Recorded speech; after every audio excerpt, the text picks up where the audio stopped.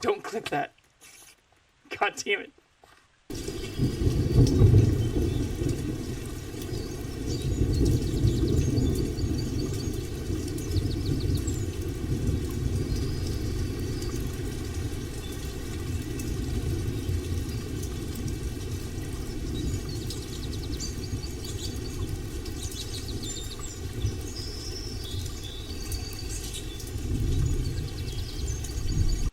Maybe the flaming knife does more damage to these head crabs. This Valve IP infringement. Hell yeah.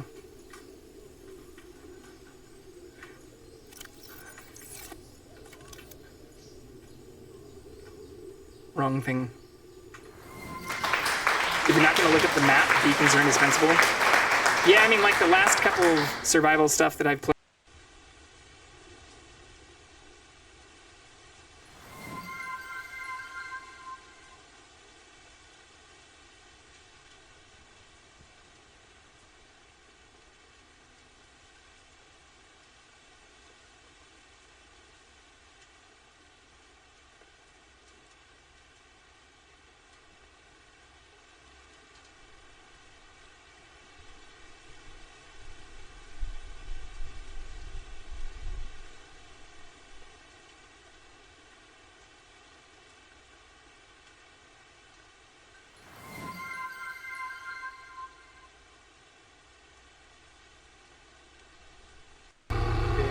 Means I think this is the front part.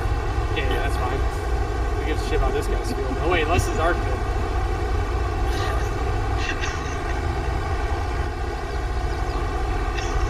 I knew all those years of doing, my god.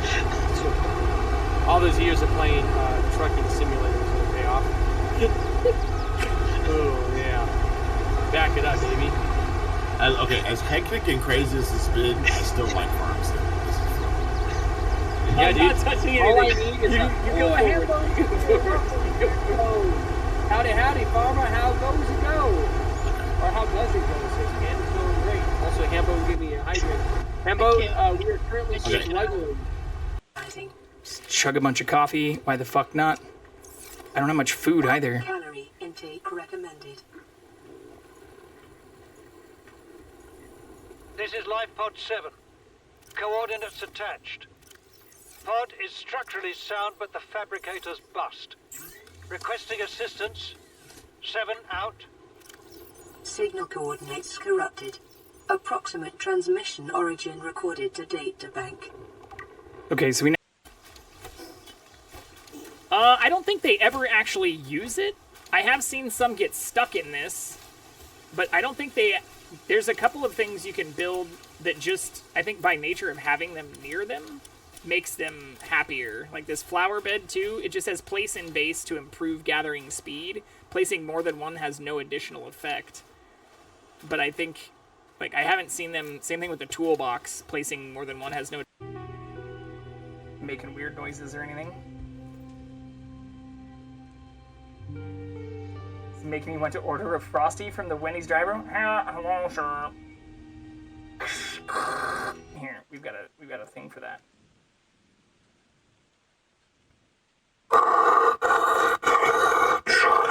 Hello, sir. What would you like to have for your order? So that is our peanut butter chocolate chip cookie batter, which we'll pull a little bit out of just so we can do a comparison against what I prepped yesterday and what we're going to actually be baking, which is the exact same recipe, but looks like this after you've refrigerated it. Now, I did pull it out a couple hours ago because you usually don't want it to be cold when you're baking, but we'll take a baking sheet again here and just use parchment paper, which, again, from Kirkland. Okay.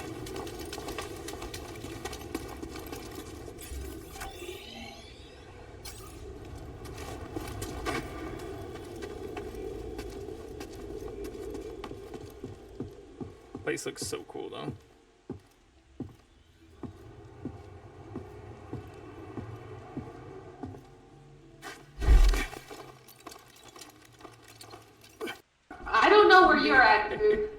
Oh, there you are.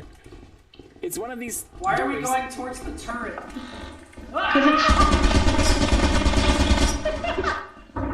D1 is open. JB? Let's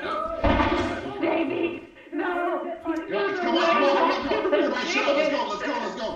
We gotta get the gamer back! Gamer left behind! Yeah, I think she needs it. Oh my god. That was incredible. Open the fucking door! They have to come to us. Because they're the medallion people right down there. So the downside is they're probably going to have the scan medallions, so they're going to know. They're gonna know exactly where we are. That's fine. Car. Yeah. Car. It's fine. Ain't for me. You have the stuff. Oh, yeah, hold on.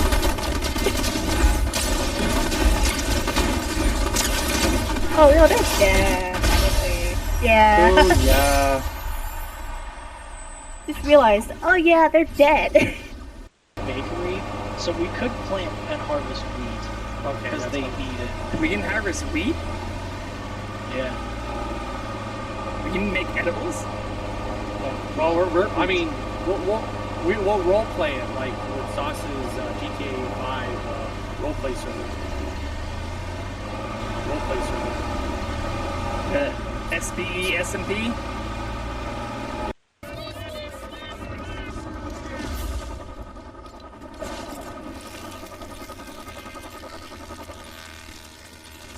Aww. So cute.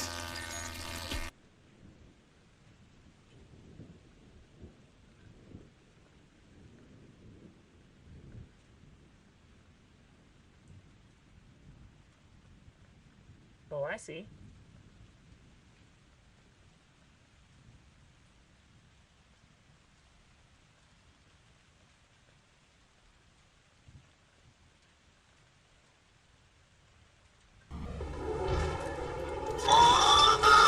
I hear bad sounds.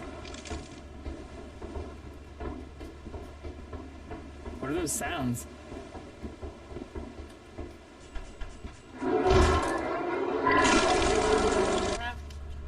Yeah. I think. Oh, Panda is. Yeah, Panda's Oh already no, gone. Panda's banging Shadowheart. Oh. I just actually started talking to her without an exclamation mark. I didn't think she would do anything. No, well, Lazelle also wanted to talk. So I can talk to Lazelle while you talk to Shadowheart. Holy shit! 5273. Jesus Christ, Casey Chiefs. What just happened? I just got gifted 25? Holy fuck, that's the largest number of subs I've ever been gifted. Jesus. 25 subs. Jesus. That started not only a hype train, but my entire OBS is frozen right now. Oh my god! Thank you so much for doing that. Oh my god, and you've got the hug bounce going? Casey Chiefs. I know the season is getting ready to start. I'll have to wear my Mahomes jersey very soon. I am also going to the game against the Chargers at the end of this month. But thank you so much. You did not need to do that.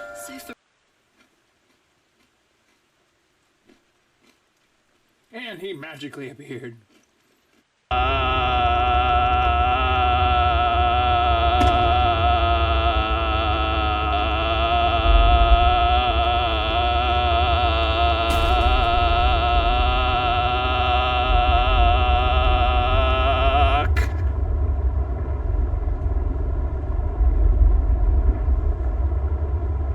What are we looking for? We're looking for another alien location to give us alien tissue for response to those things. And where I mean, my whole perspective again from the start of streaming is that I'm doing what I would be doing anyways. Playing video games, having these same kind of conversations, and a lot of these conversations I had before I started streaming weren't put out there to the world. They weren't broadcast publicly. They weren't put and published onto VODs that are kind of, you know, openly available and clippable on Twitch and then published kind of. He is here right next to me. I'm petting him as we speak. There we go. Sometimes it just takes a minute, you know? Give it like 45 seconds. Okay, before I like break my windows though, shut down. And I think from there, I can't believe it actually booted into that. I thought I was gonna have to do a full, I am gonna do a clean install, and maybe I'll do some recommendations on that too. But, holy shit. Holy shit. Okay. This place is a fucking mess though. This is from the dough. It is the exact same recipe. I did technically add the eggs a little bit later. But the exact same recipe, just not refrigerated overnight. So refrigerating overnight does help quite a bit for anyone interested in replicating this themselves. But we did it. We made brownies and chocolate chip cookies in less than 2 hours. In like an hour and a half or so, right? Not a very long stream. We'll show the brownies off again too.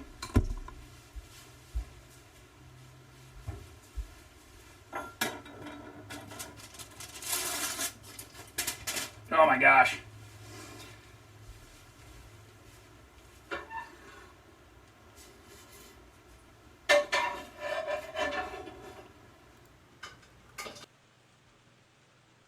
Hello, hello, hello, everyone.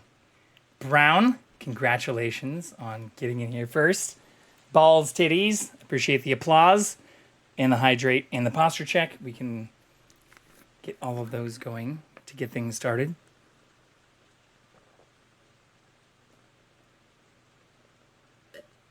There's a good hydration.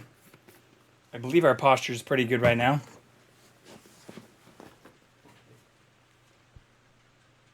You tell me, how good does my posture look? But thank you for the early redeems. We do have both cats, again, on camera. I did also add, oh, well, the other cat seems to be sleeping right next to the camera. They've been very intrigued. I even swapped out the mobile camera for one of the security cameras and tried that out earlier. And they immediately just started knocking it over like a toy. So we're using the mobile camera on the tripod again. We'll see how well that plays out. They're very curious about the cameras. But yeah, it looks like you can only see like the back quarter of their legs, part of their butt. But we will continue to make sure we show off as much of them as possible. I do also still have our custom things we made yesterday where I can move this around, or I can, oh, we're going to lose Jackson. Spend too much time talking about it. There he goes. Well, we'll keep the cameras on the cats as much as possible. Unfortunately, I don't have the ObsBot Tinies or any pan tilt zoom AI featured tilting and panning cameras. Those are on the wish lists and things that I hope to be getting in the near future. But for now, you'll just have to deal with hindquarters and cats occasionally coming into and off of screen as we get everything refined. But thank you to everybody who jumped in yesterday, our first day back after 2 weeks of crazy shenanigans. And we're not only extremely supportive, but it's so great to see so many people, Brown, yourself today, you know, popping in, hanging out, having a good time. I can't believe we spent over 2 hours yesterday just yapping and chatting. But I think we came up with a pretty good schedule for this Spooktober. I did start putting together a formal schedule list. I really want to see, given that Edith, Finch, and some of the games we were talking about yesterday do have fairly short play times, or some of them are only estimated to be between like 3 and 5 hours, which is, you know, my normal streams are between like 5 and 8 hours, depending on the day. Weekends sometimes go longer. We've had some 12 plus hour streams, especially on weekends. And as much as my work allows, I would like to continue doing those. But I mention all that because I did adjust my start time. I normally had it at 7 o'clock Pacific time, but that had been creeping into 7:30, 7:45. So I did adjust that to be 8 o'clock Pacific time. I know that gets a little bit late, especially for those on the East Coast. but I want to be at least a little bit more honest about the start time rather than having people expecting me to be live or on at a certain time when I'm not. So we'll try to get on earlier if we can and have a more consistent schedule in the near future. But with my work currently being a little bit variable or in flux, or some days starting later and going much later with me being on the West Coast, I don't want to set unreasonable expectations, especially for those out on the East Coast or Central Time Zone or Mountain Zone or whatever. So that all said, our plan for the games that we're going to be playing are going to be What Remains of Edith Finch, Soma, and then I think we'll go into either Fear and Hunger or Alan Wake. Those are games, all of those are games I have not played yet. Then I think we can transition into Alien Isolation, which is a game I played like 6 years ago, but haven't played on the hardest difficulty or tried to do some of the hardest achievements and things for. Then go into Little Nightmares or some of the newer games where I think it was like Call of Cthulhu, Call of Cthulhu for those who are familiar with my mispronunciation of it. And then like The Quarry or some of the related, I think it was like Dark Picture series tied into The Quarry. And then Firewatch or some of the others that extend from that. So on the extended playlist, if we get through all of what I just mentioned before the end of October, would be Slay the Princess, Home Safety Line, 7 Days to Die, which may be able, like 7 Days to Die and additional Baldur's Gate things might be able to be interspersed in between some of those other games. We'll see. Maybe we'll have like a non-Freaky Friday or something where we play some of those other games in the middle. But also, you know, I think with hitting Diamond 3 last night in Fortnite, it'd be great to hit Elite, especially with some of the Spooktober things coming up on the Fortnite side too. So I know I've only been playing that game for like 6 months, or my very first game in Fortnite being like 5 months ago. So I think if we could hit Elite in one of our first few seasons, that would be amazing. Returning back to some of the other games we played, if we get through extended, you know, plus settings from all of those games, would be playing Control, I think, on its hardest setting. That is one of the games I had the most fun playing last October, which was the first time I played that. So I think, you know, if we're going to play Alan Wake, playing Control again and doing the Alan Wake Control and then like Alan Wake 2, since all of those I think are part of the same universe, would be super, super fun. And then maybe even Outlast Trials, since we played Outlast and Outlast 2 last October as well. Or actually, we were playing Outlast and Evil Within right around the time that we hit Affiliate. So our 10/20 Affiliate anniversary, we'll see how far we've gotten into some of the games that we have in the schedule. But I'll make an official image that I'll add to my panels that we can have to let people see what the schedule will be for the rest of this. But I think we're going to start off with What Remains of Edith Finch, which I was told last night and looked up on the like how long to beat stuff without seeing any spoilers or looking up any gameplay details, said it should only be about 3.5 to 4 hours. So I think that's a good one to dive into tonight, especially if we're starting a little bit later. But I do appreciate all the feedback and input.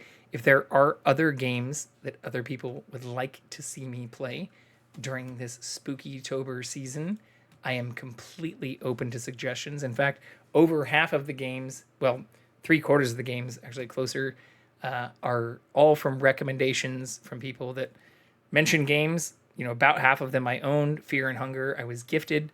Thank you, Today, if you're listening right now, for gifting that. And, you know, where you don't need to gift me a game in order for me to play it, but if you have recommendations, I am more than willing to add those to the list. But I did realize as we got through the games last night that we did not do our NPR session. We yapped for over 2 hours and then went straight into competitive Fortnite, which overall went pretty well. We didn't get a victory royale, but we did get a second place and multiple top 10 and top 25 finishes. So I would consider that a successful evening, especially with ranking up into Diamond 3. We just have Elite and the higher ratings from there. But I do want to make sure we're starting things off tonight with the news, since there is a lot going on, especially with a lot happening over these last 2 weeks. I haven't really dove into or talked about the news very much recently. So we'll get into that, and then we'll dive into what remains of Edith Finch. And I will try to get the cats on a somewhat better viewing. Right now, it sucks that we can't see either of them, especially given the 11 cameras we have set up to view them. But we are still hiring for an assistant if anybody wants to hang out while we're live and follow the cats around with a camera. I've been joking about that, but at this point, it's not really a joke. It's kind of like a part-time job. This message comes from Mint Mobile. From the gas pump to the grocery store, inflation is everywhere. So Mint Mobile is offering premium wireless starting at just $15 a month. To get your new phone plan for just $15, go to mintmobile.com/switch. Live from NPR News in Washington, I'm Shay Stevens. Tens of thousands of dock workers are returning to their jobs at ports from Texas to Massachusetts. NPR's Andrea Hsu reports that a tentative contract deal has ended their strike. The Dock Workers Union and the ocean carriers and port operators have agreed to raises totaling 62% over 6 years, according to the Wall Street Journal. And now they have until January 15th to hash out all the other issues. The companies were under pressure from President Biden to negotiate what he called a fair deal, one that recognized the contributions workers had made during the pandemic when the shipping industry saw their profits soar to record highs. The parties still have many thorny issues to work out, including automation. The union wants a complete ban on all automation at the ports. For now, work resumes at the ports, though it may take some days to clear the backlog of ships offshore. Andrea Hsu, NPR News. Conservative Republican Liz Cheney received a warm welcome today while campaigning for Vice President Kamala Harris. The former Montana Congresswoman explained why at a rally in Wisconsin. Donald Trump was willing to sacrifice our capital to allow law enforcement officers to be beaten and brutalized in his name and to violate the law and the Constitution in order to seize power for himself. I don't care if you are a Democrat or a Republican or an independent.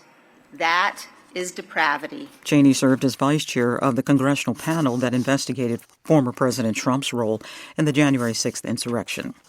Donald Trump held a rally in Saginaw, Michigan today, and as NPR's Danielle Kurtzleben reports, his campaign had presented it as a speech about inflation. While the speech had been billed as being about the economy, Trump veered into a range of topics. At one point, he lied about hurricane relief efforts and attempted to connect them to unauthorized immigrants. People are dying in North Carolina. They're dying all over those 5-6 states. They're dying, and they're getting no help from our federal government because they have no money, because their money's been spent on people that should not be in our country. In fact, governors of states hardest hit by Helene, including Republican governors like Georgia's Brian Kemp, voted against have praised the bill Biden administration's response. Danielle Kurtzleben, NPR News. More than 200 people are still missing in Buncombe County, North Carolina, 1 week after the remnants of Hurricane Helene hit the state. The storm claimed more than 200 lives in several southeastern states, knocking out power and cell phone services in some areas. Humanitarian efforts have been challenging in areas where roads have been cut off. This is NPR News. A federal jury in Memphis has convicted 3 former police officers who were involved in the 2023 fatal shooting of motorist Tyree Nichols. All 3 were convicted of obstruction and witness tampering, but acquitted of civil rights violations. 2 former colleagues pleaded guilty to the charges and became prosecution witnesses. A surveillance video shows the defendant seemingly bragging about punching, kicking, and beating Nichols. With just over a month to go until the presidential election, Americans can now legally place bets on the outcome. Details from NPR's Mara Osman. Political betting has been hotly contested in the United States. Regulators have tried to block it, arguing that election integrity could be threatened if people are allowed to bet on the outcomes. But a New York startup called Kalshi, which is in the business of taking online wagers, has been fighting the government in court. This week, the company won, at least for now. A federal appeals court cleared the way for Americans to start legally betting on the elections. People can now place election bets on Kalshi. Meanwhile, some offshore crypto platforms have also been taking wagers on U.S. politics. Maria Aspen, NPR News, New York. And Wall Street stocks closed lower as investors await the government's report on hiring in September. The Dow Jones Industrials fell 184 points, the Nasdaq edged 6 points lower, and the S&P 500 lost 9 points. U.S. futures are virtually unchanged in after-hours trading. This is NPR News. This message comes from Mint Mobile. From the gas pump to the grocery store, inflation is everywhere. So Mint Mobile is offering premium wireless starting at just $15 a month. To get your new phone plan for just $15, go to mintmobile.com/switch. And now, more from NPR. Not today. Also, where we mention we are not directly affiliated with NPR or their sponsors, but as a person who donates to NPR and a huge supporter of them, I think it's important, especially as we approach the election and see so much misinformation or outright lies being perpetuated that are easily provable or easily able to be proven as false. It's important to understand actual truth, and where unfortunately here in America, most media organizations and news organizations are not required to tell the truth. This is something that came up in a lawsuit against Fox News previously. But before we get too deep into politics, there has been some additional reporting or news that came out earlier today about 23andMe, something that I know even many genetically related members of my family and friends and other people have submitted their DNA to, but which more recently has signaled lots of troubles with their ability to continue not only operating and maintaining operating costs, but raising additional funds, and where shares of 23andMe are now worth pennies, where the company's valuation has plummeted over 99% from its $6 billion peak shortly after the company went public just in 2021. They were private for a period of time, but where they have over 15 million customers' data. Extending from that, they actually have a large amount of data on, nearly 150 million Americans, given the 15 million who've submitted not only their genetic data, but details about their family and their extended relatives, and even linked to things like Ancestry.com and other places to give additional insight into where they think, their genetic linkages have been, which is the whole point of the sequencing for this. But where in reporting from NPR, spokesperson for 23andMe would not comment on what the company might do with its trove of genetic data beyond general pronouncements about its commitment to privacy. Commitments that have also, in the past, led this company to admit that it is given what they claim to be anonymized data to advertisers. So it says, for our customers, our focus continues to be on transparency and choice over how they want their data to be managed, despite already coming under fire for not managing that data in a very transparent manner, and also not commenting or being transparent on what the company might do with its data if it does need to file for bankruptcy or go into some type of merger or acquisition type of dealings. It also already has an agreement with pharmaceutical giant GlaxoSmithKline, which allows the drug maker to access customer data to develop new treatments for disease. And there's no real details as far as what I've read about whether or not that data is even anonymized, or whether there's a significant amount of restrictions on what they can do with that, since it says there's not really any restrictions right now given current HIPAA law on what 23andMe or private companies might do with privatized genomic sequencing. Or as referenced in this article, the HIPAA Health Insurance Portability and Accountability Act does not apply to 23andMe, since it's a company outside of what's considered healthcare realm, even if members of the 23andMe company or subscribers and people who've sent in their genetic data to be sequenced have given lots of healthcare information about conditions they may be facing, and even information about their relatives and extended family. So again, this is a direct quote. HIPAA does not protect data that's held by direct-to-consumer companies like 23andMe. 23andMe is refusing to comment on this. So I see this as kind of a weird point where, for anybody who's seen Gattaca or who's familiar with many of the dystopian kind of sci-fi novels and things that talk about what happens not only when genetic sequencing can lead to modification or screening types of platforms, we already have genetic screening and literally pharmaceutical companies accessing customer data involving full genetic sequencing of their information, as well as information they're providing about their family and extended genetic relations in the open market. So this is something where we're getting into that kind of Orwellian territory, or where I couldn't go to GSK and ask, hey, my sample was given to you, I want that taken out, if it was anonymized, right? Because they're not going to re-identify it just to pull it out of the database in terms of the reporting that's happened here, or why would they if they're not legally required to? This is a downside to privatized companies or direct-to-consumer companies accessing and voluntarily, if not only voluntarily, people paying to provide a large amount of their and their family's healthcare information to companies in order to find out, more information about where they think their genealogy or genetic spread has happened over the last, few millennia.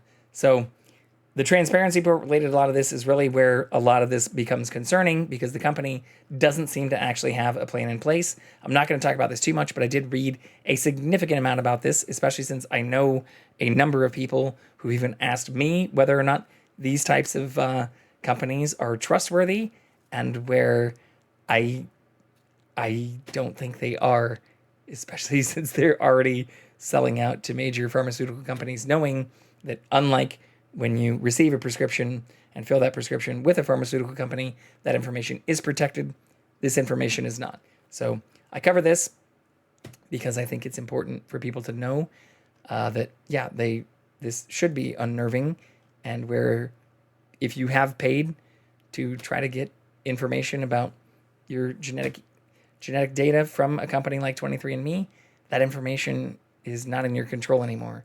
And that's an unfortunate reality. But on the positive side, there are regulators and people trying to control some of these things, or at least give people control over the data they've submitted to these companies. So if you're one of the people who's participated in this, or a victim of a person related to you who's voluntarily given your data to these companies, please pay attention to this information and the developments related to it. There have obviously been a lot of things since we last went through the news that have happened over the last 2 weeks in the Middle East. This article is mostly focused on the oil prices, which I know a lot of people are very concerned about, but in terms of death toll and a lot of the things that are happening, it is very concerning and extremely unfortunate to see these tensions continue to rise. I still think at the core of this, no matter what side you're supporting when it comes to kind of the focused effort on this tension, what's not being said, even in these types of articles, or even in the focus on Iran and Saudi Arabia, or Iran versus Israel, is the fact that this is a religious war. This is a religious conflict where you have a large group of countries, multiple countries, predominantly with, especially when we're talking about Iran, Muslimist extremists and Islamist extremists, Muslims, who believe all people who do not follow their religion deserve to be eradicated. And I do think there have been atrocities committed, and I'm not trying to absolve Israel of the atrocities that they are continuing to commit. But I think even when looking there, this is a war that no one, even when hearing, if I can be critical of even Biden, although I've come under criticism even in the last 2 weeks while not live, of my overwhelming support for leftist ideals, or for being overwhelmingly supportive of Democrats and people with democratic ideals, despite that not actually being my message, and despite voting off ticket and across party lines and talking about that at length over the last year that I've been live. But what I will continue to be critical of is people who don't address the core issue here, or when even talking about Saudi Arabia and Iran, not talking about the core issue of them backing terrorist regimes. And even if I don't agree with the methods, the methodology, or even the amount of funding and support that is going towards Israel in their fight against some of these regimes, I think it should be pretty straightforward to say any extremist group, even if we're talking about, Hezbollah, or whether we're talking about Hamas, which is where a lot of this got kicked off more recently, if your slogan or your meta message is that anyone who doesn't believe the same things you believe deserves to die, those groups should not exist. And that's not anti-Islam. That's not anti any religion. That's not anti-Judaism, anti-Christianity. That's not anti-religion. That is anti-terrorism. That is anti-people, human beings who do not follow the core tenets of their own book or the core tenets of the Golden Rule. And I've said this at length, but even looking at some of the articles and things about the attacks that have continued today, the focus is not on why these attacks are occurring. Or if you look at these things when you're looking at world news, you don't see a lot of information about why these individuals are committing these attacks. And even when you dig into these articles, there's not a lot of focus. It's just against Iran's main proxy, Hezbollah, or Battle for Jerusalem. This does go back to fights centuries ago between European Christians, the First Crusade, Muslims, and early Muslims, and Jewish people, where if you look at the evolution of these religions, you have the Torah, the Old Testament, you have the New Testament, what would be considered the start to Christianity from Council of Trent, Council of Nicaea. And then you have Islam, which evolved after that and references prophets, people from other religions. Even despite very select excerpts or texts from those books where they all call for the death and even eradication, or involve crazy stories about floods and annihilations and apocalypses and things, if people don't believe their version of events, the core message of all of those books is to treat other people the way you want to be treated. What has seemed to persist as you look at these articles is that in this region in particular, there are a large group of Islamist extremists that are calling for the death to everyone who does not believe what they believe. And there are multiple groups, Hezbollah and Hamas included, being supported by Iran that are continuing to say it's not just about retaliation, it's not just about, control over the West Bank or whatever. It's about eradication of all groups, and even in some cases explicitly death to the West slogans that aren't just talking about, Jewish people or Christians, but literally anyone who's non-Muslim or who's trying to believe in a more secular or non-theistic view of treating other people the way they want to be treated and calling for their death. So I know I've come under fire for talking about this. I get why a large amount of news organizations and groups tiptoe around the fucking tulips when it comes to addressing the core issue here. But the core issue here is that you have millions of people who subscribe to this ideology that anyone who does not believe in what they believe in terms of theistic or godlike shenanigans deserves to die. And we're never going to get to the core tenets of all of those books and treating other people the way we want to be treated if a significant population, especially centered in areas where you have multiple religions located, think everyone who doesn't believe what their religious beliefs involve should die. That is not only terroristic, it is extremist, and I do believe we would be better off as a human race, as all of those books actually message throughout them, regardless of tiny little excerpts you want to quote, if we treated other people with kindness. Fuck out of here, bots. And I think we do need to address the core issue of eradicating extremist individuals who call for the death to everyone who doesn't believe what they believe.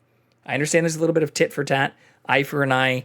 You know, you could call it hypocrisy, but it's not the same thing to say that those who are actively trying to kill or call for death to the West, death to Jews, death to anyone who doesn't believe what they believe should be punished.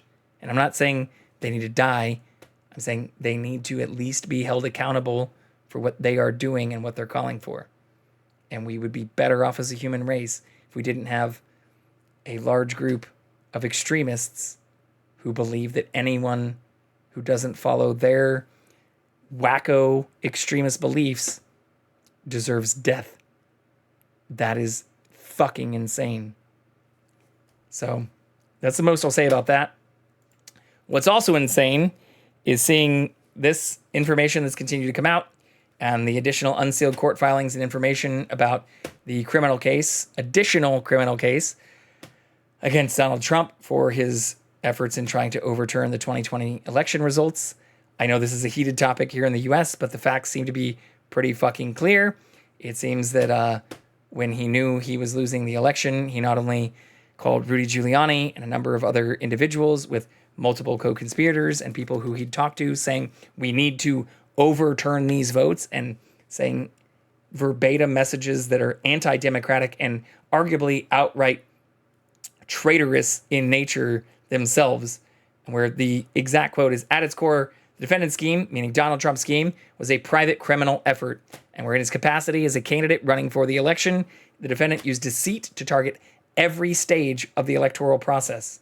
There are also almost a dozen individuals who have been tried and committed for their efforts, which they claim were at the direction and command of Donald Trump to try to overturn the election or to try to miscount or falsify actual Democratic votes. So it's unfortunate that this won't see trial until after the election, but looking at the actual verbatim quotes and things in here, or even knowing that they're now including additional information from Mike Pence, former vice president of Donald Trump, who seems to have refused to want to comment on the issue or is notably not been public at the RNC or any of Trump's re-election type of campaign efforts. I think the answer as to why is very clear, since he provided texts, written notes, and additional verbal comments and documents about what he thought happened prior to and on January 6th, where you also had a large number of Republicans and people who not only terroristically, domestically, or not, terrorized and attacked our nation's capital. There's no other way about that. No matter what they want to claim, they attacked our nation's capital. Straight up.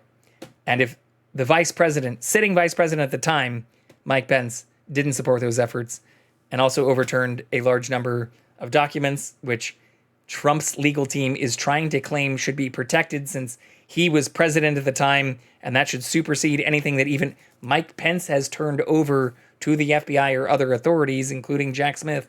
That's insane.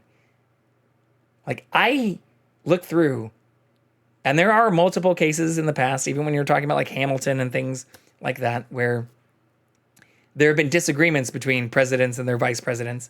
But I don't think there's ever been a case before where a vice president of the prior term has not only not been included in a ticket by a person seeking re-election, but where that person has supported law enforcement efforts to charge the former sitting president, even prior to the Supreme Court's ruling of, this being part of their presidential duties or whatever.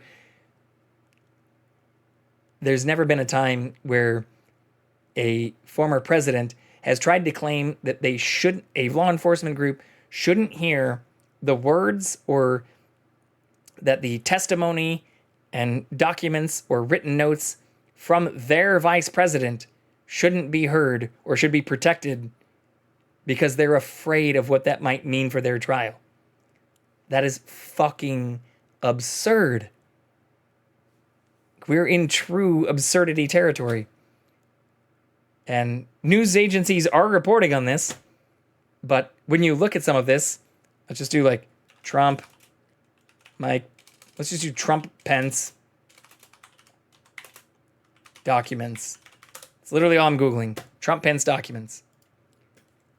Pence and Trump's frayed relationship leading to January 6th insurrection on full display in latest special counsel. New evidence about Trump's alleged response when he found out Pence was in danger on January 6th. Trump-Pence relationship highlighted a new Jack Smith filing. There isn't a huge focus on the fact that this is one of the first times in U.S. history where Pence not only pushed back, but where Trump's legal argument right now is that all of the information that even Pence is using against Trump shouldn't be heard because he thinks it should be protected. Like, this is crazy. And where some of these quotes include, like, where is the firewall if he knows he can do anything, including taking an election? And where Walls highlighted many of these things, or again, during the vice presidential debate, this is something that was brought up where, given the Supreme Court ruling, there have even been legal scholars that have commented saying, like, if someone calls for the assassination of a political opponent, is that something that could be considered an official act? And if anyone doesn't believe me, official act. Explaining claims that the president can legally assassinate his political rival after recent SCOTUS decision. This is something where you have multiple scholars and people that believe immunity for an assassination is possible, and even Supreme Court individuals who have commented and said this is something that could be within the realm of possibility, but obviously the circumstances would matter. So here we can do.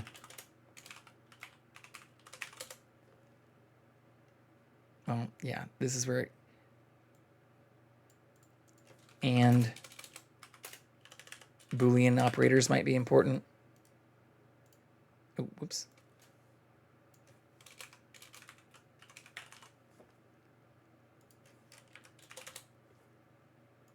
Am I an idiot?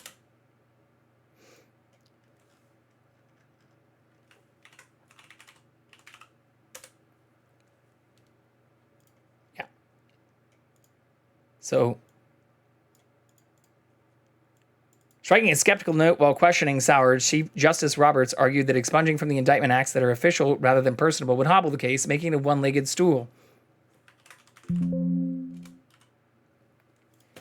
Justice Samuel Alito, a staunch conservative and appointee of former President George W. Bush, said he considered it implausible that a president could legally order a Naval SEAL Team 6 to order the assassination. That skepticism matters because the hypothetical is something that the Trump team has suggested could theoretically be protected from prosecution for such an act unless first impeached and convicted in Congress.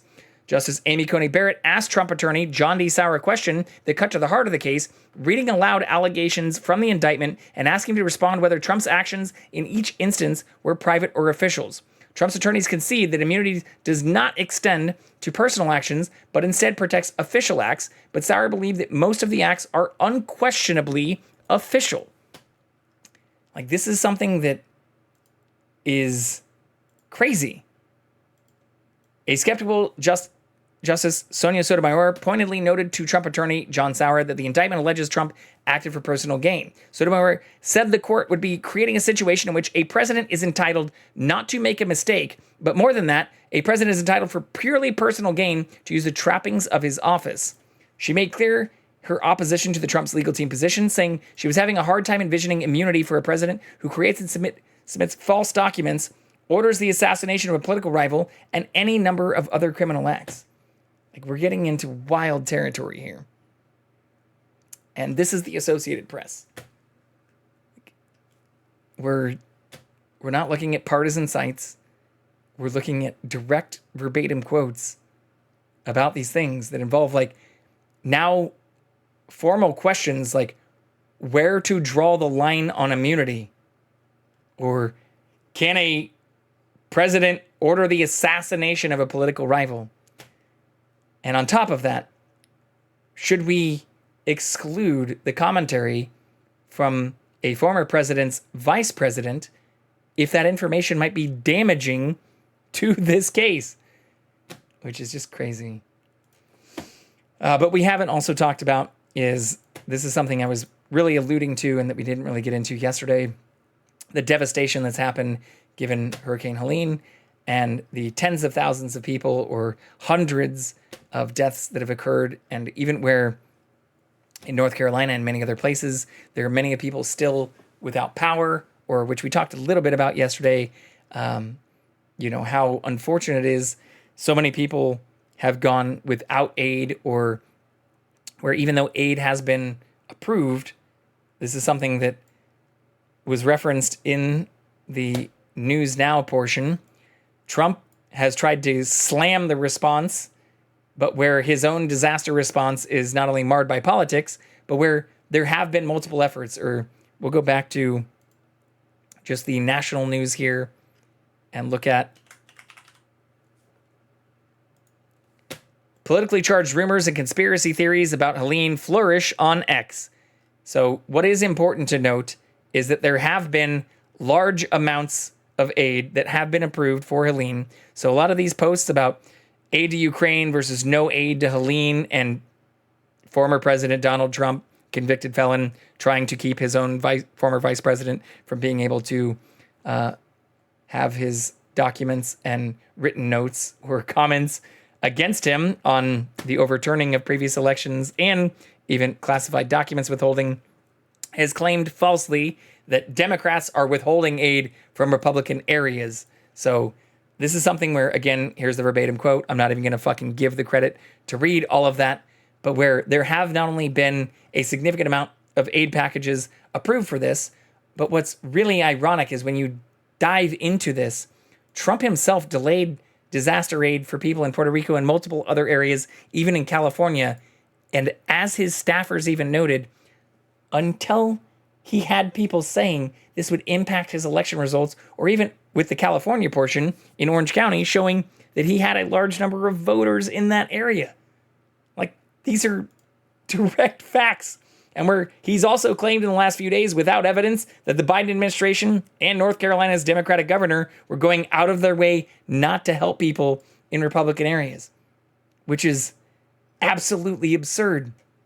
But the crazy part, the craziest part about all of this is that every single Florida House Republican, and when you extend this out, there are over 100 individuals, the majority Republicans, who voted against extending FEMA disaster relief and against disaster relief funding, particularly just recently.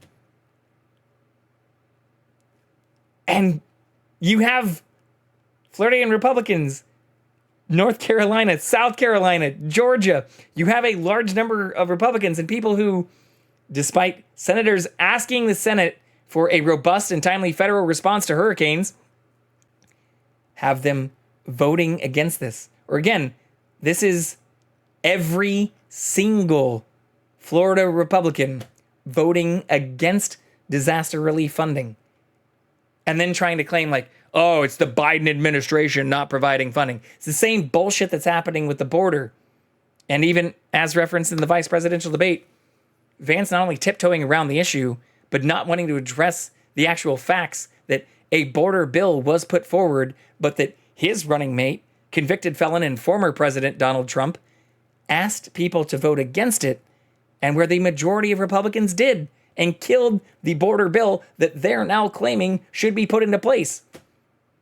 Or extending again, where he claimed that Trump revived Obamacare or made Obamacare great, despite them trying on 2 attempts to kill the Affordable Care Act and Obamacare. Like, we're reaching a level of politicking that's not only outright like the opposite of what all politicians should uphold, which is truth, justice, and fairness, but it's just outright lies. And it's people who vote against these types of relief funding and these types of measures that they're now claiming the current administration, despite trying to reapprove or bring back, or that despite even cuts and additional proposals from things like Project 2025, which is also referenced in here. Democrats and some voices in the scientific community have zeroed in on Project 2025, the Heritage Foundation's 900-page insanity, which would also call for refocusing the National Weather Service on commercial operations. Trump has denied that 2025 has anything to do with his campaign or second-term agenda, but he previously praised the Heritage for the effort, which involved many conservatives who worked in or with his previous administration. And again, where even as referenced in here, which we just clicked into, includes the majority of Republicans and every House Republican voting against additional aid efforts, which they're now asking for. Like, I don't know how you make this make sense.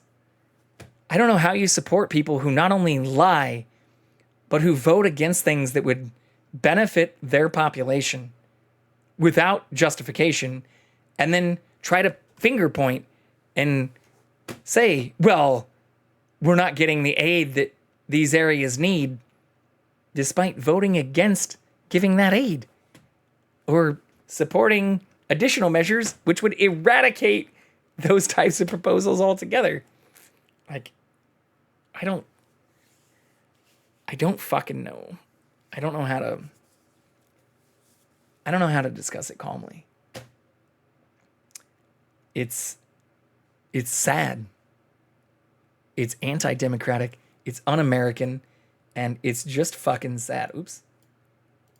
But I did see there was a Biden tweet. Here, let's see if I can find it.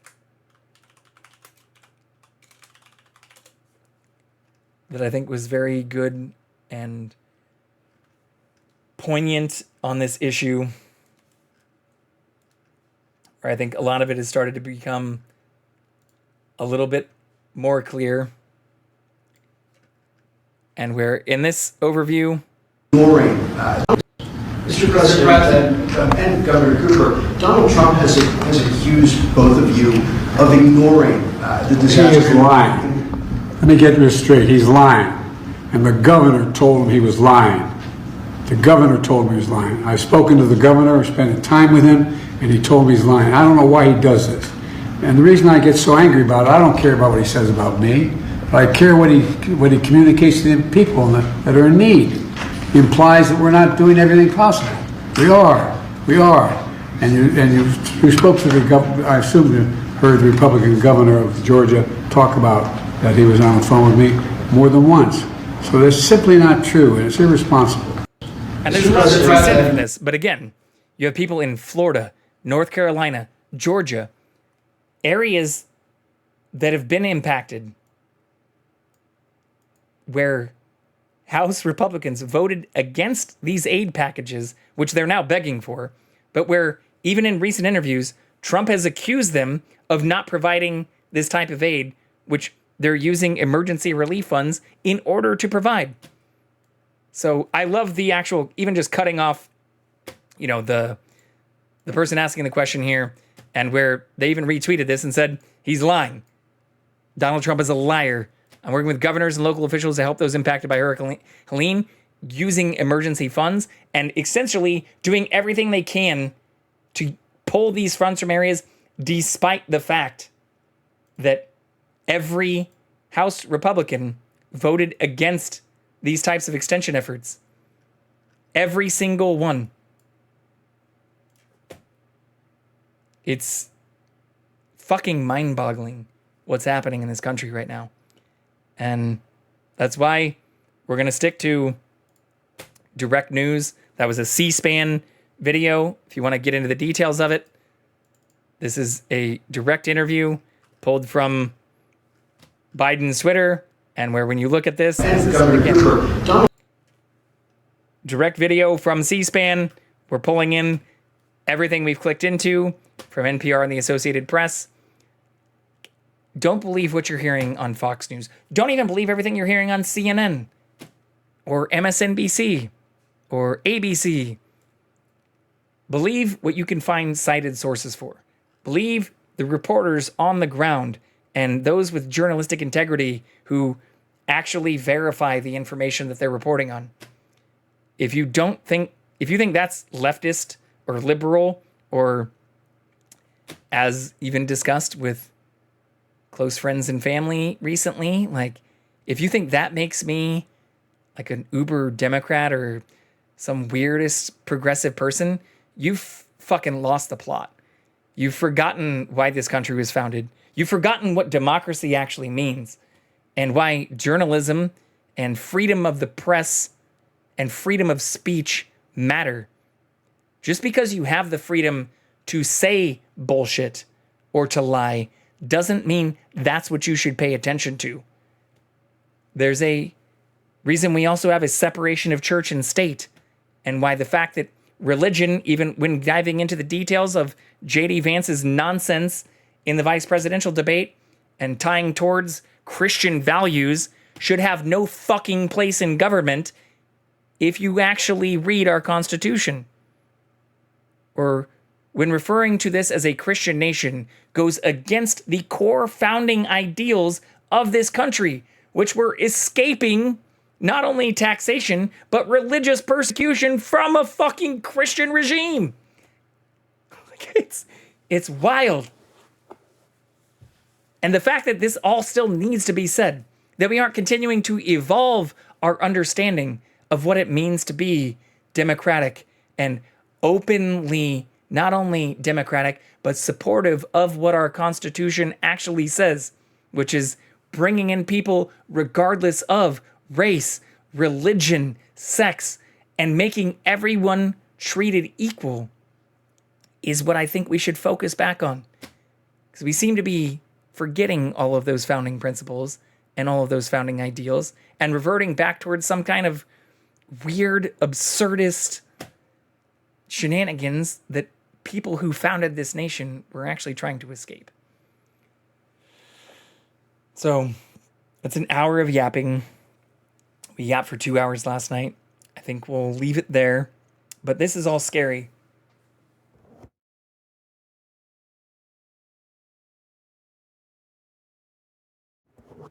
It's very scary.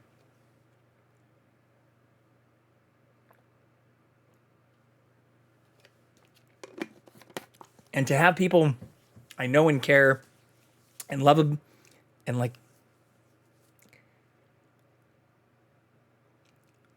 not respecting just basic verbatim quotes from journalistic sources, or not knowing how to actually reach people with facts instead of absurdist propaganda, is heartbreaking and terrifying, because these are people I know, intelligent, in general, I think like loving, caring people, not,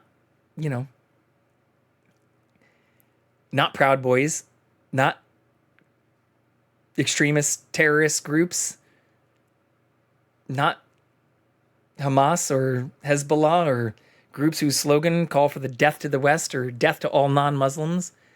Like these are rational, reasonable people who in many facets of life, I think, care about the facts and care about, making sure they're not lying to other people or building their beliefs on a bunch of lies or misinformation. But when you present actual information and you present voting records and you present financial facts about what certain groups have supported or what certain people have voted for despite what they claim, or talk about what our Constitution actually says or the founding principles of this nation, and even basics like separating church and state, or try to have basic conversations about things like,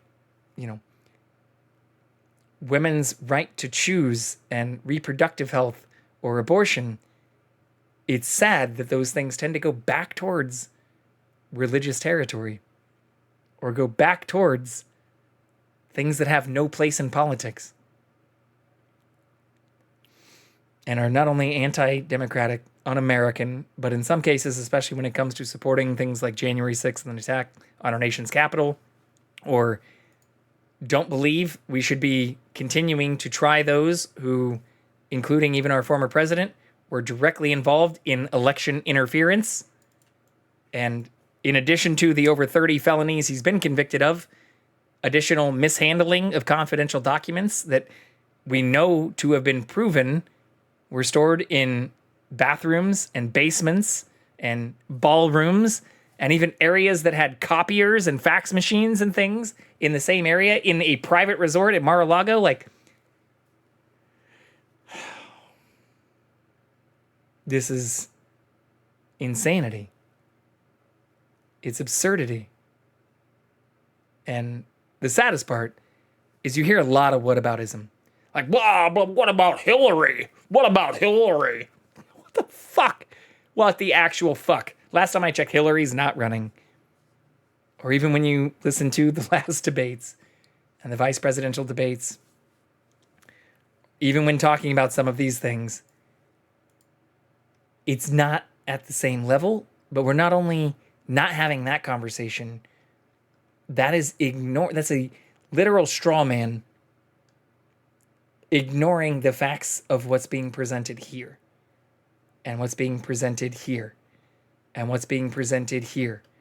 And the fact that these are new issues and new lies, and not to wash away any sins from other people in the past, to use coin of phrase, I'm not actually trying to say we should be judging these people from like their following of the fucking 10 Commandments, but we should be judging each of these things separately and not in some whataboutistic bullshit, comparison territory.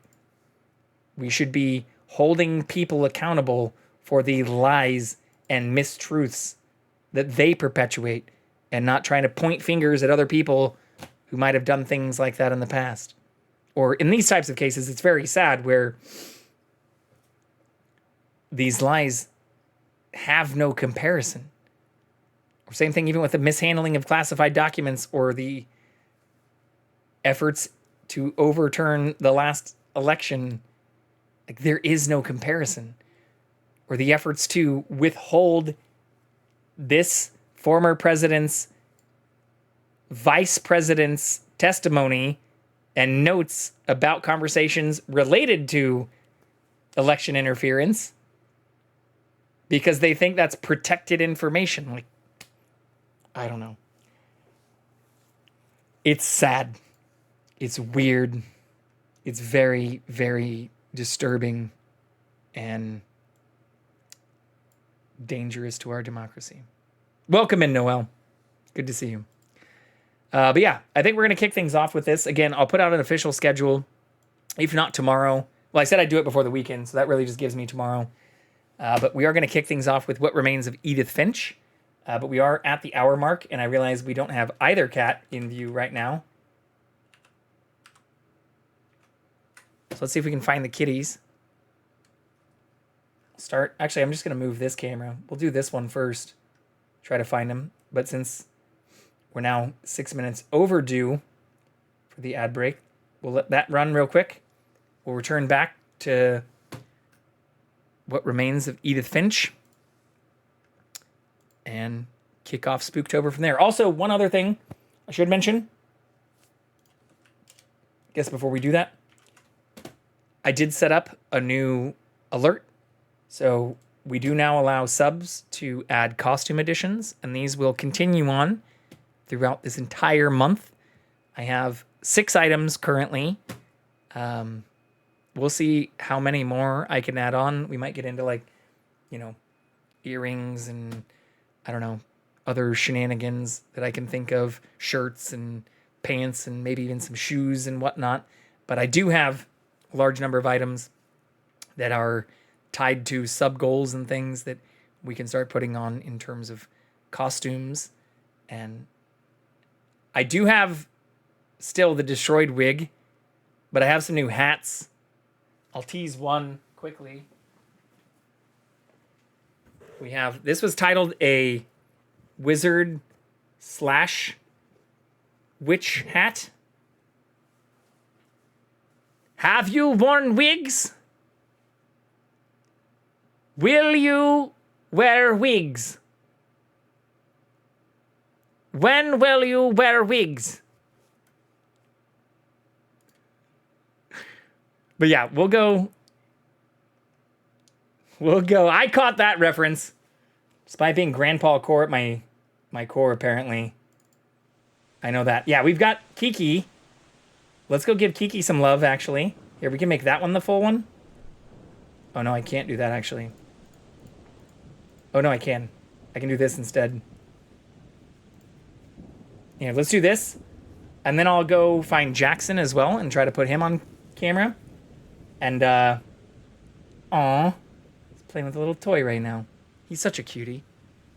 But we'll be right back. And then we will continue on with our Spooktober adventures.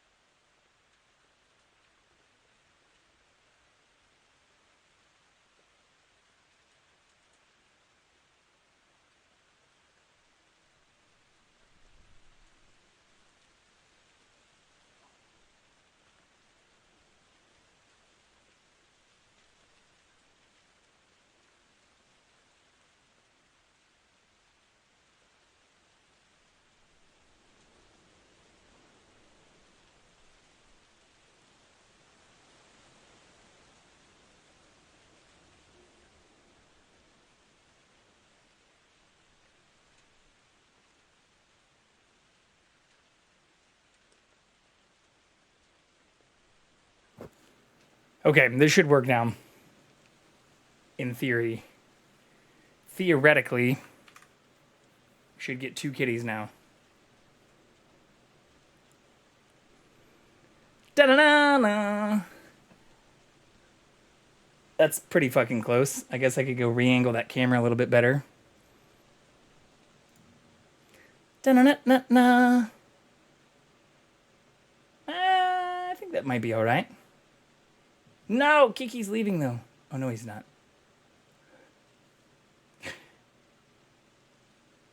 I need to just create a Google Doc. A Google form. Accepting applications.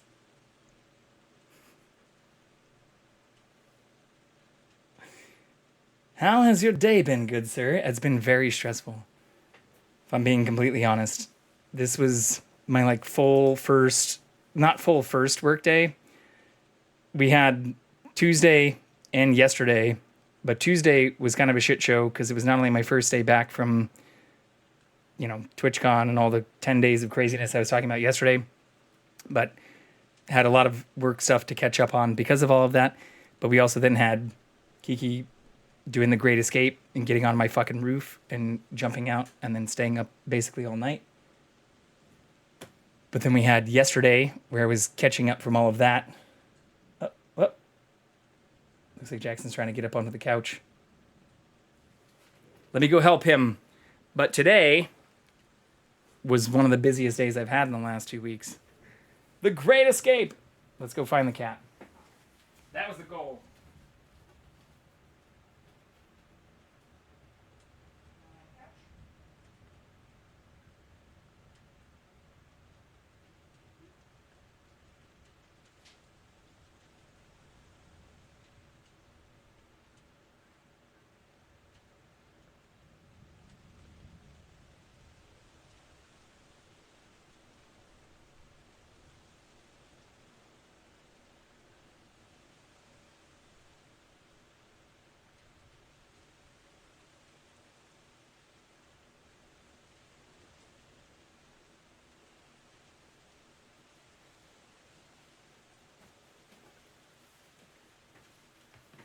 Okay, there we go.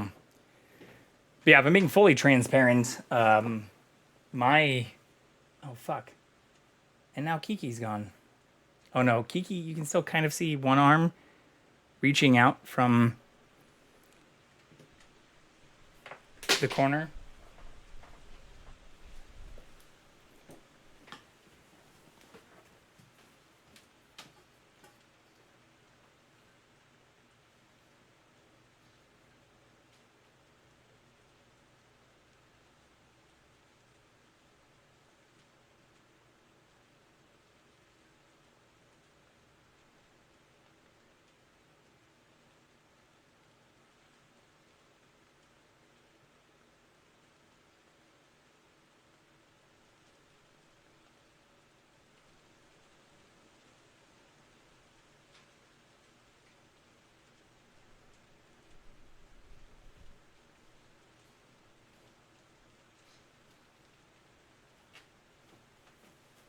I think that's as good as it's going to get for now.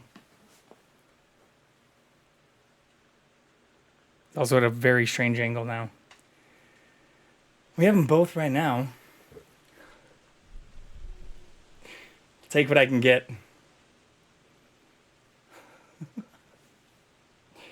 yeah, I don't know how long the company I'm working with right now is going to remain fully functional, or they're currently under talks of merger and acquisition stuff. So I haven't talked about that very much on stream, or I mentioned some of it last month or I guess technically 2 months ago,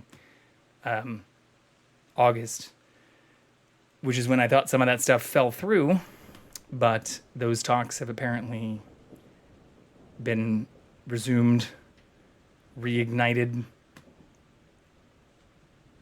I'm sorry that the day was stressful too. How has your day been? If I can flip the question around. Also, where the fuck did Kiki just go? It was great. Well, that's good to hear. I know you had a lot going on, or a lot planned. I'm glad to hear that went well. Did he literally just walk back to where I fucking moved the camera? Had a lovely day, got to see a show. Yeah, you mentioned that you were going to show with a friend too, right? I'm glad to hear that went well. Here, let's do a little adventure. Guess the plot and friends? Nice. Let's do this. Let's turn on our wireless mic. Ba-na-na-na. Let's test this out.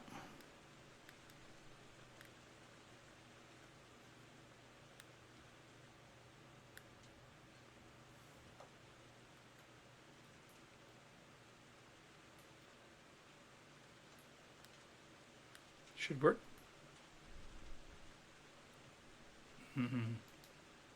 Maybe?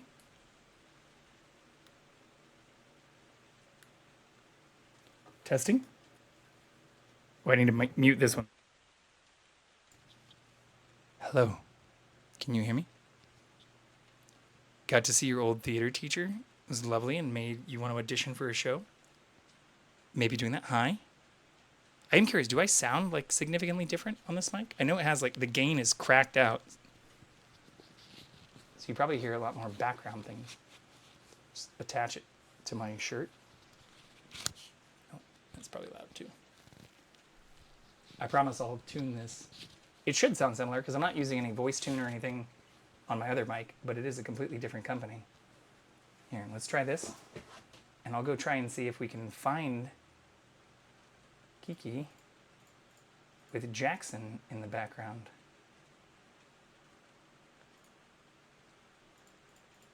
Should have that. Uno momento. Yeah, there we go.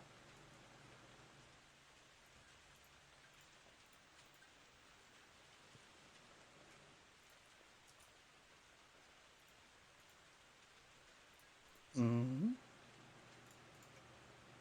trying to make it not the 4 screens and just the 2. Ooh, I can just do this. My ears are bad. Yeah, let's do this.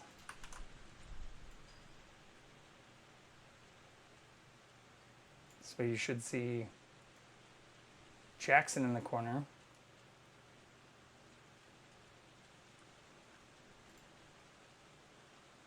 This up at the top.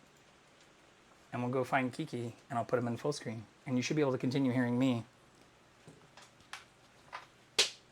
with this little guy. Going mobile. Mobile stream.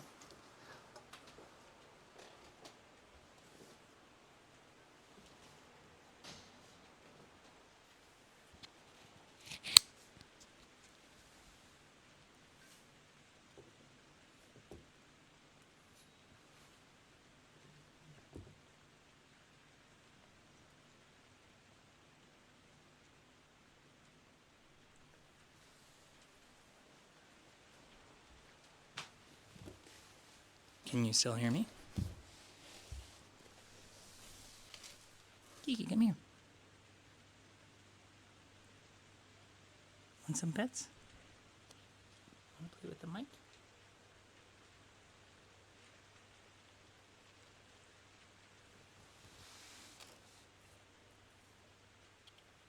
Say hello. Say hello to your viewers.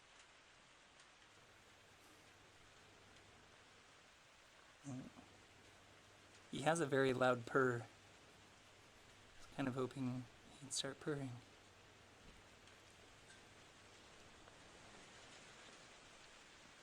Such a skittish kitty.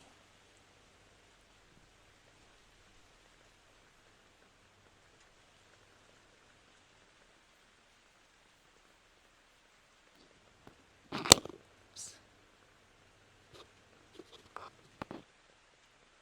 guess that doesn't stand up very well.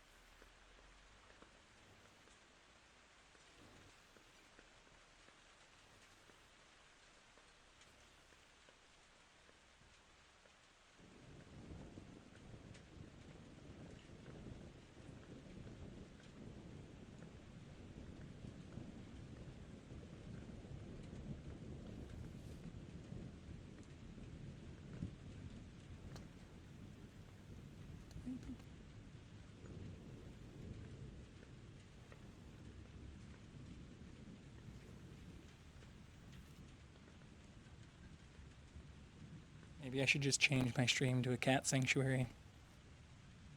Being the primary focus on Jackson and video games, we just start fostering all kinds of kitties. Uh-oh, he's on the move. Ow.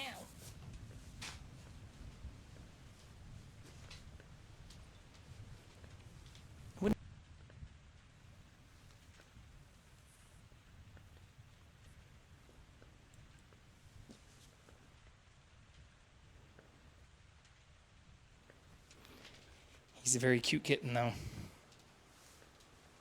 Despite being a crazy escape artist. Can jump like fucking 12 feet.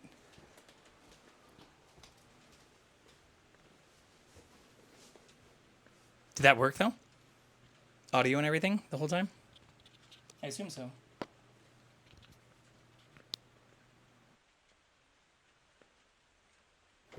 We didn't get any super loud purring, though, which is what I was hoping for.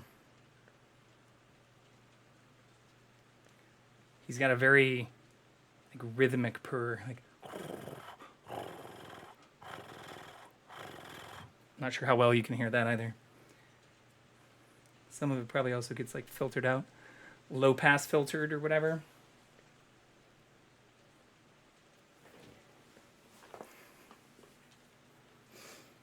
Oh, it is fun having two cats again, though. Like, the only other times I've had two were when roommates had cats with Jackson. Because at Jackson's lived with two cats and one dog. The cat was fairly early. I adopted Jackson in 2009. Well, I didn't adopt him. My roommate who worked at a bar, hilariously enough, one of the people who was actually out here for the Chiefs game worked at the bar that my old roommate in Kansas adopted, or like picked Jackson up from the street from. And then I lived with another person when I first moved out here for 6 years who had a cat before I moved out here. So that was Jackson's first like introduction to another kitty. He saw some dogs. Like I had some friends in Kansas who had dogs like golden retrievers and some other things, which I mentioned. But then I had a person I lived with after the cat person who had a golden retriever and also a lab. Oh, he's so curious about the camera. So he got exposed to some dogs, and then, oh God, he's attacking the camera. And then a person I dated who had a cat that Jackson got to do some cat dates and stuff with. So Jackson's had exposure to other cats. That's why he still seems pretty chill. But Kiki is still pretty skittish. So I have like a little child's, whatever they call like protective barrier thing. What are those actually called? It's like a door gate barrier. It's like a baby barrier too. Expanding doorway barrier is what I have. That's blocking off the room that Kiki's in from Jackson, because every time Jackson gets near, Kiki gets very scared and runs into the corner. Gets very skittish. But he's being very cute right now. Oh, our background music died too. That's okay. Now is probably the perfect time to transition to Edith Finch. I don't know if this is a good way to do this. I'm actually not sure the best way to show both of them. Maybe I can just put like the other one at the top. Fuck, he's just constantly on the move too.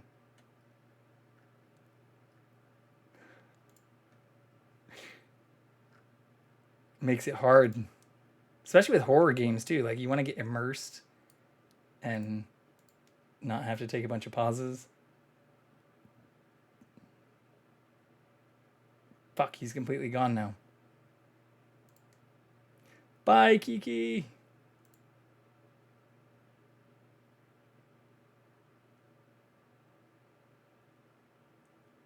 But I do want to play a game.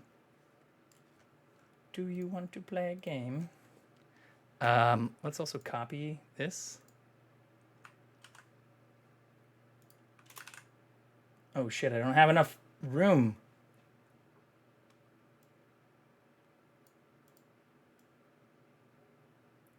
guess just do Edith Finch. Yeah, that works. Night 1.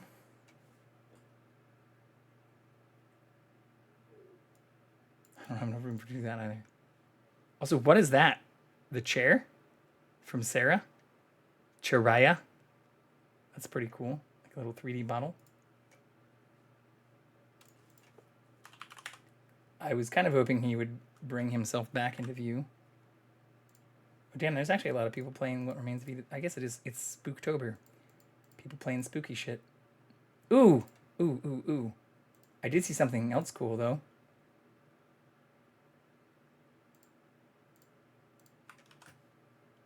Let's show this really quick. We'll find the cat, the other cat again here in a second. Since I'm a big fan of Marvel stuff, I had a friend who linked me this. These are all crystals. Swarovski crystals. For anybody who knows that SNL reference. But it is an Avengers grouping where you've got Hulk, Thor, Captain America, Black Panther, Iron Man, Black Widow. But they're all made out of fucking crystals. From Swarovski. Minus like their faces and helmets and some shit. But they've done like they had like a Thanos. How do you spell Swarovski? It's like Swarovski. Thanos. Yeah, they had this before, which was pretty popular. And it's like also a giant crystal thing. But this is like $850, which is still ridiculous, but not like absurd. This thing is significantly more expensive at $65,000. How fucking batshit is that? For the very first time, Swarovski has assembled a full squad of superheroes, all standing together in one astonishing display. Made for Marvel fans, this empowering limited edition creation features Thor, Black Widow, Hulk, Iron Man, Captain America, and Black Panther, each rushing to the rescue in an explosion of bright colors. This design requires 542 hours of craftsmanship and is produced with approximately 63,900 crystals, expertly set in place using the pointillage. I'm not exactly sure how this shit's pronounced. This Swarovski crystal technique. This dramatic and dynamic Avengers scene is limited to 200 pieces and is one of the most meticulous and spectacular examples of Swarovski's savoir-faire ever produced. A collectible that will inspire your adventurous side every day. Decoration object, not a toy, not suitable for children under 15. Where the fuck children under 15 comes from? It's like some kind of Lego-esque nonsense I've never seen. But $65,000? That's actual insanity. Actual insanity. Okay. I mean, I'd be lying. Like, the faces also look a little... I don't love how they all look, but I'd be lying if I said this wouldn't be cool as shit to have. It's missing Hawkeye. It's actually missing a number of people. We're talking about like the Avengers, but anyways, let's kick off. Well, first let's, oh, Kiki's back. Never mind. All right, we're good. We're good. We've got all the kitties fully blocking most of my display. I've never played this game before either.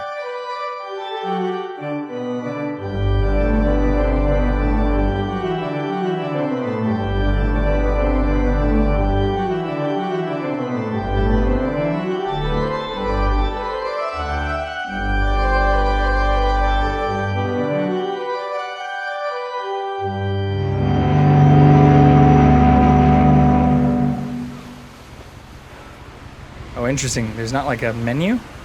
Is this the menu?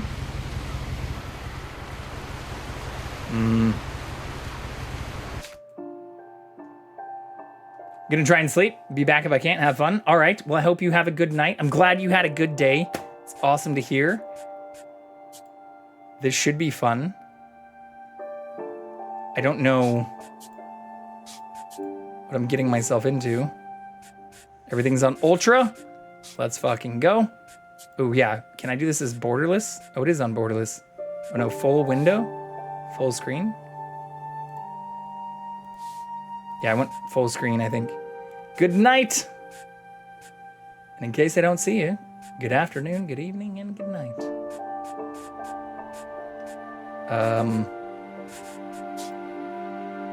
I don't have save data, right?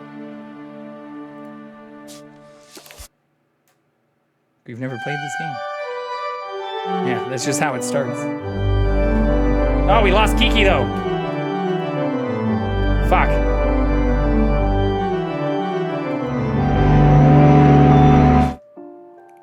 Let's find the cat first. Kitty cat.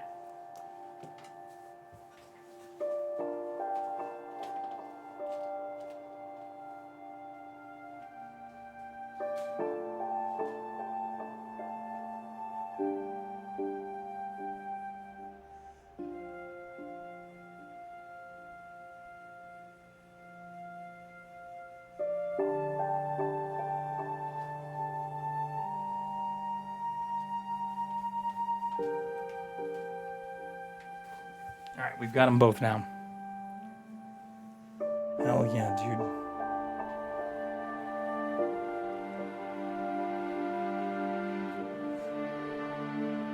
My title should just be like cat herding. Let's see. Let's see what this is. Actually. Although this won't work well with some of our costume stuff. Let me start with it. Edith, 1999 to blank. Daughter of Milton, 1990. Wait. Sister to Milton, 1992 to 2003. That's a very short life. But what? This doesn't make a lot of sense. Lewis, 1988 to 2010. Sanjay is a leaf that fell off the tree. Dawn is a branch that doesn't exist. Why do all these people have such short lives? Even 1969 to 1982 is such a short life. In 1976 and 1977, that's 1 year. Okay. Why are some of them blue and some of them black too? Okay, we've got Odin, Norse god, who must have met ED, since they overlap 1880 to 1937 with 1917 to 2010. I don't know why Edie's not directly on the branch either. Maybe they had Walt and Sam. And Calvin.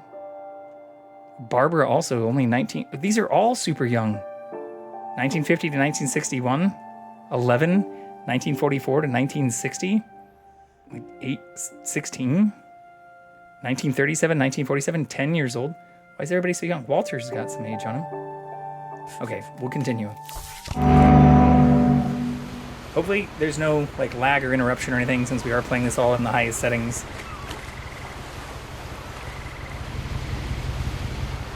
Do I just start walking around? I can't move yet. What are the move controls?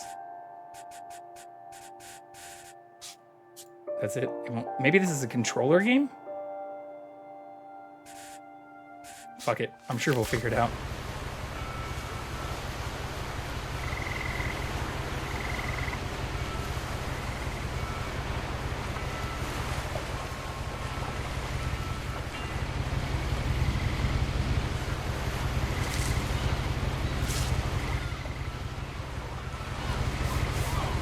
We have a cast on our arm too. We have to hold the button? What the fuck?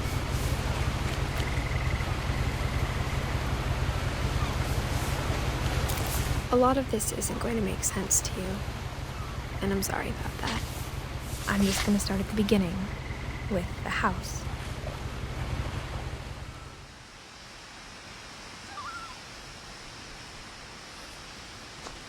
The graphics are actually pretty good.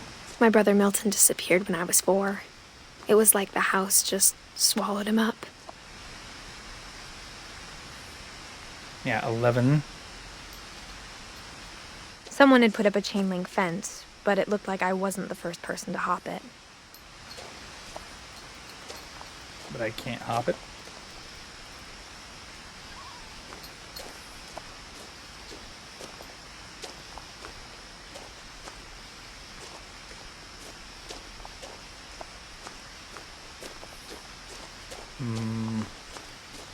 Ooh, we should also have CatCams. Oh shit. Maybe it should be in full window? That works.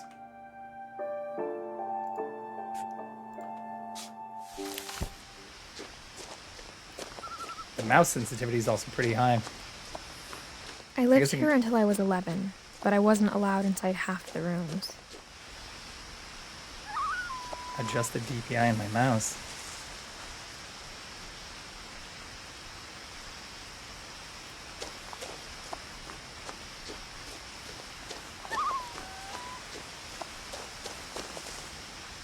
Let me pick the flowers.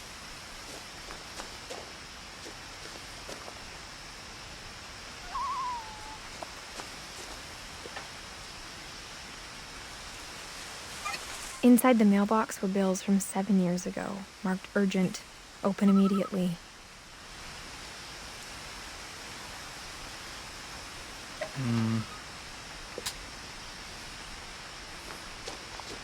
I hadn't been back since my brother Lewis's funeral.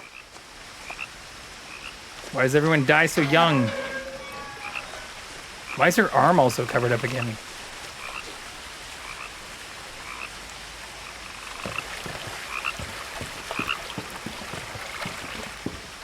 In her will, my mother left me a key, but didn't tell me what it unlocked. Maybe those rooms you weren't allowed into.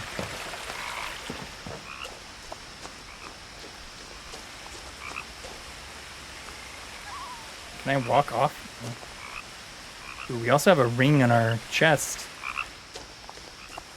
Maybe she thought I'd know. Or she thought that the mystery would be enough to bring me back. Wait, where did she go?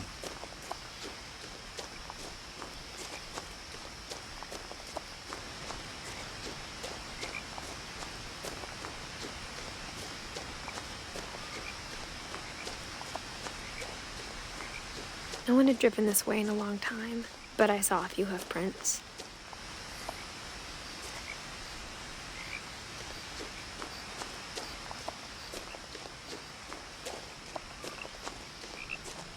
Yeah, there's stuff down there. Little walkway, another little river.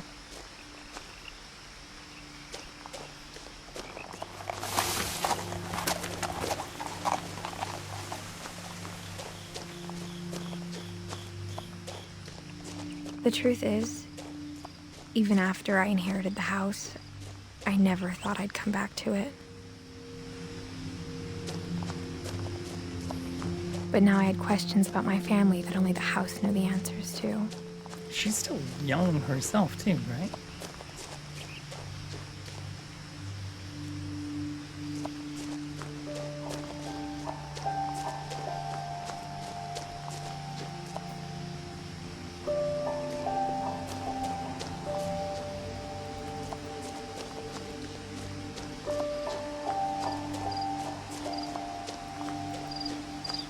Yeah, why is everyone besides her dead?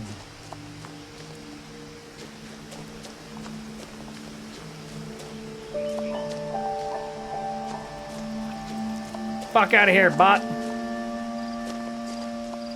The house was exactly like I remembered it, the way I'd been dreaming about it.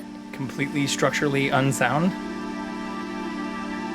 There's no way this would pass inspection in any state. This property's dope, though. Oh, it actually looks like something already crashed into the water. This is why city code inspections matter. What is that? Oh, it's a can.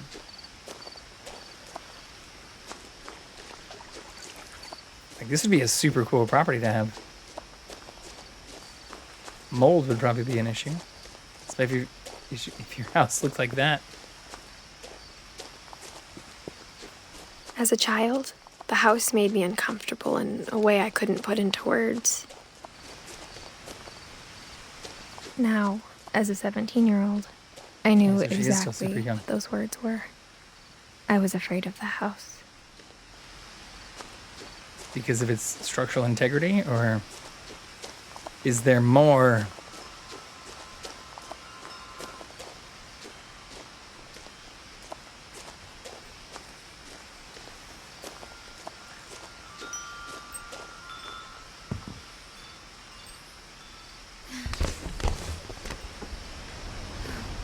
Maybe I was Crawling through supposed the to go to doggy the front door door used to first. be a lot easier when I was 11. So she's been away for 6 years. I can't go back out. Fuck.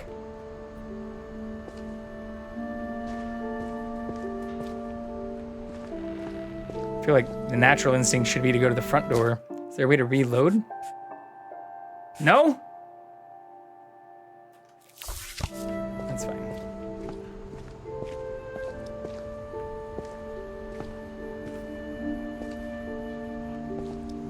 I figured taking this side path would reveal something first.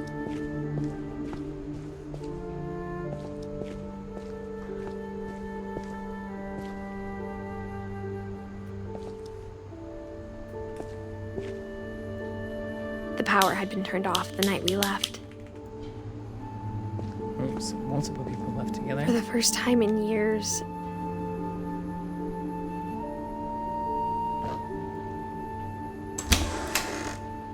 I felt like I was home. Natural hardwood floors? Cast iron stove?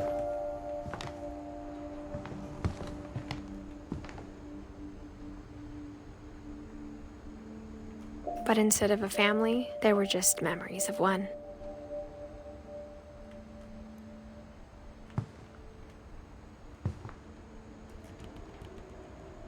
Mm-hmm. Like how only one restaurant would deliver to our house, so we had Chinese a lot.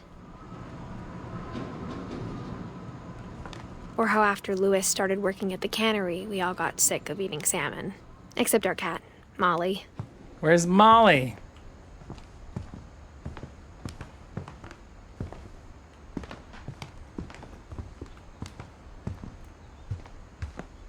The table was still a wreck from the night we left.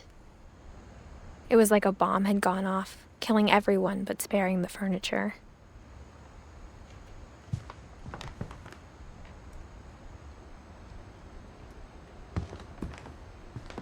There's blood on the ground.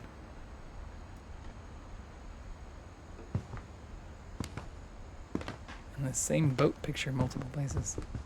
My mom was the only one of us who could imagine Great-Grandma Edie living in a nursing home.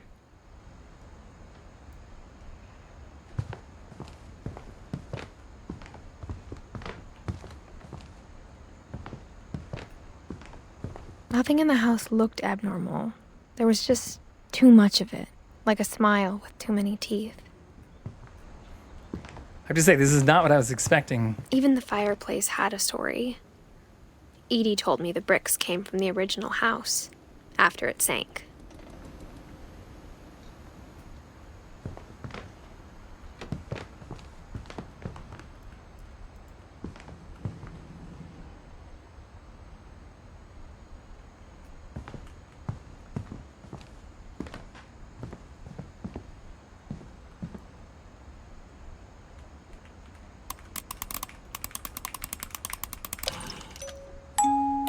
Great-Grandpa Sven built a music box for Barbara, along with the rest of the house.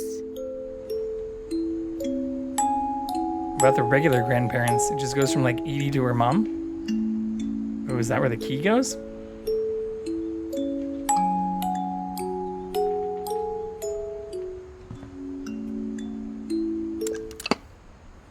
Okay.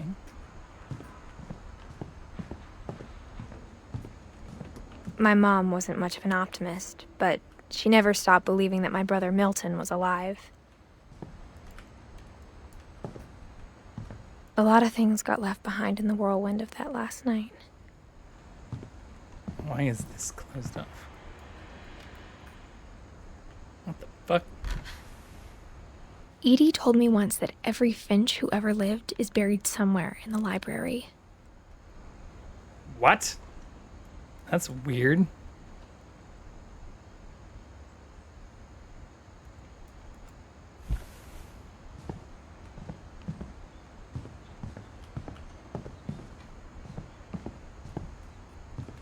Mom always told me to stay out of the basement, so I wasn't too surprised when the key didn't fit.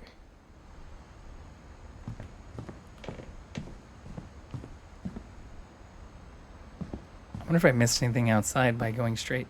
After Milton disappeared, Mom sealed up all the bedrooms. Then Edie retaliated and drilled peepholes. Sealed up all the bedrooms with these weird locks and fucking spray foam. Molly always seemed like a girl I could imagine being friends with, if she hadn't died in 1947.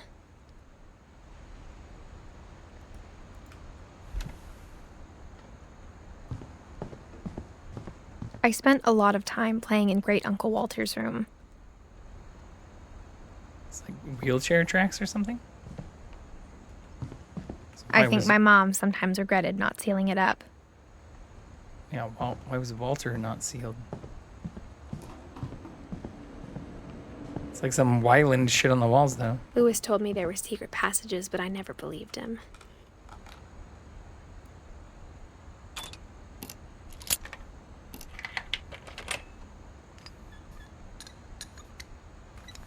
Turns out, my mom was really good at keeping secrets. Now it was time to find out what my mom had been afraid of.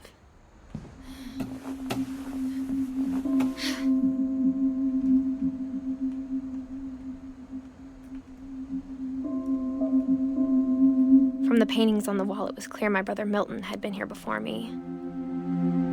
And talking about the kitty. Reading this, maybe it sounds like I had a plan. But I had no idea what was behind that door.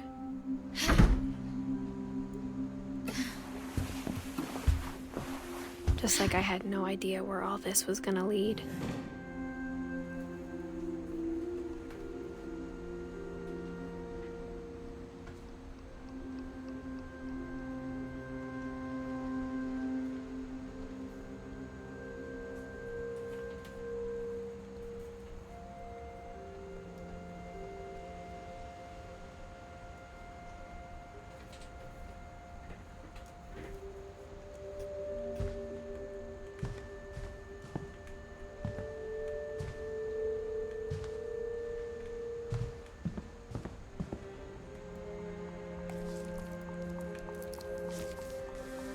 December 13th, 1947.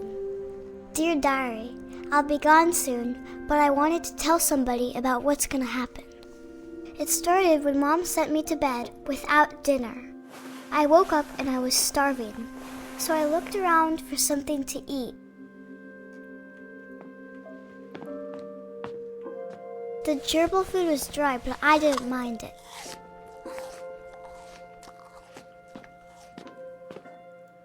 My Halloween candy was all gone. I guess that's why this fits into like horror.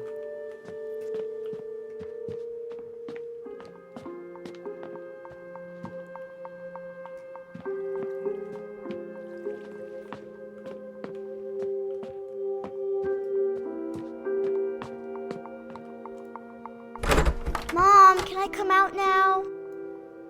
Sweetheart, it's late. Go to sleep.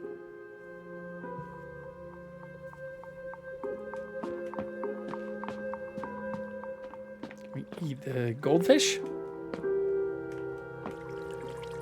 I thought about eating Christopher, but I held back.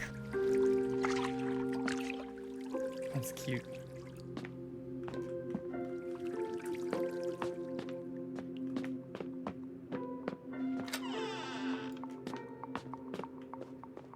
I kept eating and eating. Ooh, gross.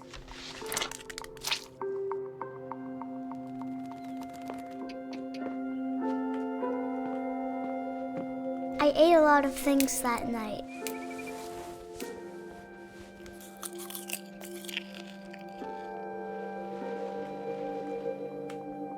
don't think you're supposed to eat those.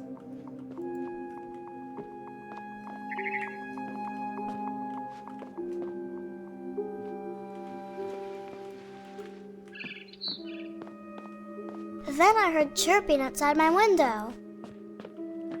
It was a barn jay? swallow going back to her nest. I reached out for her.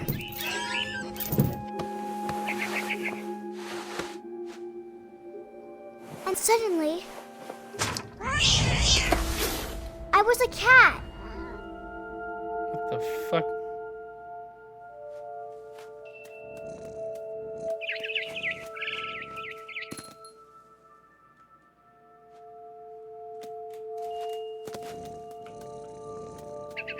I tried to be quiet, but the bird was really scared.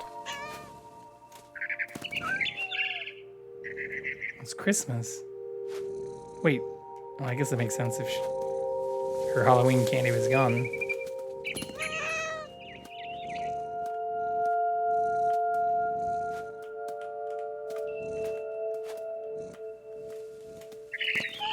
Mom and Dad didn't even look at me.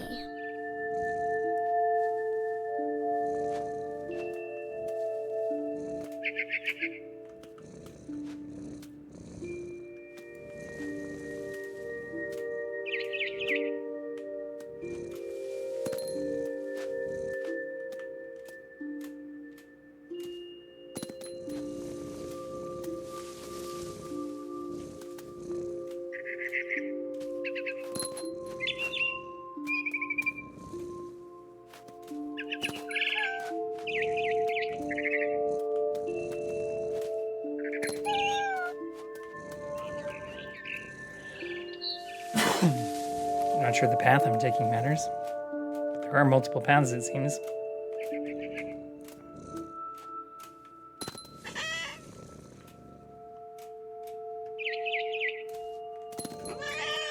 I see, this takes me back over.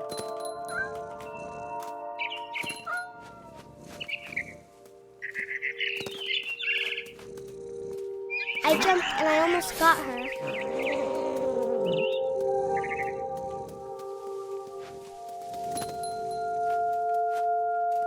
I could tell she was getting really tired.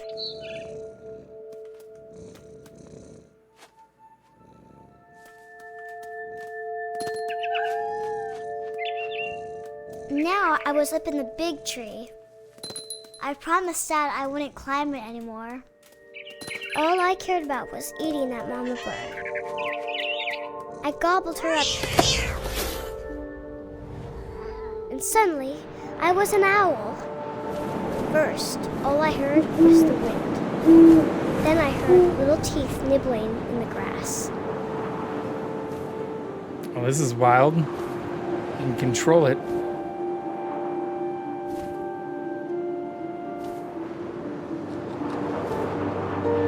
Rabbits.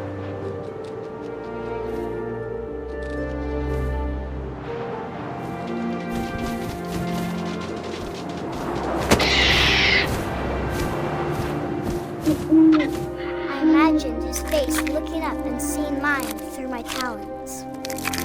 I swallowed him up, and I didn't chew one bit. Then I flew off to find something bigger. This is fucking crazy. This is not what I was expecting. A mama rabbit.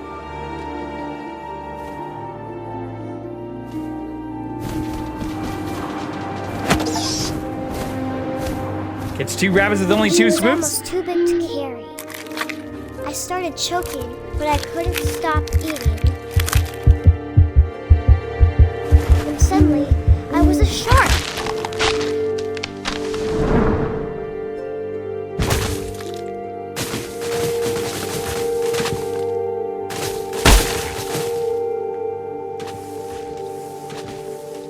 Oh, I can control this too! What the fuck? I rolled off a cliff and into the ocean. Now, I was hungrier than ever.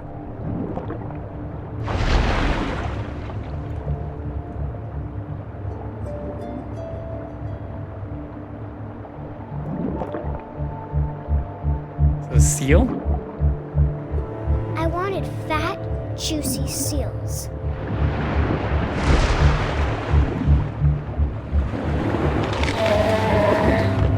I tore off her flipper, and it tasted really good. What the fuck am I playing now?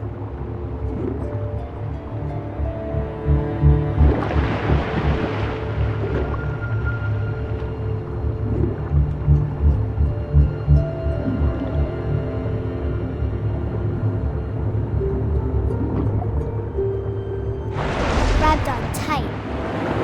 And when I was so hungry, I jumped out of the water. When I opened my eyes, everything had changed.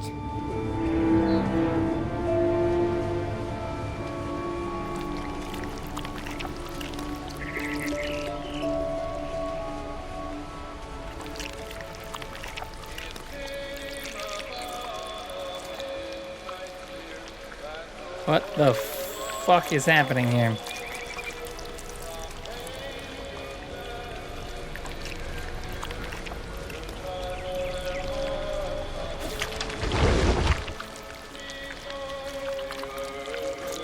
Now I was a monster, and I smelled people everywhere.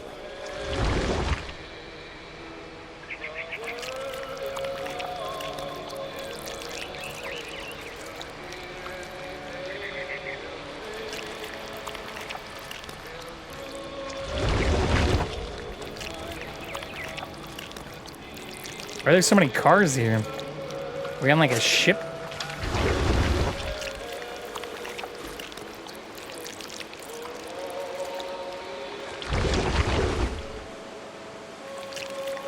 I was big, but I moved real quiet.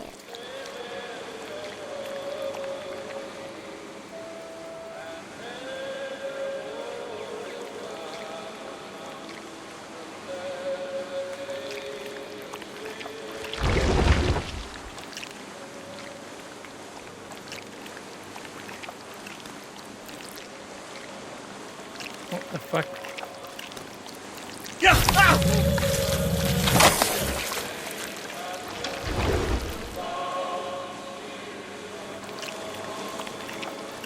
This is definitely different from like Amnesia and Control. Or even Outlast.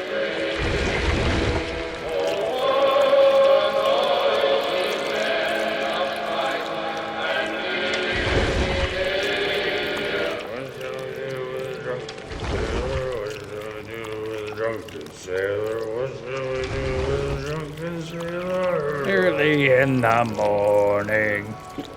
His belly was rusty. His belly was rusty.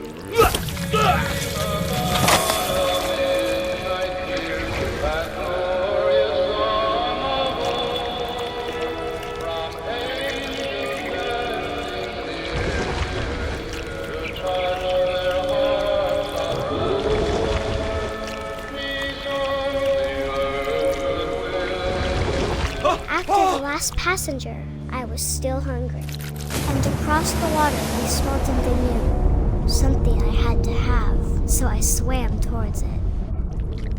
As the monster?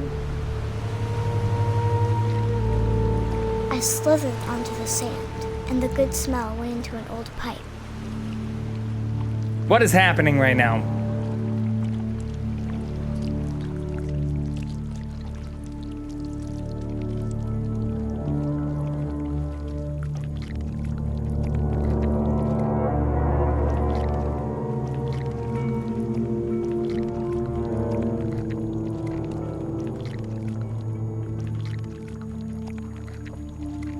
I got closer and closer. Oh, but it was her room. She's eating herself? Yeah, this is her room. There's the pumpkin. All of my stomach started growling. And suddenly, I was me again. I held my breath for a long time, but I couldn't hear anything. I think it's waiting for me to fall asleep. But it's not going to wait much longer. It needs to feed, and we both know I will be What the fuck? Live life deliciously. Alright, well that's super fucked up. I'm not sure if I believed all of that, but I'm sure Edie would have. Wild.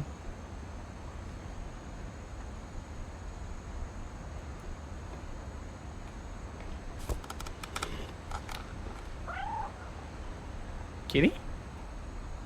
Kiki?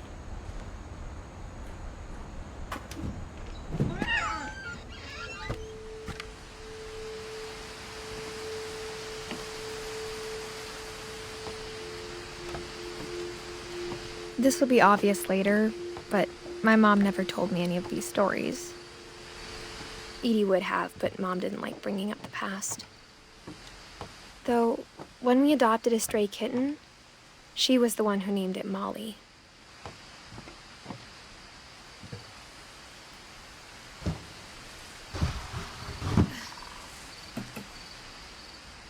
I spent a lot of time in Great-Grandma Edie's room. Lurpy? Purply? Purpy? Derpy? So it doesn't have a name. Bob? Burpy? What, Bob doesn't end in a Y? Louis died a week before we left, but Edie had already started to memorialize him. What happened to Edie?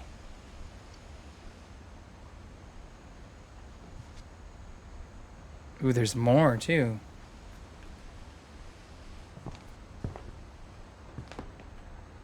Her room was like a museum. With a sword.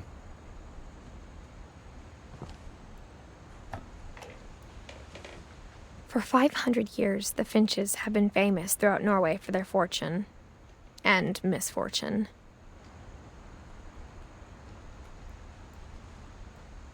Odin Finch buries the latest victims of the family curse, his wife Ingeborg and their newborn son, Johan. Ingeborg. On January 7th, 1937, he set sail with his family and his house, hoping to leave the curse behind. But 40-foot waves off the coast of Washington send the house and Odin to the bottom of the sea. Odin's daughter Edie, with husband Sven and baby Molly, step ashore on their new home, Orcas Island. Odin Finch is the first to be buried in the new family cemetery. His daughter Edie is already dreaming of a new Finch house. Interesting.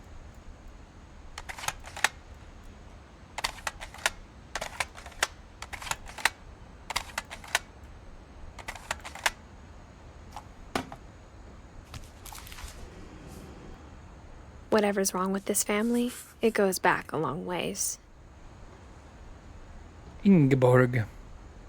Ooh, did we miss something for Sven?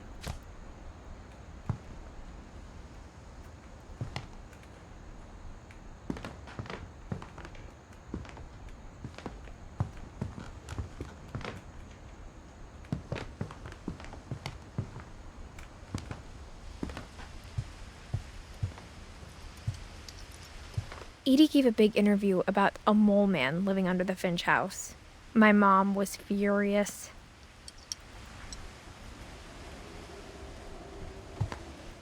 I hadn't thought of myself as Edith Jr. for a long, long time. When Edie told people Sven was killed by a dragon, she could also have said he was building a dragon-shaped slide that collapsed. She could have, but she didn't. Ooh, so that is what happened. We saw it at the beginning.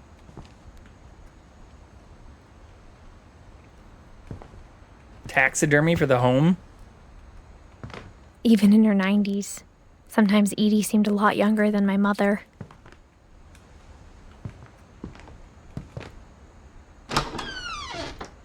What the fuck?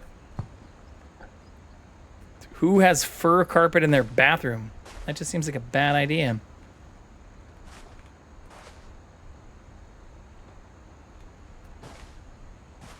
Is that a champagne bottle next to the toilet too?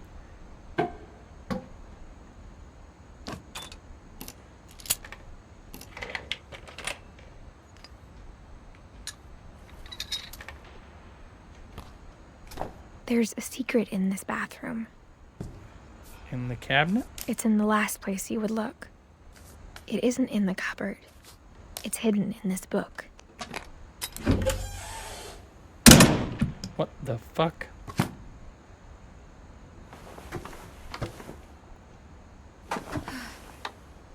Sven gave Sam an old camera he'd refurbished. He never put it down.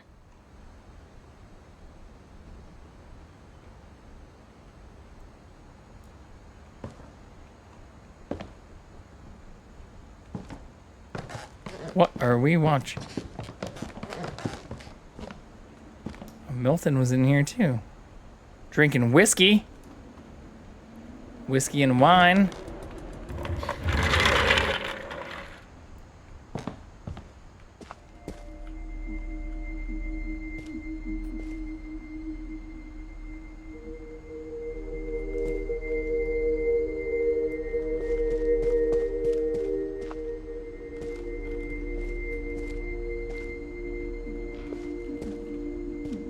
Why is it roped off? I knew Grandpa Sam had a twin.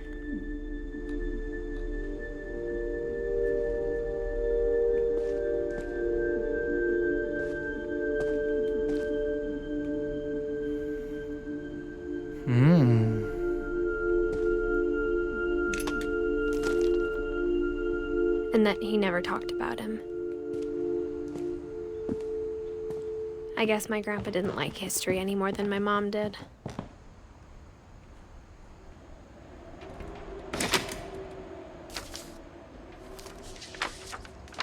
How I Want to Remember My Brother by Sam Finch. The thing I remember is that when he made up his mind, that was it. He's got a cast on too.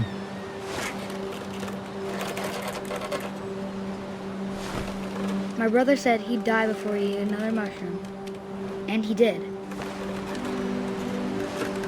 At Barbara's funeral, we swore we'd never be afraid again. And he wasn't. I think Calvin always wanted to fly.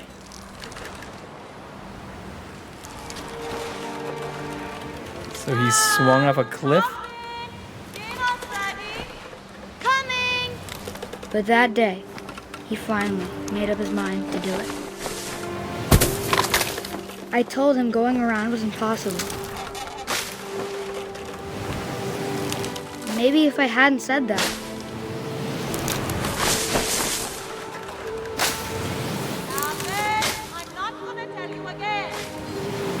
maybe if the wind hadn't picked up, then maybe he'd still be here. But I doubt it. I think he'd already made up his mind. That's what I want to remember about my brother.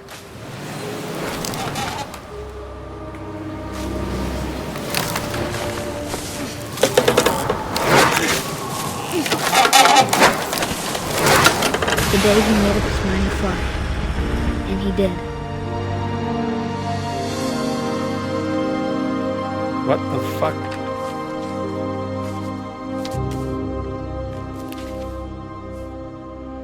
Calvin's story felt strangely familiar. When I was younger, I remember trying to do the exact same thing. I feel like I missed something for Edie and Sven.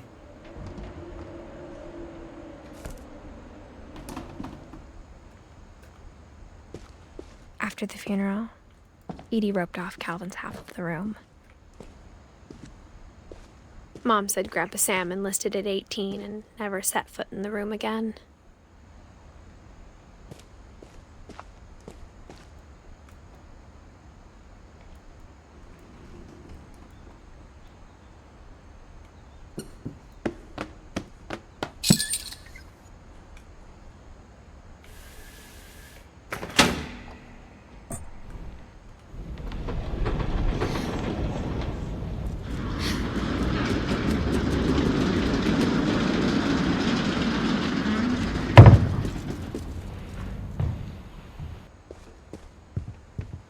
The passages were a pretty tight fit. They'd obviously been built for smaller hands and bellies. More wine and whiskey. These kids are getting fucking wrecked.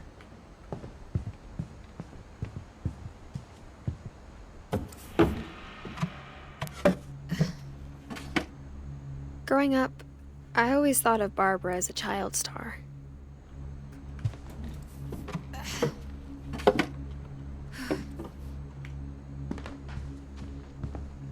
Yeah, see, just like the entrance, I wonder if I missed something by not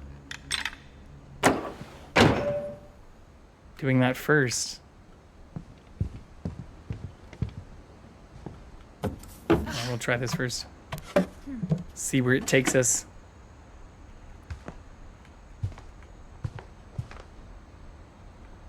I never thought about how hard it must have been for her afterwards.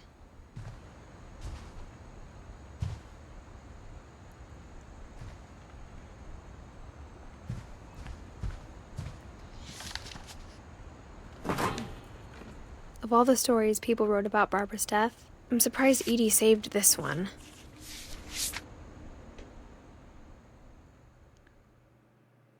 Old Jack here with another ghastly tale inspired by America's most unfortunate family. I'm calling it The Surprise Ending of Barbara Finch. As a child star, Barbara was famous for her scream. Now at 16, she was all washed up. A has-been. Beastie Con. But in a lucky break, she'd been asked to perform her signature scream at a local convention for monster movie fans. It was just the boost her career needed. Unfortunately, her scream hadn't aged well. Getting better. I think you just need the right motivation. Her biggest fan and current boyfriend, Rick, was about to demonstrate when... Now that was a great scream. It was Barbara's father, Sven. He'd slipped into a table saw and had to be rushed to the emergency room. So Barbara got stuck babysitting her youngest brother, Walter. Her convention comeback was cancelled. Okay, I'm hearing frustration, but I'm not hearing terror. What if I tried... A gang of hoodlums in Halloween masks have been terrorizing Orcas Island tonight. Police are urging residents to... That came from the basement. You're right! Also, I loved your delivery on that. Why is your basement door locked? Because my dad likes making puzzles and secret passages. There's a key hidden in the music box. The secret is to keep winding and winding until finally the key pops out. Thanks, babe. I'll be back in a sec. 20 minutes later, Rick hadn't returned. So now we know how to get that key. Barbara went to look for him, right on cue. She reached for the music box. And as she wound the key, she listened for Rick, but the house was silent.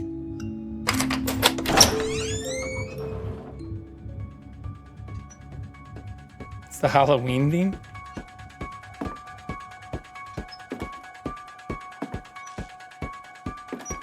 She found Rick's crutch and imagined the worst. Michael! They had to have licensed this. Am I gonna get a DMCA strike?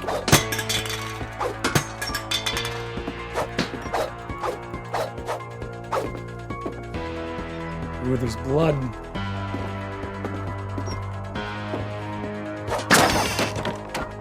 What the fuck? The gang's leader is the infamous Hookman killer, Dr. Carl Hamill, who impaled and then ate his family 10 years ago tonight.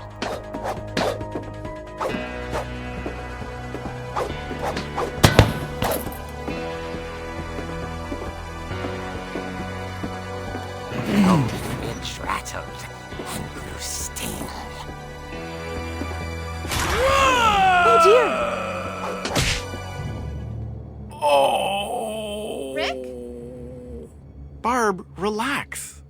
just trying to scare you to help you find your scream. Well, I'm not scared, Rick.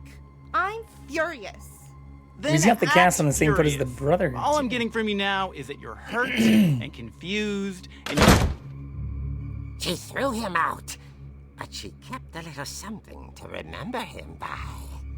Barb, have you seen my other crutch? And she was still holding it when she fell asleep watching the late picture show.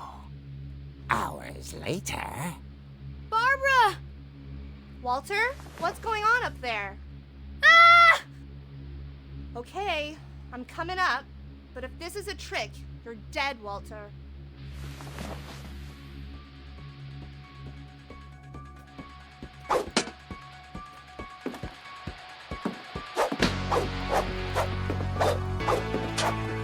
Fuck him up.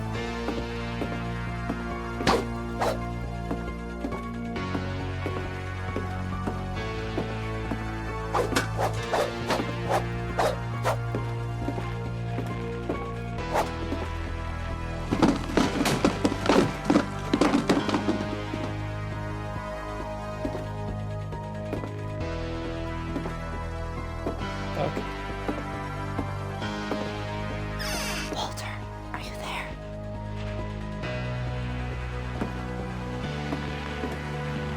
Walter had vanished, but his bedside radio was still on.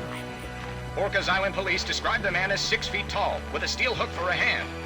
Residents are urged to lock all doors and windows and notify the police of any suspicious activity.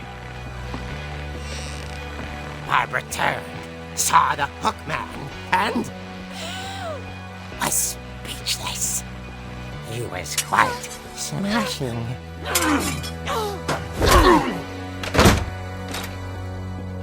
And he was.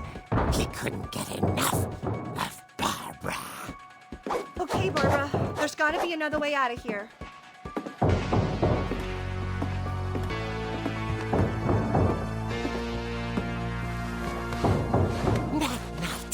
She played her part beautifully. I do like how you can control it.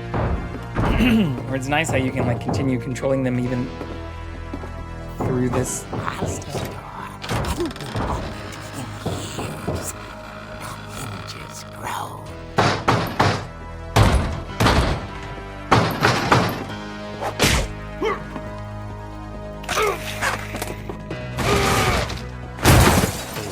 Moving, but she sensed the story might not be over yet.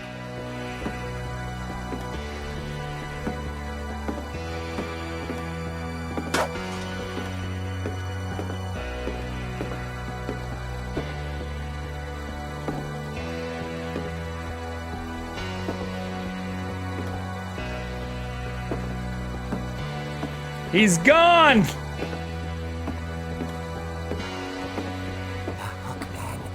Vanished. She listened for his breathing, but all she heard was...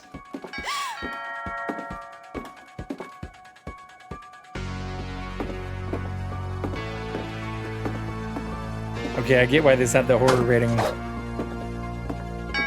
at the door was dying to speak to young Barbara. At the door, she heard whispering. Was coming from inside the house.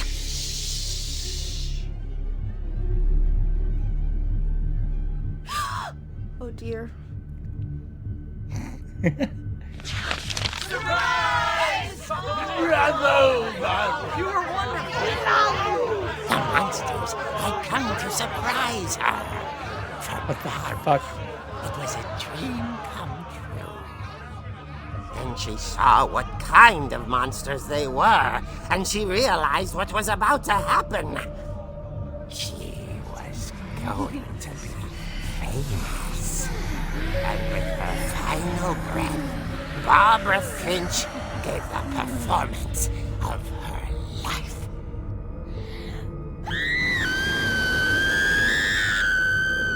I wasn't there myself, but I hear Barbara was magnificent.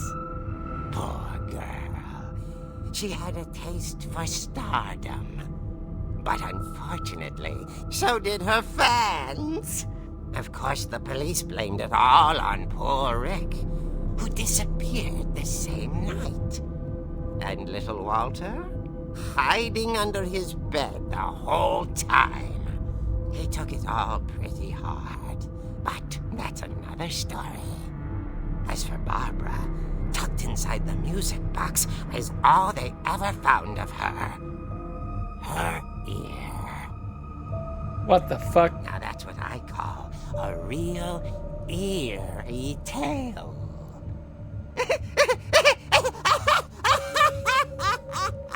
The Tales from the Crypt story.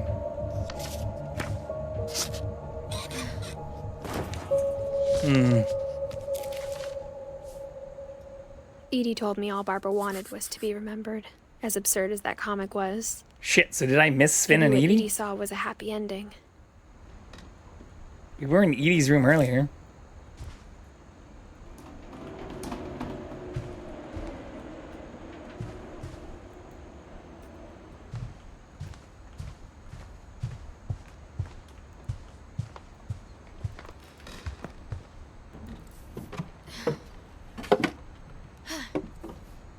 I guess now I know why Mom didn't like me playing with the music box.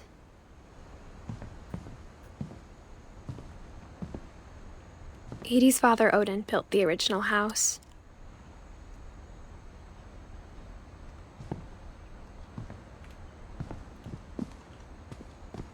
Whenever people ask me about my family, the first thing they always want to know about is Barbara. Mom must have locked the third floor stairs on the night we left. Time to unlock that shit. It's funny. All those times I played with the music box and never found the basement key. The last time I was in Edith Sr.'s room, I was 10 and she was painting my portrait.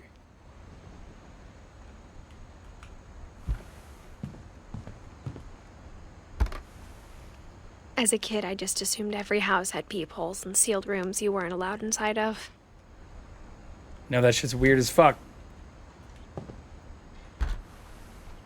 My Grandpa Sam spent 7 years sharing a room with his dead brother, Calvin.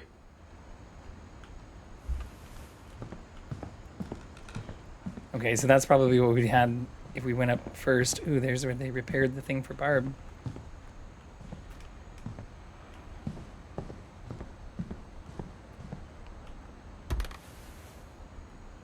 Okay, so we had the Molly thing already. So maybe I did miss something in here. I can't go through it again.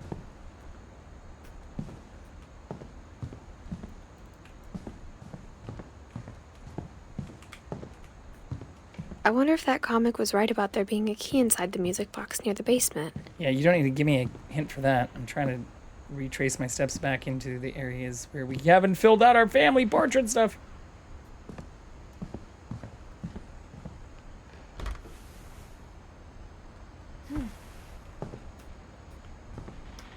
It's also getting darker now. Did I just not click on something?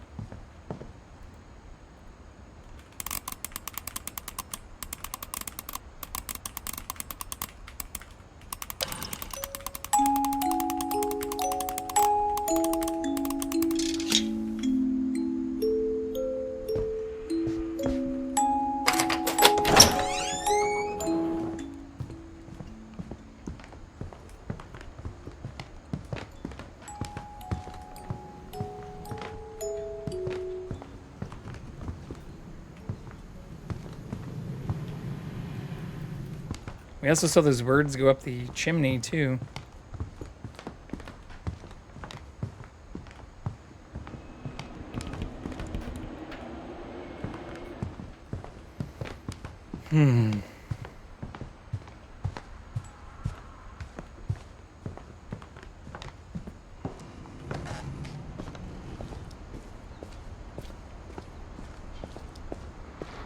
Definitely not gonna let me crawl back outside, is it?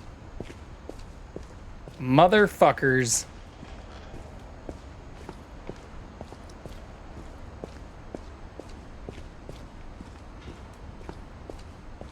Oh, and we lost the kitty?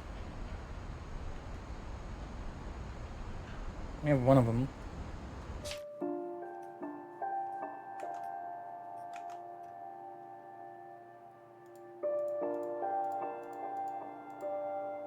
Oh shit, and the ads are running. Let's go see if I can find Jackson.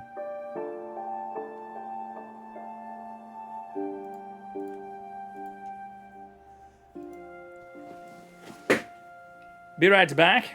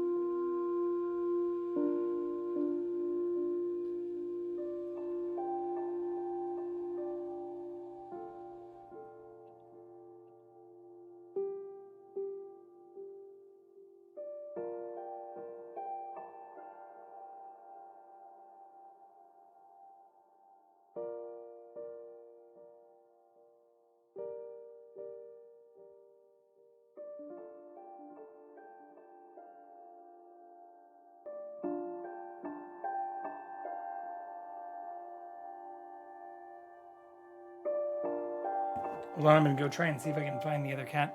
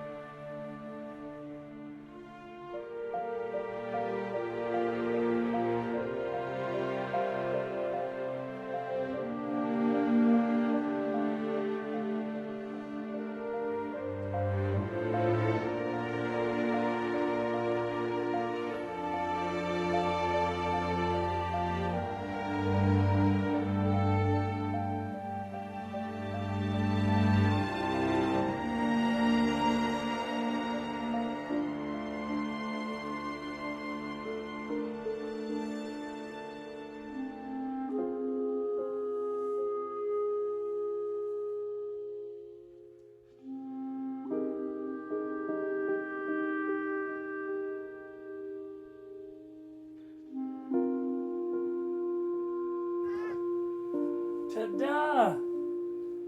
Say hello. Aww.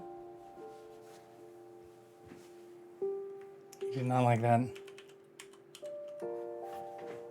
We'll see how long he wants to hang out with us, though. Such a cutie. Update camera. Maybe.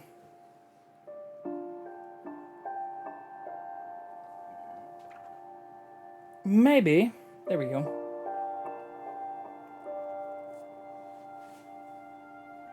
Yeah, I think we missed something in Edie's room for sure. We might be able to get back to that. Oh shit, he's already gone. What you doing, buddy?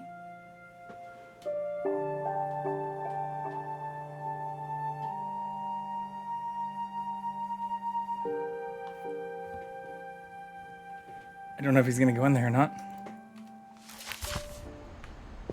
Actually, is there I don't want to fucking, oh my god, chronological order. Ooh, new game recording. I've never seen that before, either. Jackson. You fucked off. That's not fun.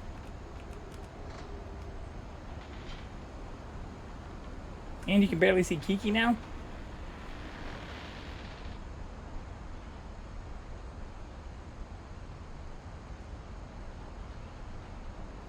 Alright, let's remedy this problem real quick.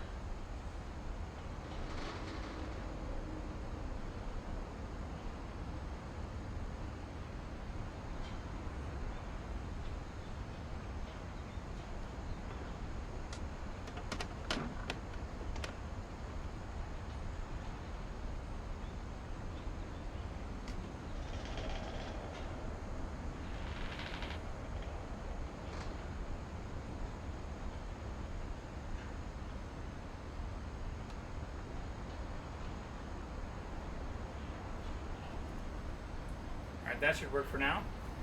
But it's maybe a little too up close. Fucking Kiki fucked off already.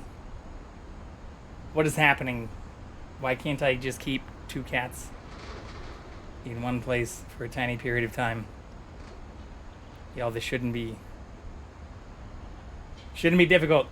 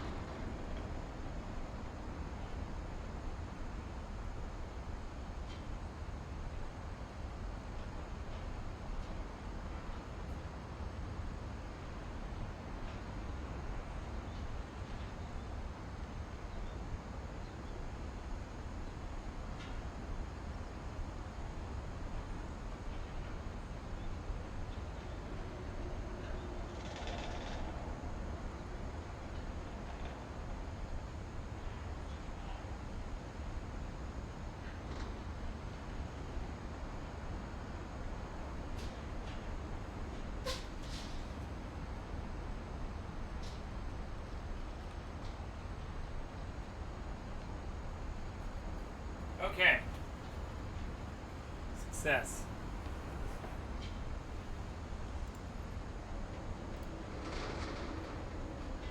Hooray.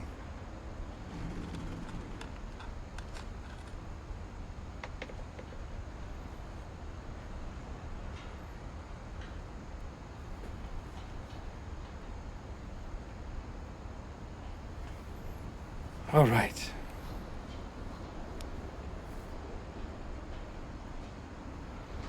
Onward.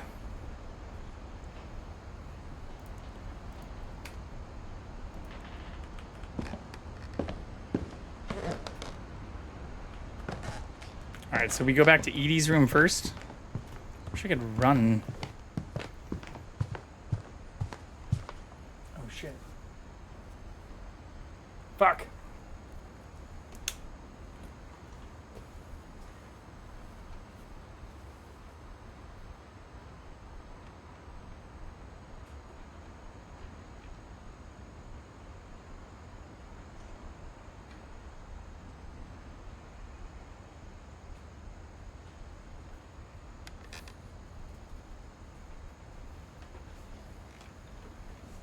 There you go. You can see me walking around too.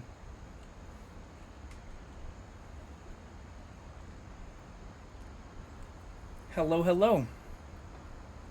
All right. We finally have all the cats on display. You can see me wandering around like an idiot. You can see how clean it is underneath my beds and my couch. I did fuck up the brim for this a little bit. I suppose it's a wizard/witch hat, not a fucking cowboy hat. Alright, it wants us to go to the basement. But I want to see if we can fill out Edie's thing.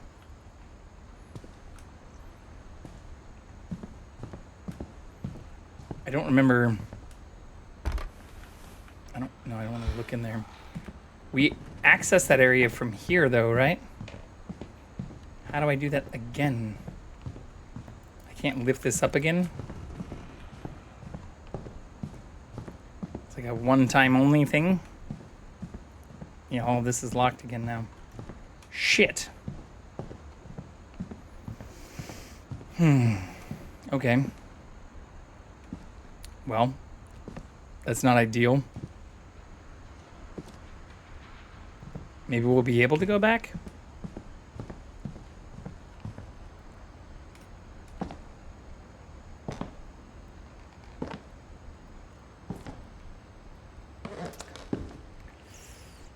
This doesn't look so scary.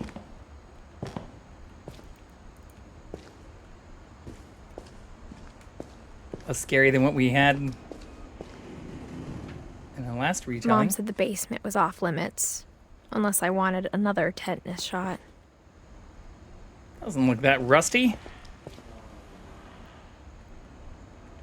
Oh, that's a small version of his dragon slide that crashed. I saw Edie sneak down to the basement once, carrying packages. Your great-grandmother? I thought maybe she was hiding presents. So was she feeding monsters? It turned out she was hiding a lot more than that. What the fuck?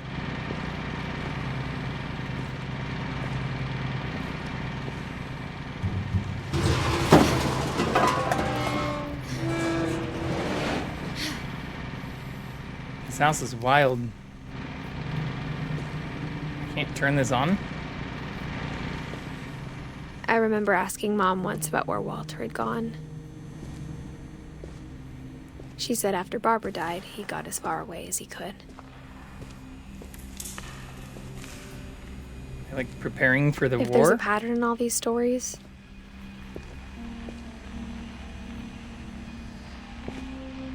I think it's that none of us has gotten very far.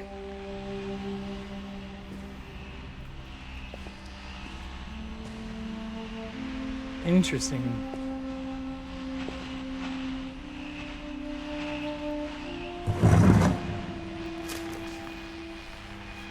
Goodbye, everyone. I can't believe I've been down here for 30 years. On that first day, after the shaking started, I didn't think I'd survive a week. Wait, so how do you get all the resources if he was a kid? But after a few days, I settled into a routine. That's what kept me sane. Having a schedule, living for today. Sorry. I always expected to be dead tomorrow. But if you wait long enough, you get used to anything.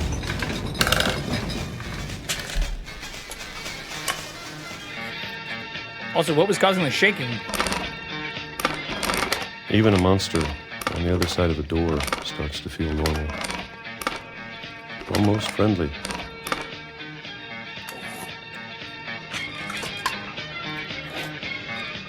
Oh, I guess Grandma was the one bringing him. And then one day, packages? everything just stopped. 2005. Whatever that thing was, it was gone. Maybe it got tired of waiting. Or maybe I just got tired of being afraid.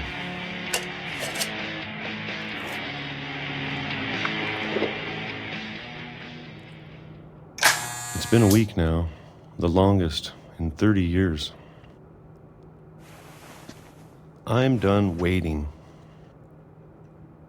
I have to leave while I still can.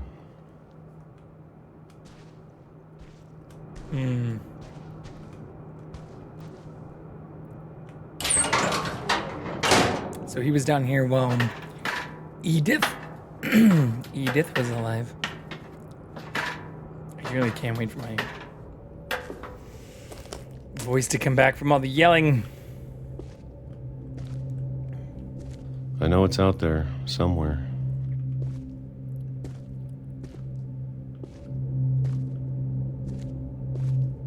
Whatever killed Barbara and Molly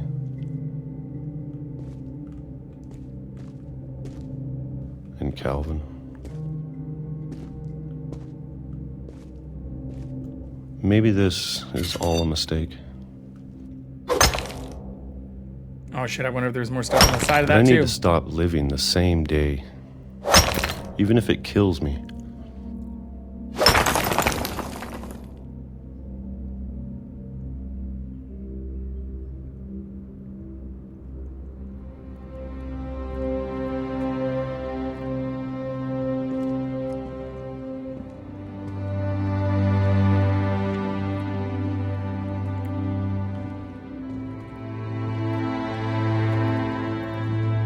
Fuck. Why is there a train track next to the house?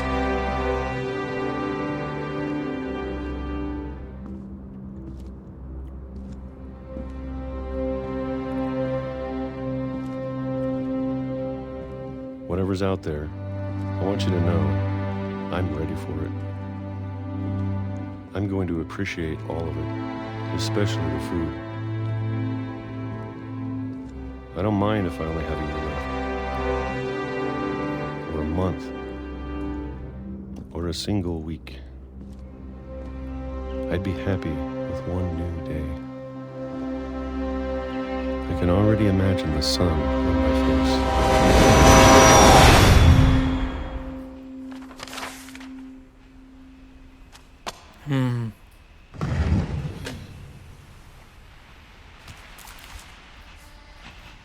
Walter died when I was 6. I can't believe my mom never told me he was down here. I definitely missed something for Edie. And maybe Sven. I'm sure my mom was trying to protect me.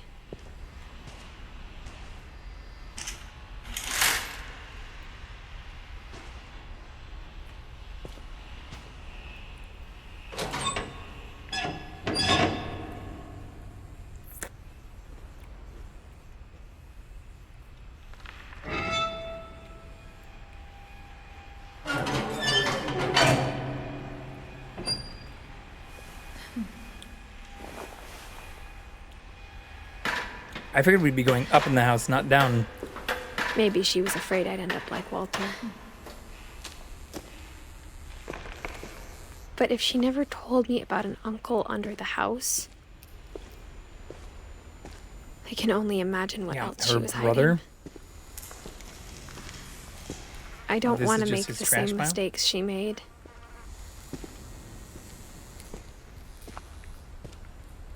Trying to bury something that's still alive.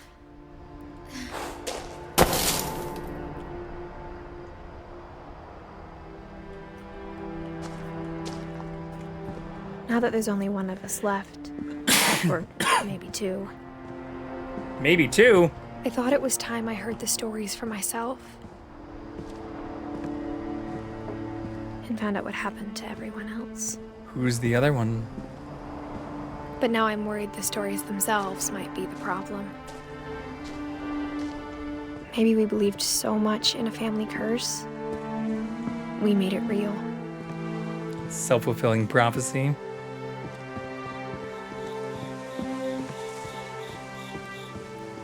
Yeah, where the fuck was this train supposed to go to? And what the hell is that blinking out there? I don't know if I should even be writing this.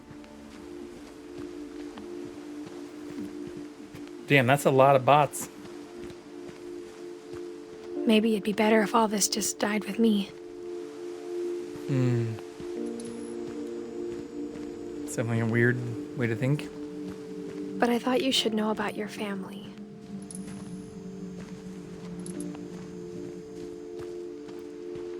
And the history you're a part of.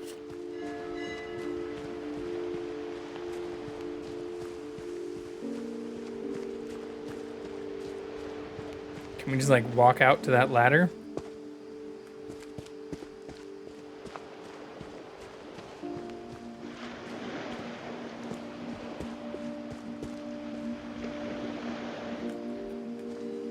No.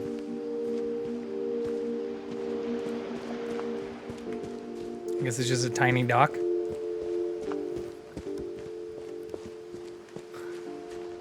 Just a little dock.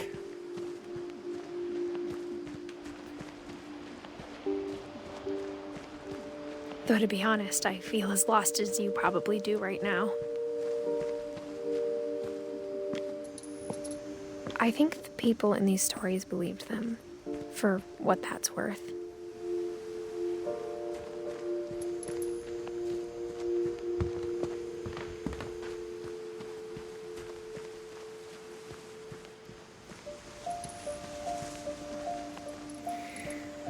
Shit, I'm feeling like I missed stuff.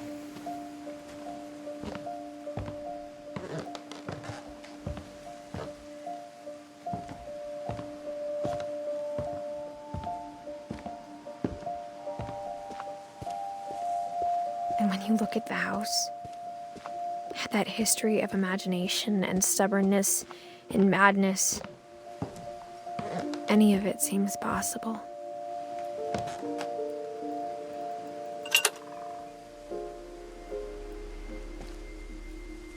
So how'd she break her arm? Or... I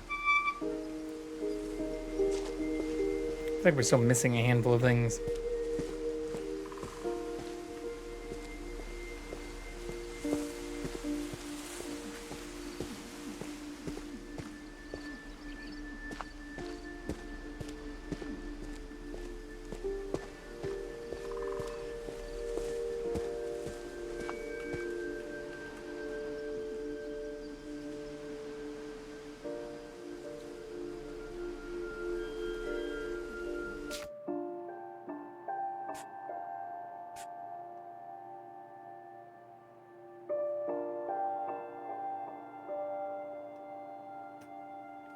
We've been on the wrong screen for a long time, huh?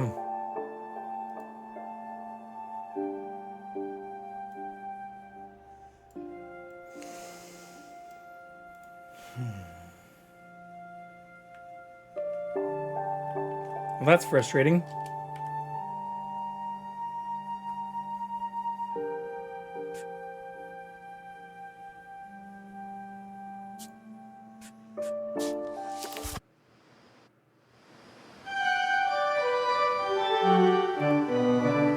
Let's find the cats.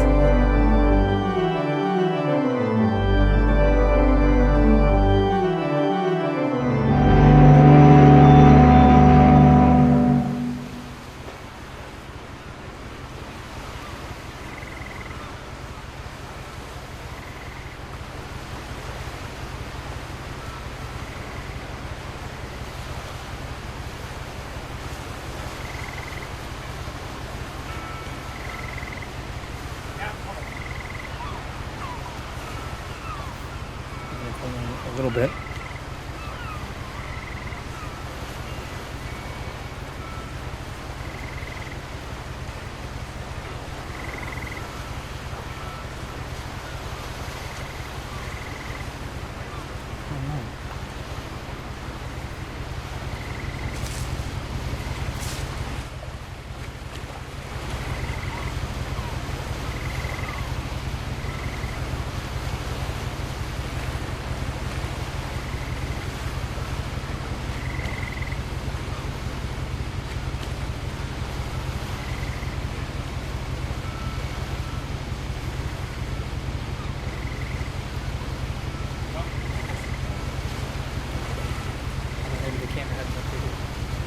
Well, shit. I guess I fucked that one up.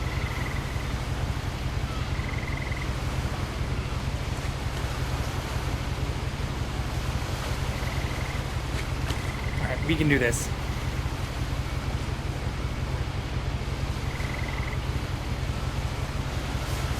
I can't promise he's gonna show back up there. This isn't going to make sense to you, and I'm sorry about that.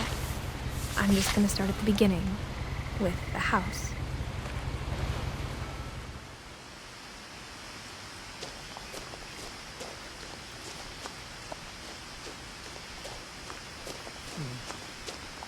I lived here until I was 11, but I wasn't allowed inside half the rooms.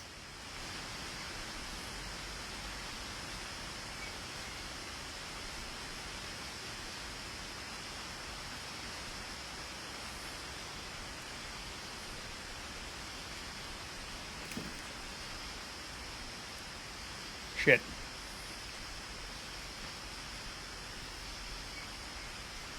In addition to only having one cat, I also have 0 phones. Falling apart today, chat. Falling apart.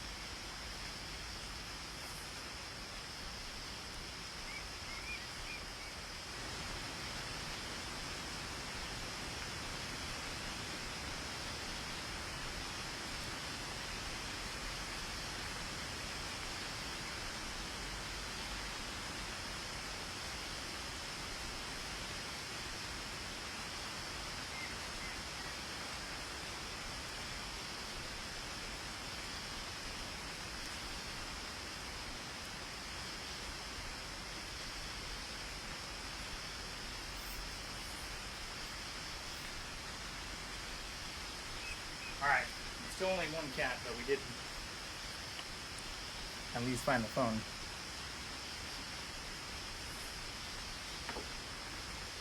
That's one positive. Okay, let us continue.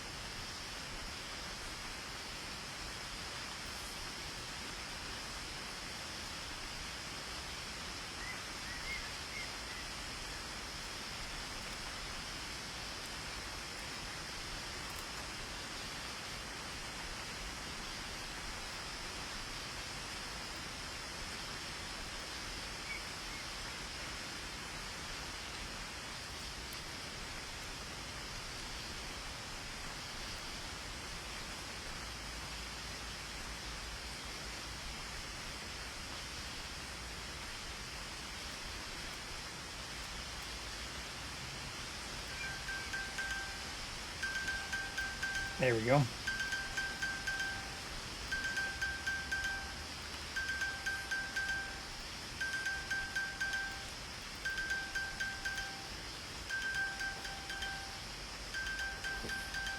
If you're wondering what I'm looking at, yeah, maybe we can do it this way.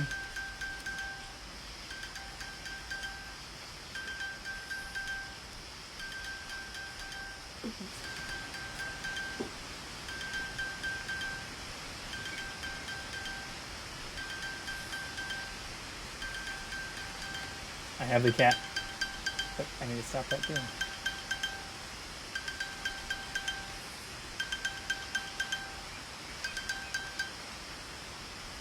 Failing epically right now.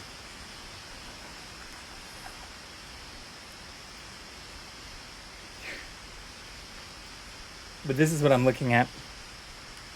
I can have, so we have one cat. We got the foster Kiki in the bottom right. This should update in a second. Give it one moment. Maybe I need to switch off of it completely.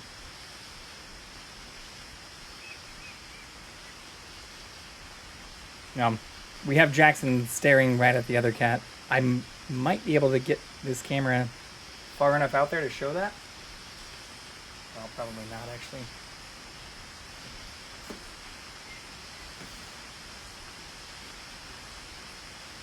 Let's try it. Oh shit, this isn't showing Kiki anyways.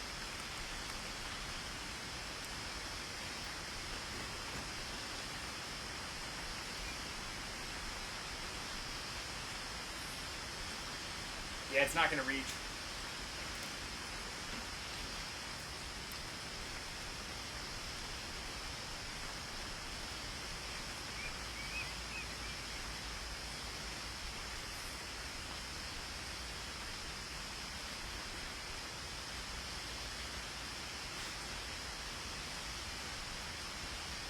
Maybe tomorrow I'll try to use some of the USB extender stuff I have.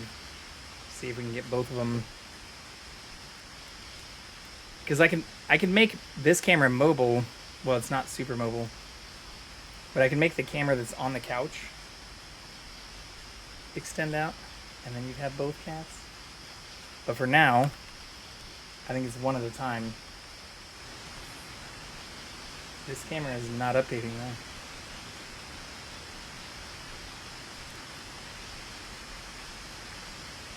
Try it one more time. Yeah. Alright, I'll figure that out later.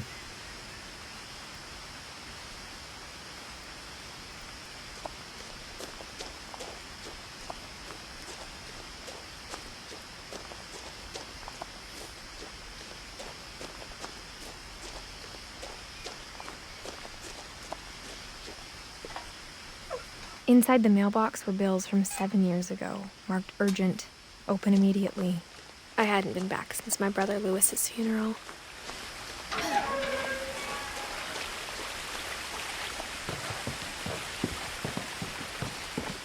In her will, my mother left me a key, but didn't tell me what it unlocked. Maybe she thought I'd know, or she thought that the mystery would be enough to bring me back.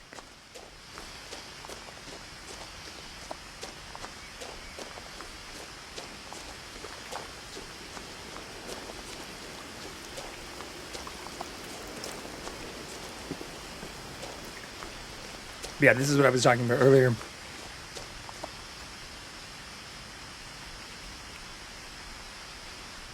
When I was saying I wasn't sure if we missed something.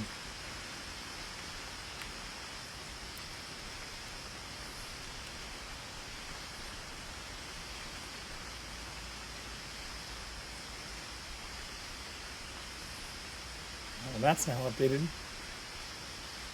it live? No.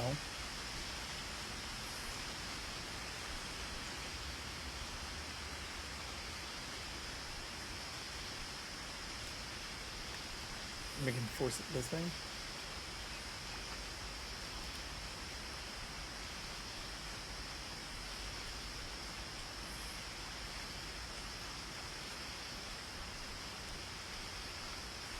it's still not updating.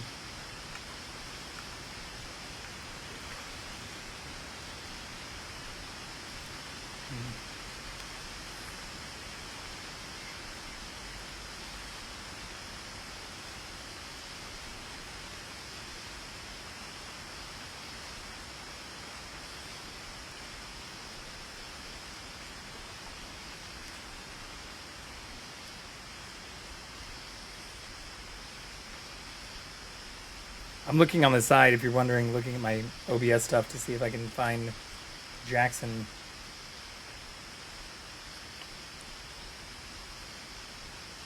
It doesn't look like I can get both of them on here.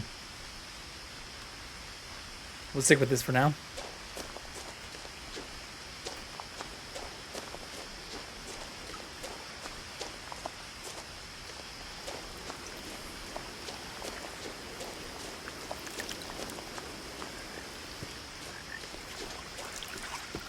I should just get Tiny. Is, even after I inherited the house, I never thought I'd come back to it. But now I had questions about my family that only the house knew the answers to. Tiny cameras or something that I can attach to the cats. Do it that way. POV.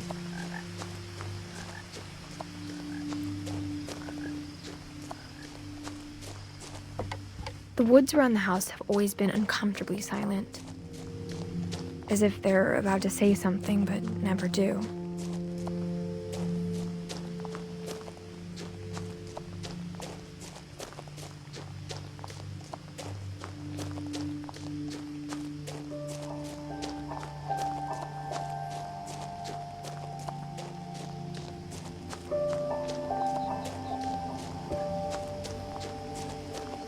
So this is the same thing.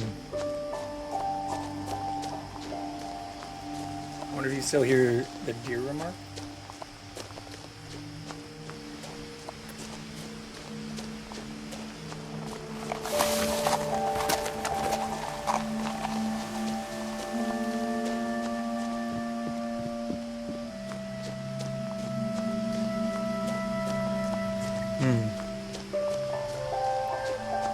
No one had driven this way in a long time, but I saw a few hoof Oh, prints. we just got an achievement. So maybe it was good to do this.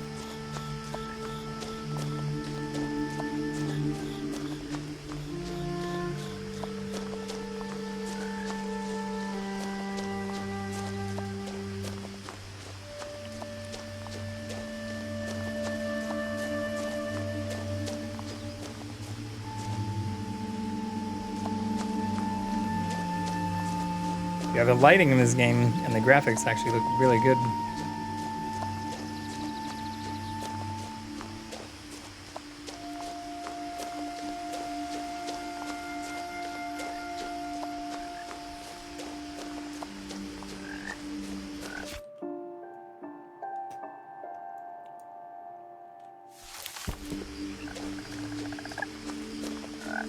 The house was exactly like I remembered it, the way I'd been dreaming about it.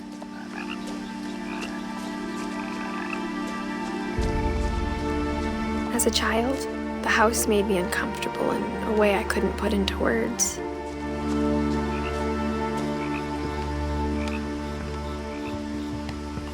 Now, as a 17-year-old, I knew exactly what those words were.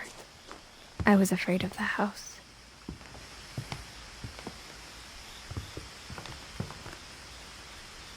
I hoped the key might unlock the front door. It didn't.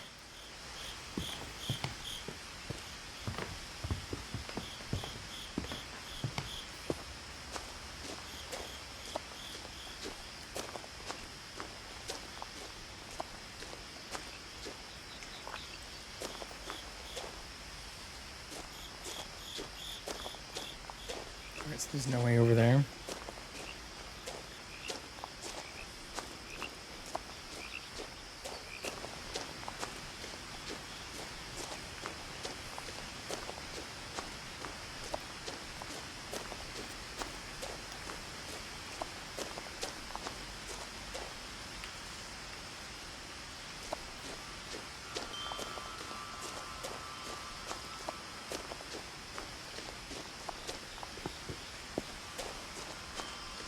Oh, there you go. There's Jackson. Camera finally updated. Wait, so that means I should be able to do this.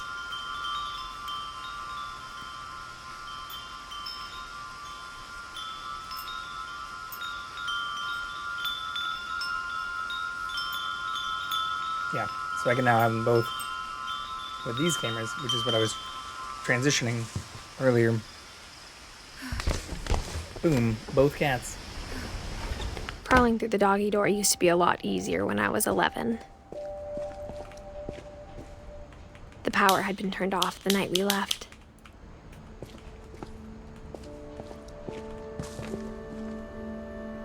Well, what are you wagging to?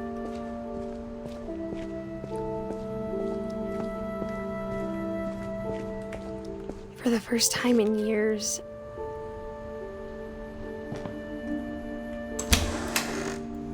I felt like I was home. But instead of a family, there were just memories of one.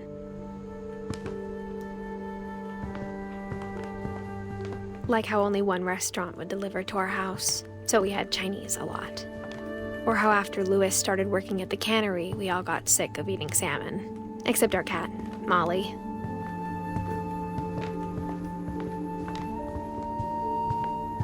The table was still a wreck from the night we left.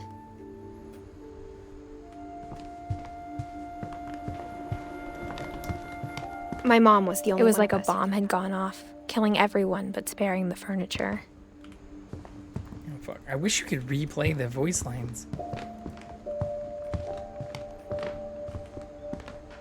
Nothing in the house looked abnormal.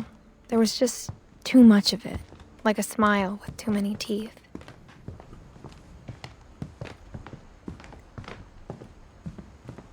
Mom always told me to stay out of the basement, so I wasn't too surprised when the key didn't fit.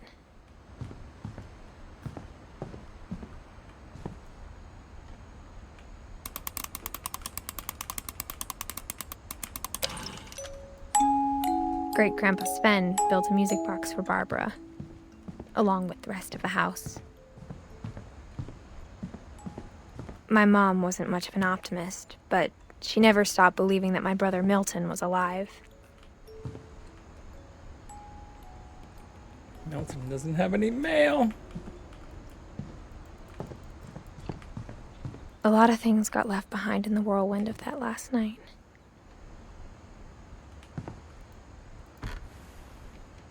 Edie told me once that every Finch who ever lived is buried somewhere in the library.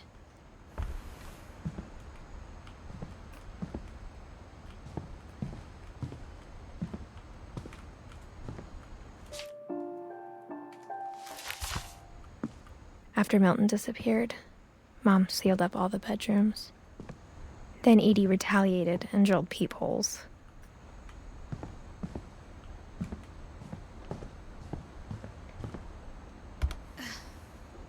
Molly always seemed like a girl I could imagine being friends with, if she hadn't died in 1947.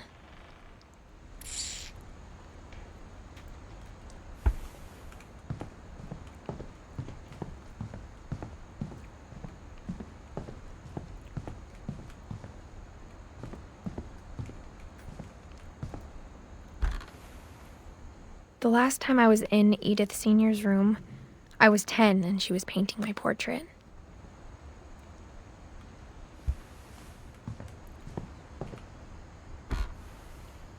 As a kid, I just assumed every house had peepholes and sealed rooms you weren't allowed inside of. My Grandpa Sam spent 7 years sharing a room with his dead brother, Calvin. Okay. It's this, yeah, we still we don't have an explanation for why everybody dies so young. I spent a lot of time playing in Great Uncle Walter's room. I think my mom sometimes regretted not sealing it up.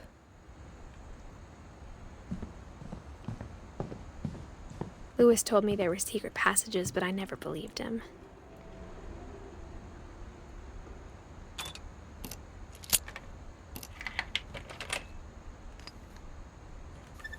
Turns out, my mom was really good at keeping secrets.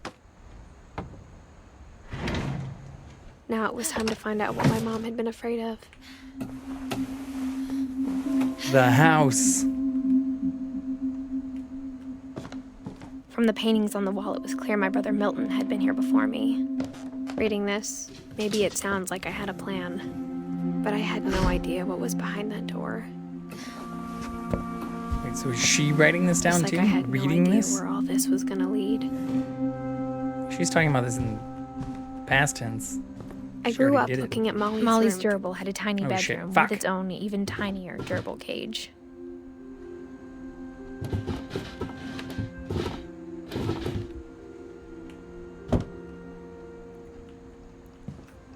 Didn't mean to do that.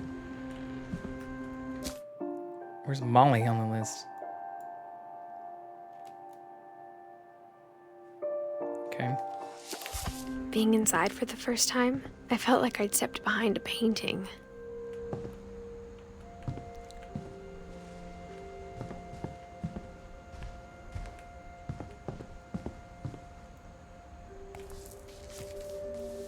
December 13th, 1947. Dear Diary, I'll be gone soon, but I wanted to tell somebody about what's gonna happen. It started when Mom sent me to bed without dinner. I woke up and I was starving, so I looked around for something to eat. The gerbil food was dry, but I didn't mind it.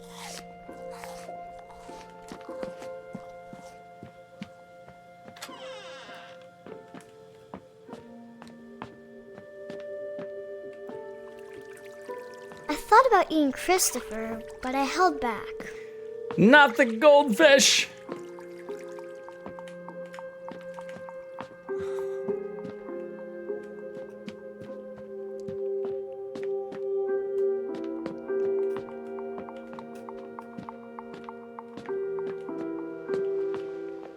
I kept eating and eating.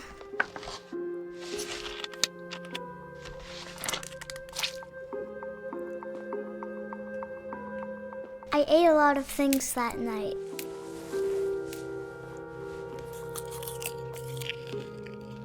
Mistletoe berries? It's not, yeah. Those have to be Then I heard poisonous. chirping outside my window. It was a barn swallow going back to her nest. I reached out for her.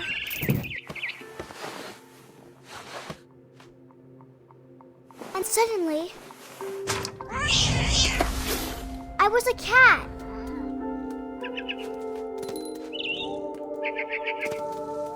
I tried to be quiet, but the bird was really scared.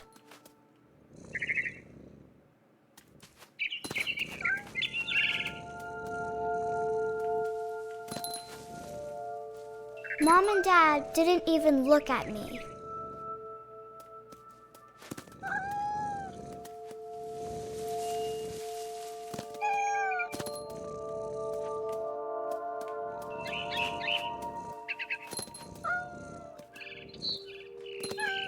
The babies were all gone. Oh no. Not the babies!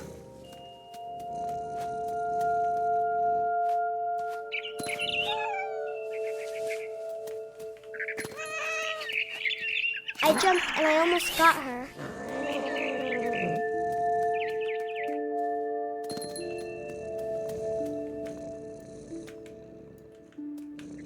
Can I not get up there? Let me in! Let me in!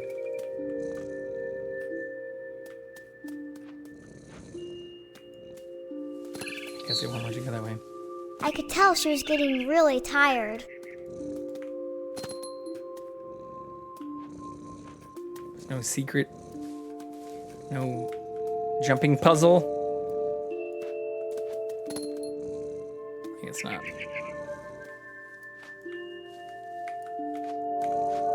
Yeah, the graphics on this do look fucking great. Now I was up in the big tree. I promised Dad I wouldn't climb it anymore. Wait, is she actually All a cat I or cared about was eating that mama bird. did she just get high as fuck after eating those mistletoe berries? I gobbled her up. Suddenly, I was an owl. First, all I heard was the wind. Then I heard little teeth nibbling in the grass. Yeah, this is sick.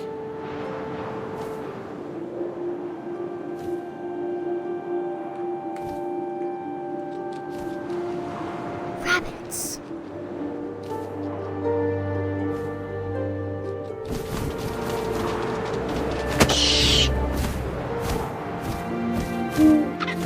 I imagined his face looking up and seeing mine through my talons. Being able to control I all of swallowed that him up, and I didn't chew is super one fun. bit. Then I flew off to find something bigger. Like, I'm turning this thing, which is a lot of fun to do.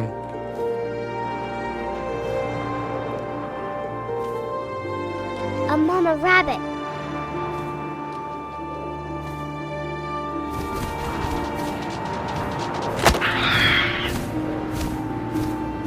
She was almost too big to carry. I started choking, but I couldn't stop eating. It's not good. Suddenly, I was a shark.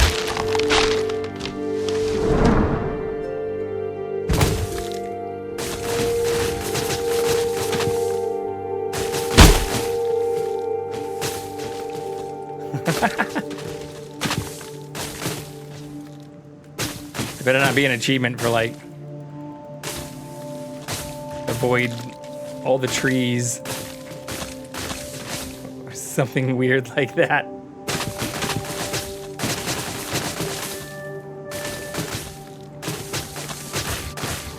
I rolled off a cliff and into the ocean. In front of a car, I too. was hungrier than ever.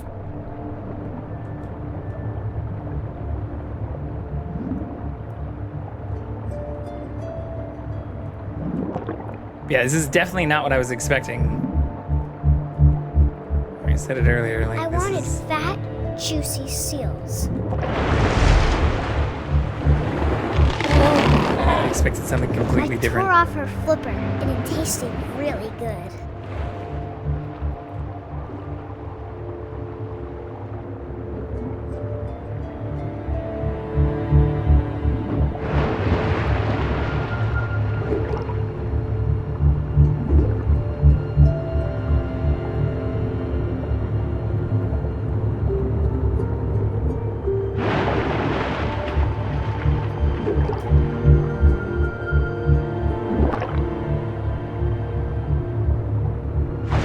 Grabbed on tight.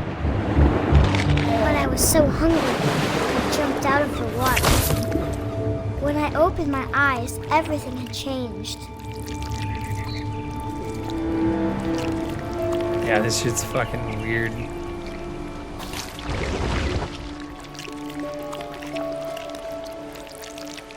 Now I was a monster, and I smelled people everywhere.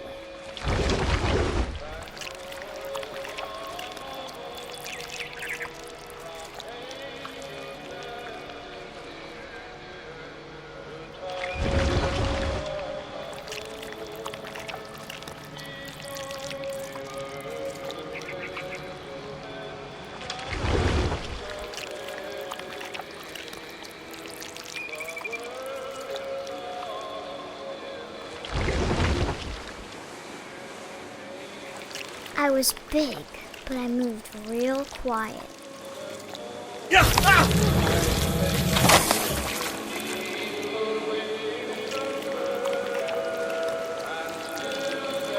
It's creepy. I don't like being the monster.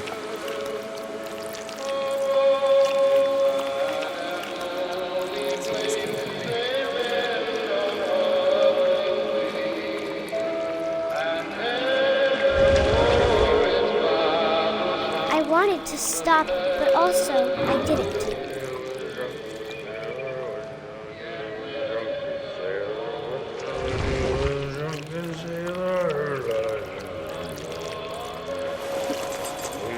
Belly with a rusty razor, belly with a rusty razor, belly with a rusty razor. What shall I do with a drunken sailor? What shall I do with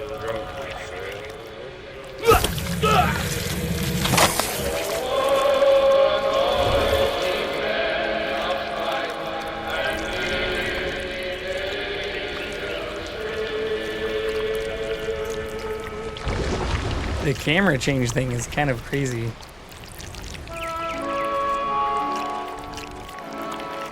Am I stuck in a fucking corner though?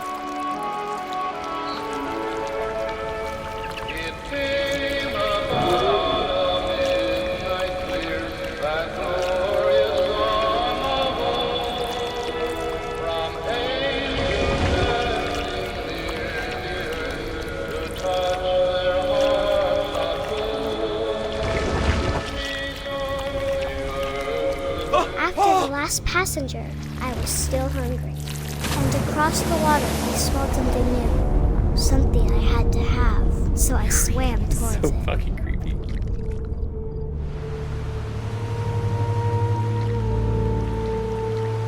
I slithered onto the sand, and the good smell went into an old pipe.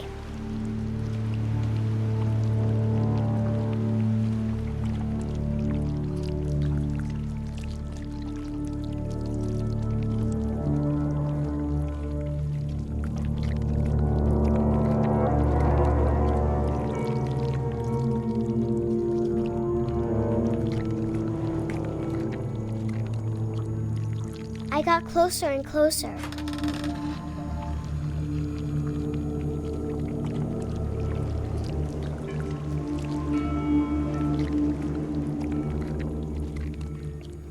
Eat yourself! All of my stomach started growling. And suddenly, I was me again. I held my breath for a long time, but I couldn't hear anything. I think it's waiting for me to fall asleep. But it's not going to wait much longer. It needs to feed, and we both know I will be delicious. Molly, you're fucking weird.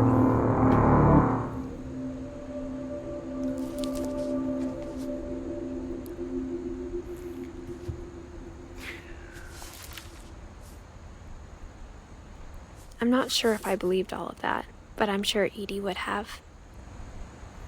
Okay. Yes, we gotta get all these people.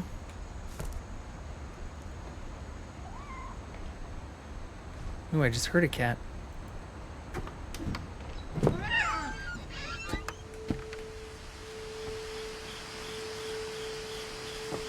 Wait, I want to read more things first. Fuck.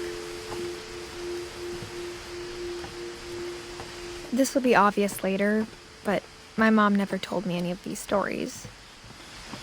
Edie would have, but Mom didn't like bringing up the past. Has to be a retelling. Though, when we adopted a stray kitten, she was the one who named it Molly. With the whole this will be obvious later thing. I spent a lot of time in Great-Grandma Edie's room.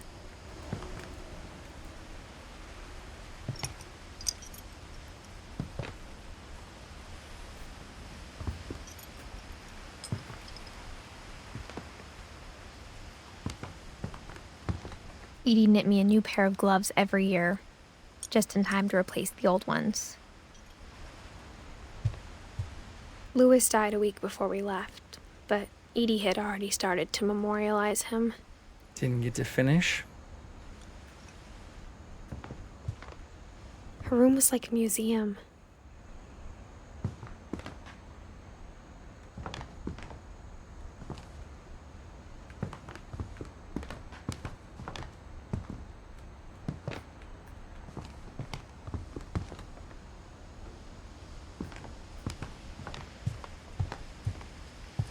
Edie gave a big interview about a mole man living under the Finch house. My mom was furious. I hadn't thought of myself as Edith Jr. for a long, long time. Edie. One summer, they evacuated the island, but Edie refused to go. For a few weeks, she was a celebrity.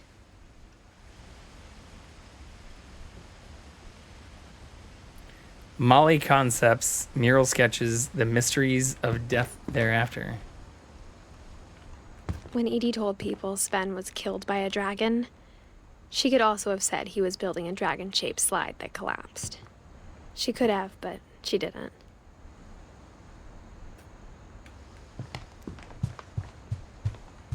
yet, so I think we want to do this.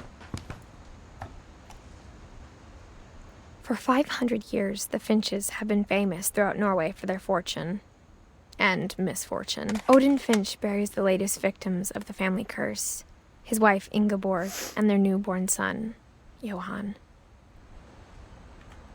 Oh yeah, never tried this.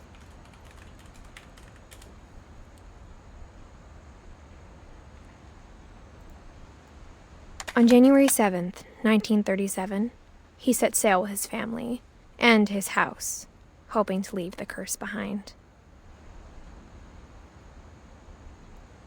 But 40-foot waves off the coast of Washington send the house and Odin to the bottom of the sea. Odin's daughter Edith, with husband Sven and baby Molly, step ashore on their new home, Orcas Island. Not sure how you sail a house like Odin that. Finch is the first to be buried in the new family cemetery. How realistic that is. His daughter Edie is already dreaming of a new Finch house.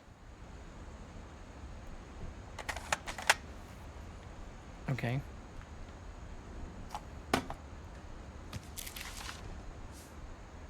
Whatever's wrong with this family, it goes back a long ways. So we're not missing something for Edie, though, here? This is her room.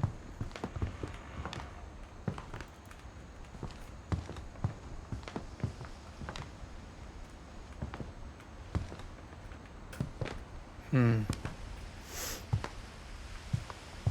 go back outside. That is a beautiful view, though.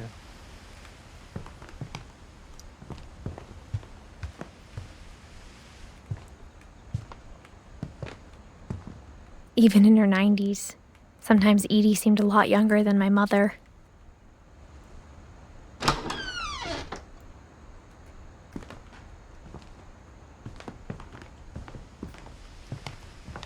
Am I missing something? Shrine sketches.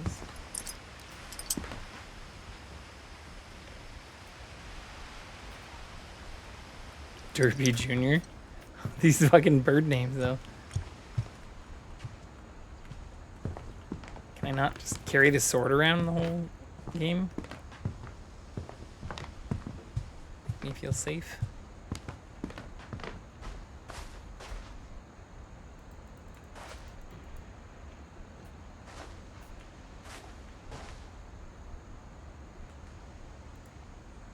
The only trace Grandpa Sam's first wife Kay left on the house was the pink bathroom. It was a pretty big trace. Poop floor.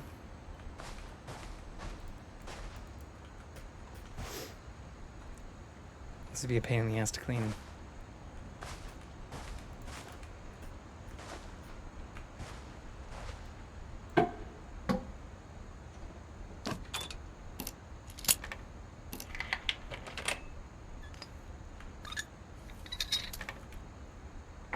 There's a secret in this bathroom.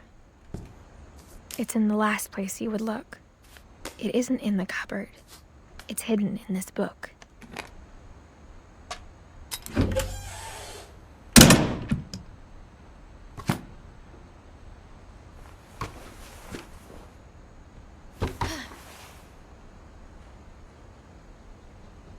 Is that also a rocket ship?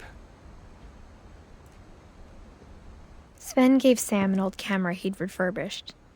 He never put it down. It looks like a rocket ship behind that little moon. Hey, there's the deer.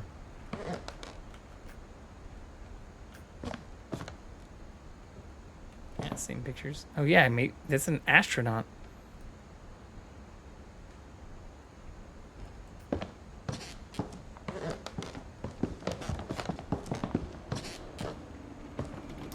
And a lot of booze. American whiskey and wine.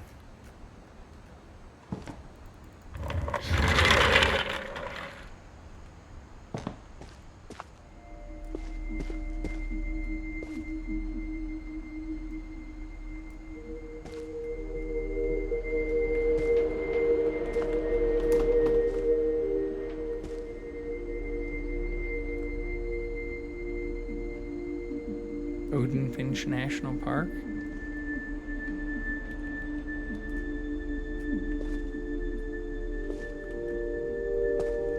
Buzz Lightyear. I knew Grandpa Sam had a twin.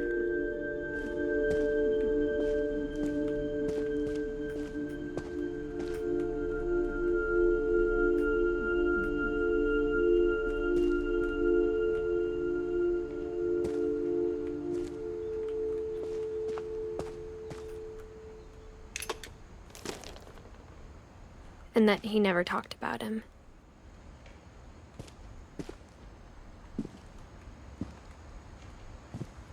I guess my grandpa didn't like history any more than my mom did.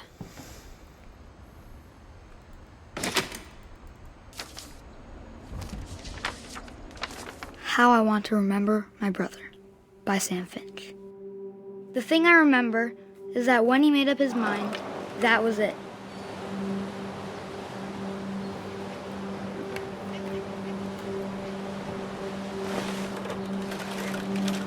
My brother said he'd die before he ate another mushroom. And he did.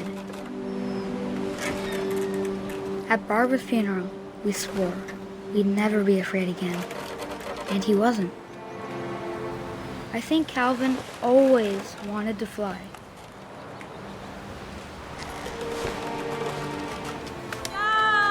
Calvin! Dinner's ready! Coming! But that day, he finally made up his mind to do it. I told him going around was impossible. Maybe if I hadn't said that. Yeah, this is super cool being able to control the scene too.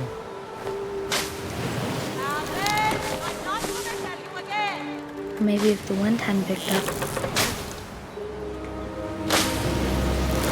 Then maybe he'd still be here. But I doubt it. I think he'd already made up his mind. That's what I want to remember about my brother. Maybe that's the astronaut thing, flying off the cliff. The day he made up his mind to fly. And he did.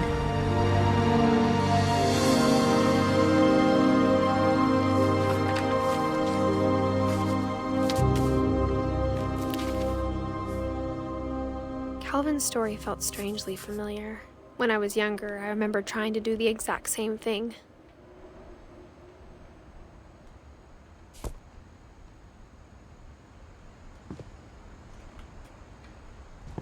After the funeral, Edie roped off Calvin's half of the room. Mom said Grandpa Sam enlisted at 18 and never set foot in the room again.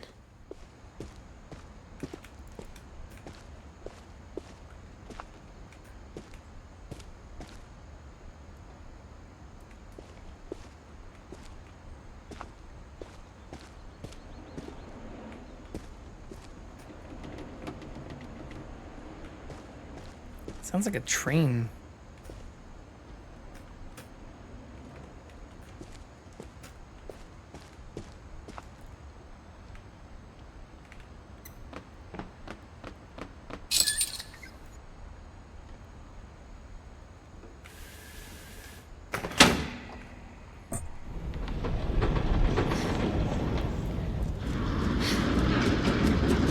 Yeah, I haven't seen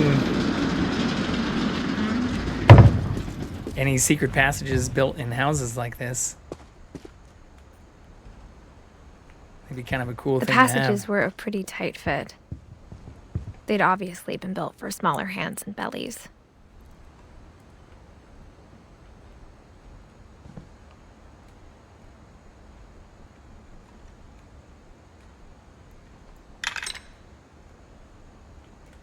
What's this way first? Let's see this way first. I'm torn.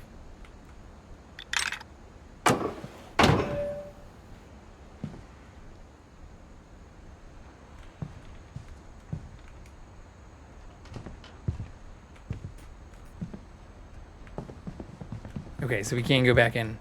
Nice. Edie's father, Odin, built the original house.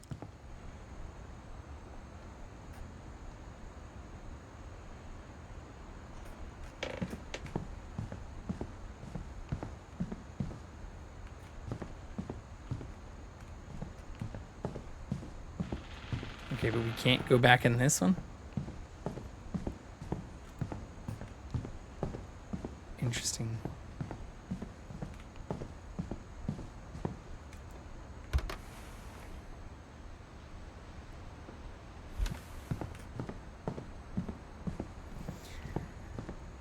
Yeah, so I think I want to do this one first. I don't know if it matters. Like, we do have the dates for the people, but does it matter what order you do them in? Growing up, I always thought of Barbara as a child star. Okay, so we can get back in here too.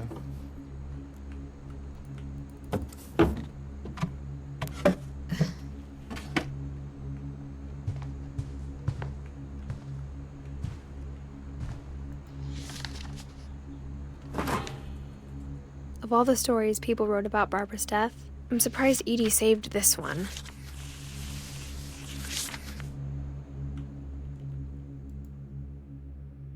Old Jack here with another ghastly tale inspired by America's most unfortunate family. I'm calling it The Surprise Ending of Barbara Finch. As a child star, Barbara was famous for her scream. Now at 16, she was all washed up. A has-been. But in a lucky break, she'd been asked to perform her signature scream at a local convention for monster movie fans. It was just the boost her career needed. Unfortunately, her scream hadn't aged well. Getting better. I think you just need the right motivation. Her biggest fan and current boyfriend, Rick, was about to demonstrate when... Now that was a great scream. It was Barbara's father, Sven. He'd slipped into a table saw and had to be rushed to the emergency room. So Barbara got stuck babysitting her youngest brother, Walter. Her convention comeback was cancelled.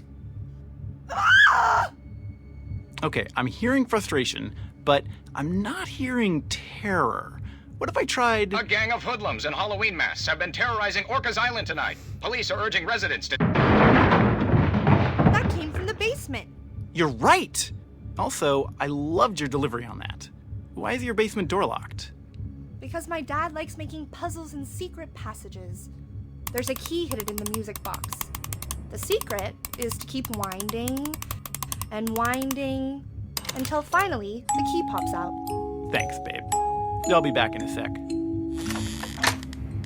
20 minutes later, Rick hadn't returned. So Barbara went to look for him, right on cue. She reached for the music box. And as she wound the key, she listened for Rick, but the house was silent. Like, the different mediums the game is made in, like, kind of different puzzle types is extremely interesting. Rick? She found Rick's crutch and imagined the worst.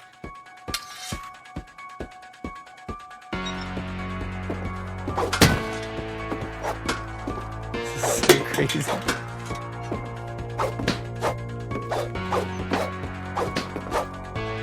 I wonder if there's an achievement for knocking The over a gang's bunch leader of is the stuff. infamous Hookman killer, Dr. Carl Hamill, who impaled and then ate his family 10 years ago tonight. But yeah, they have to... Like, they have to license this. The Halloween music.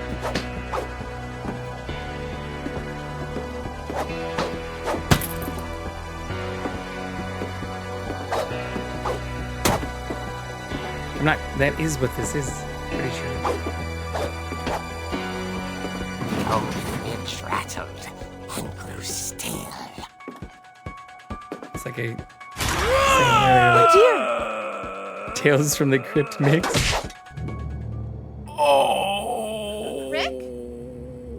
Barb, relax. I was just trying to scare you to help you find your scream. Well, I'm not scared, Rick. I'm furious. Then act furious. All I'm getting from you now is that you're hurt and confused and She threw him out, but she kept a little something to remember him by. Barb, have you seen my other crutch? And she was still holding it when she fell asleep watching the late picture show. Hours later... Barbara! Walter, what's going on up there? Ah! Okay, I'm coming up, but if this is a trick, you're dead, Walter.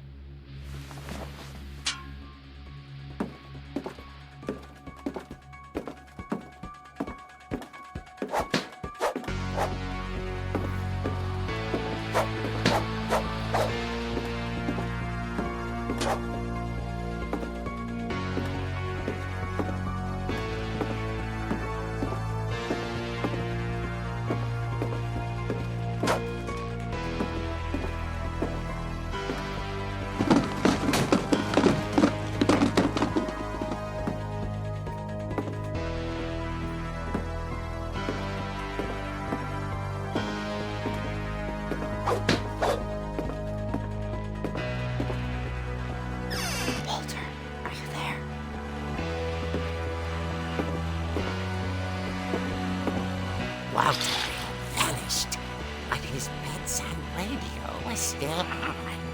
Orcas Island police describe the man as 6 feet tall, with a steel hook for a hand.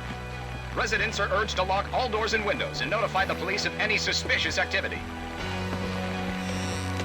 Barbara turned, saw the hook man, and was speechless. He was quite smashing. Wearing a doctor's outfit too.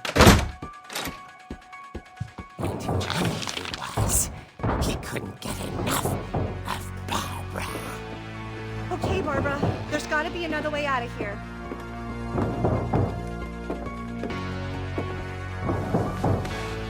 That night, she played her part beautifully.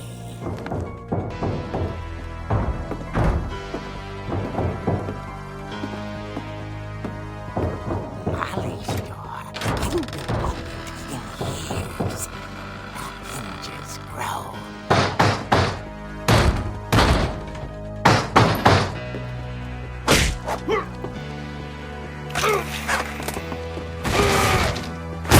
He wasn't moving, but she sensed the story might not be over yet. It's like an amalgamation of all the top horror movies.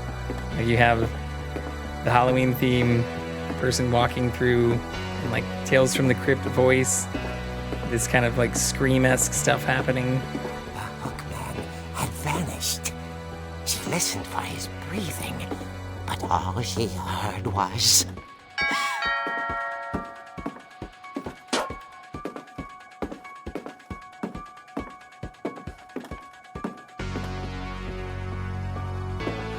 At the door, she heard whispering. It was coming from inside the house.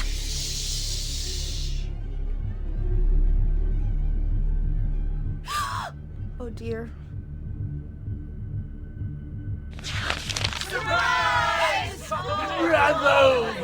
You were wonderful. The monsters had come to surprise her. For Barbara, it was a dream come true. Then she saw what kind of monsters they were, and she realized what was about to happen. She was going to be famous. And with her final breath, Barbara Finch gave the performance of her life.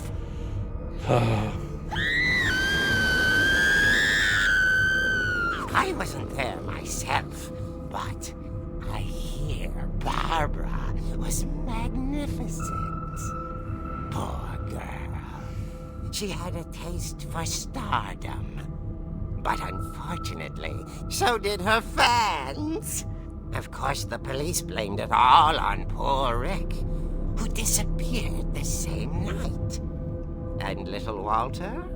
Hiding under his bed the whole time. He took it all pretty hard, but that's another story. As for Barbara, tucked inside the music box is all they ever found of her. Her ear. Now that's what I call That's so a fucked up. real eerie tale.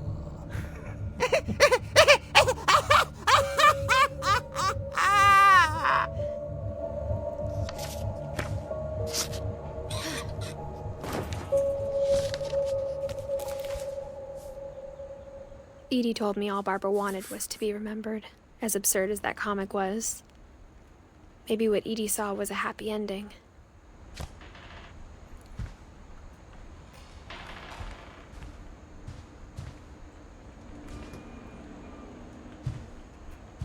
Okay. So I don't think, like, we can't get out of this. I wonder if the progression has to be linear. It seems like you could maybe do them, looking back at this, in order, like chronological order. I wonder if that matters.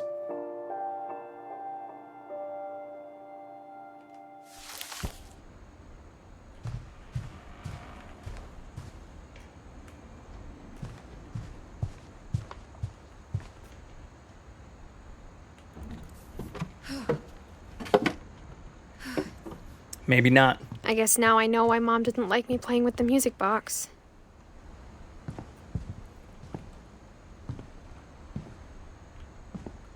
Whenever people ask me about my family, the first thing they always want to know about is Barbara. It's funny. All those times I played with the music box and never found the basement key. Mom must have locked the third floor stairs on the night we left.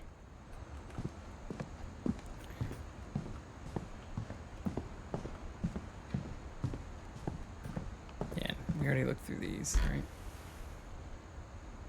Yeah.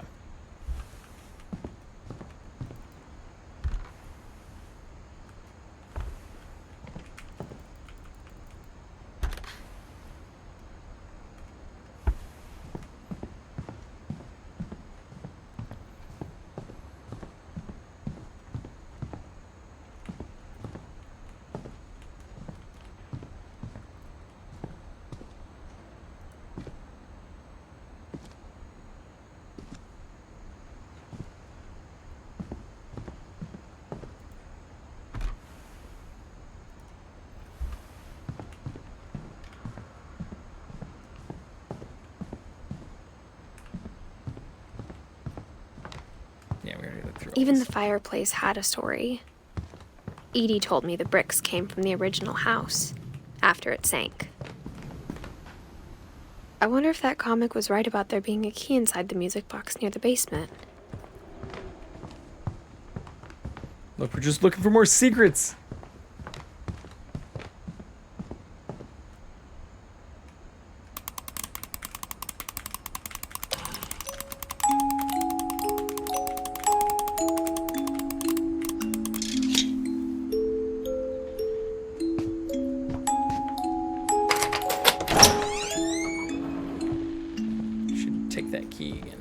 It's used for something else, like the locked third floor.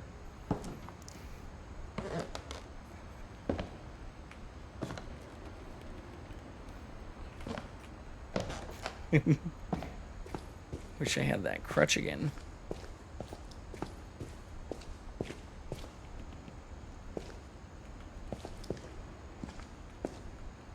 Mom said the basement was off limits, unless I wanted another tetanus shot.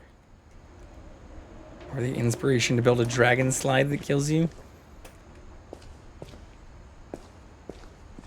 I saw Edie sneak down to the basement once, carrying packages.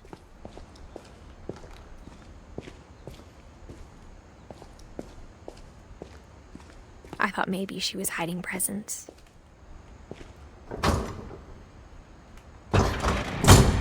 It turned out she was hiding a lot more than that.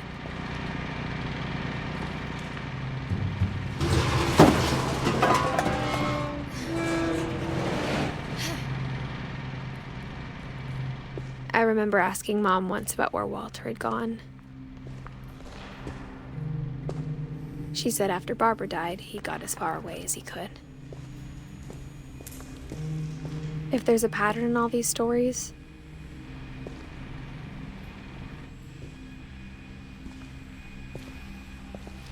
is a shitload of supplies. We got soup, we got jam, we got peas, we got a bunch of cereal, coffee, peanut butter, pea soup, propane, rice, water, more beans, more jelly. I think it's that none of us has gotten very far.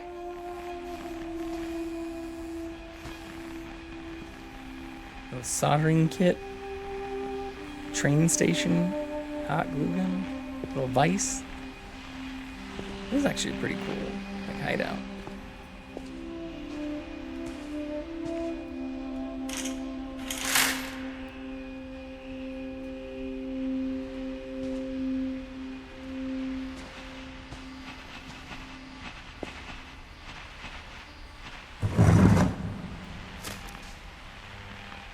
Goodbye, everyone.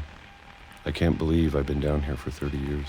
Yeah, he does seem like one of the oldest ones. On that first day, after the shaking started, I didn't think I'd survive a week.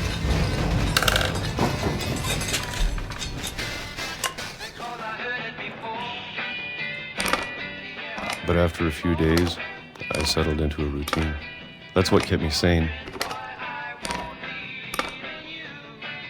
Having a schedule, living for today. I always expected to be dead tomorrow. But if you wait long enough, you get used to anything.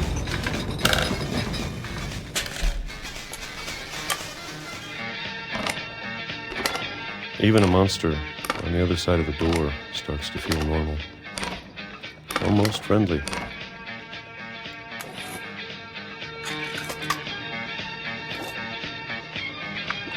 Millions of peaches. And then one day, everything just stopped. Whatever that thing was, it was gone. Maybe it got tired of waiting. Or maybe I just got tired of being afraid.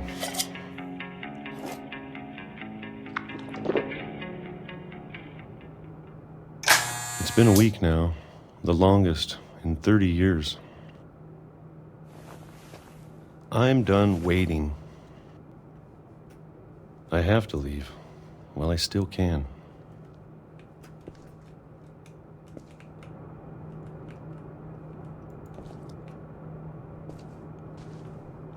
This is not very much space though. Like exercise area. He's got a huge shower. Well, huge by bunker standards.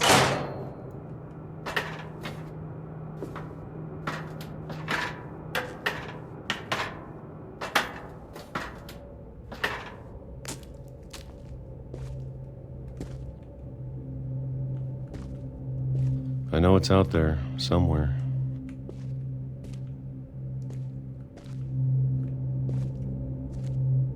Whatever killed Barbara and Molly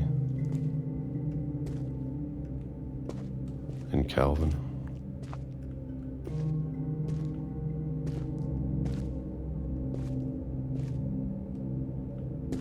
Yeah, that would smell so bad too. Like there's no ventilation, it looks like.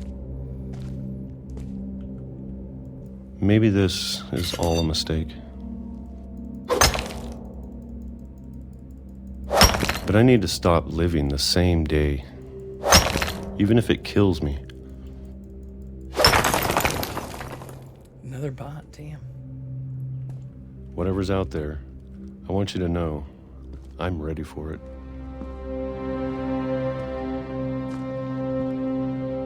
I'm going to appreciate all of it, especially the food. I don't mind if I only have a year left. Or a month. Or a single week. I'd be happy with one new day. I can already imagine the sun on my face. Don't even get a day.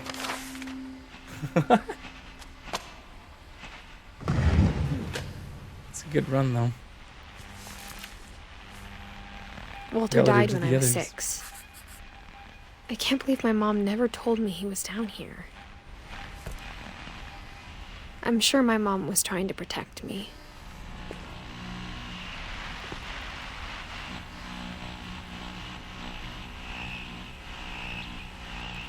Cinnamon, garlic, salt, pepper, chili powder, oregano, nutmeg, dillweed, rosemary, coriander, cinnamon, garlic, salt. Just the same things rotated on the bottom. It's a good way to do it.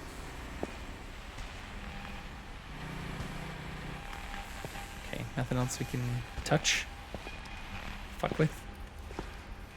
No other lore? Ooh, he has the crutch on the wall.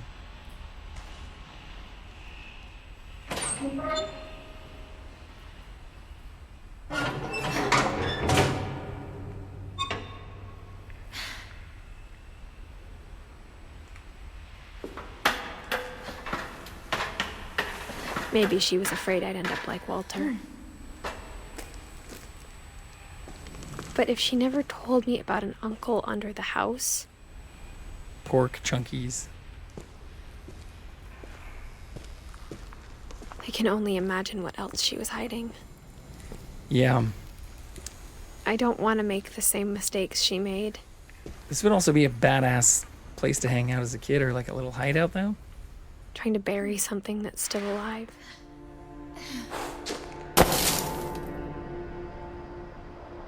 Now that there's only one of us left, or maybe two,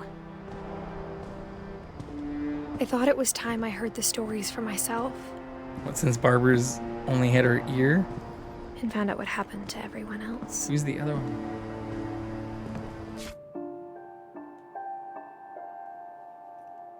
No, Barb would be unlikely. I mean, I guess maybe.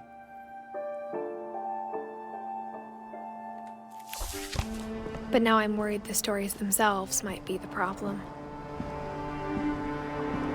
Maybe we believed so much in a family curse, we made it real.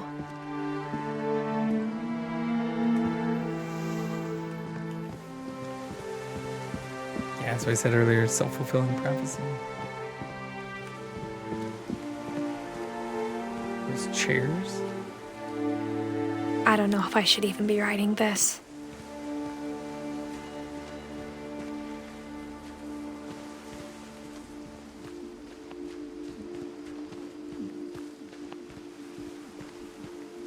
Maybe it'd be better if all this just died with me. Why are all these fucking chairs in the trees? But I thought you should know about your family.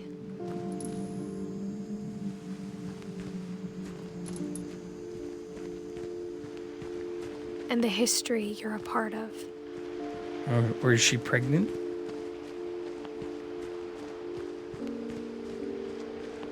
That probably makes more sense.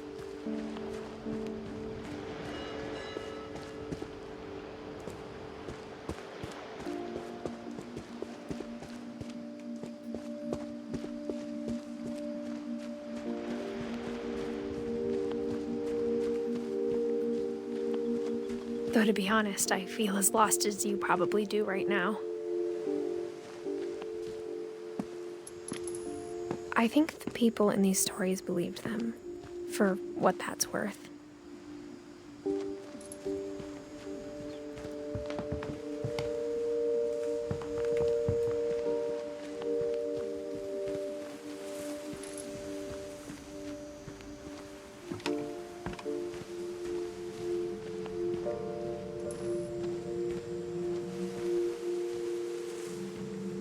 Nothing else we can do over here, though? There's lights and everything.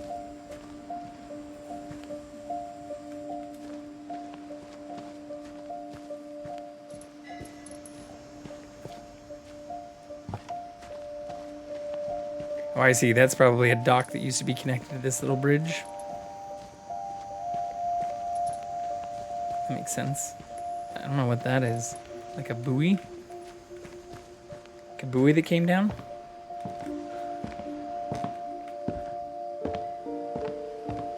Or got beached?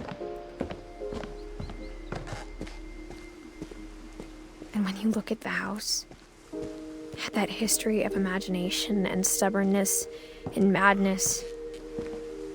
Any of it seems possible. Yeah. Until you try to sell it and they ask for you to pull permits on all that crazy shit.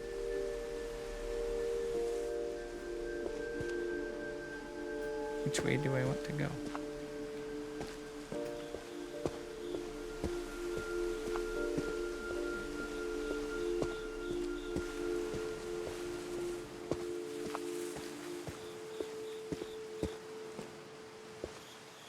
Alright, even if there was a tree house too, that doesn't explain all the fucking chairs in the trees.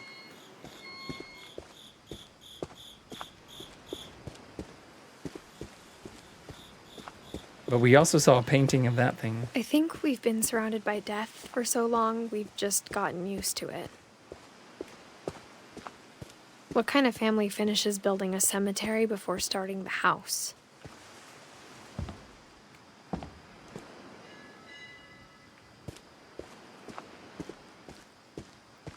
It's embarrassing for me to admit this, but the pet cemetery made me more uncomfortable than the human one. Some Stephen King sprinkled in here. Christopher, Bob, Oliver, Shadow, Shotzi, and Bailey. 3 of the gerbils are mine, and 2 had been my fault. And then you have, these are all pets, because these are all those fucking birds. Derpy, Derpy Jr., Chirpy and Burpy, Furpy, Lurpy, Zerpy. Wait, where's the one that didn't have a... Lucy, Charlie. That's cute. Sven built the house, but it was Edie who designed the cemetery.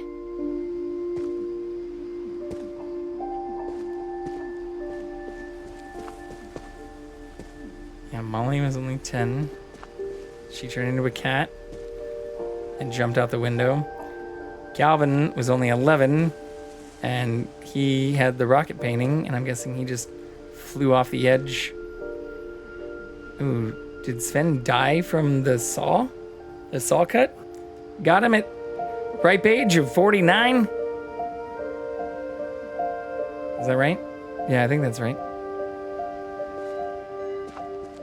Edie Finch. Ooh, she had a long life.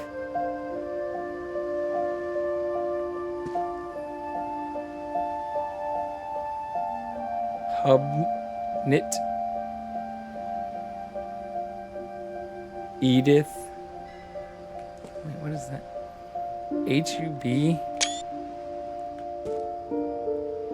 F-D-E-C. You can spell Edith with it, but...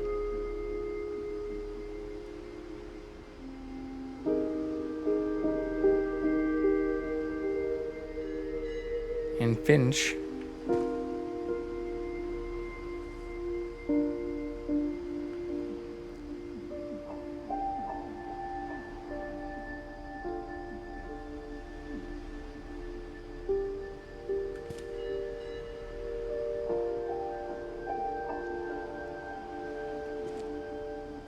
Yeah, she's definitely the oldest. Walter just... There's a tiny version of him in the train tracks. That's crazy. Wait, so these are all the ways they died.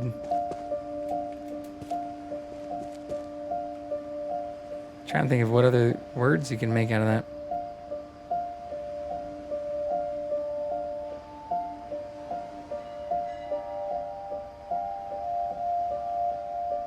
bunk?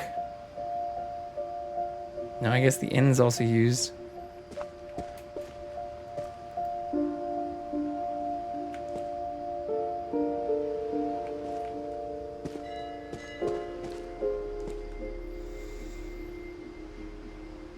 Yeah, 44 to 60. 16.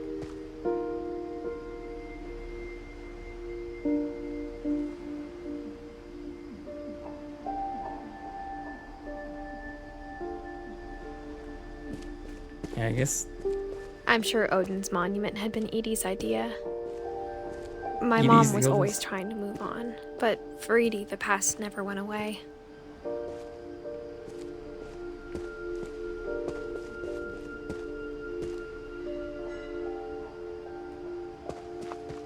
She could see it poking out of the water at low tide. Oh, that's the old house. I get it now. Yeah, Edie was like, what, 90?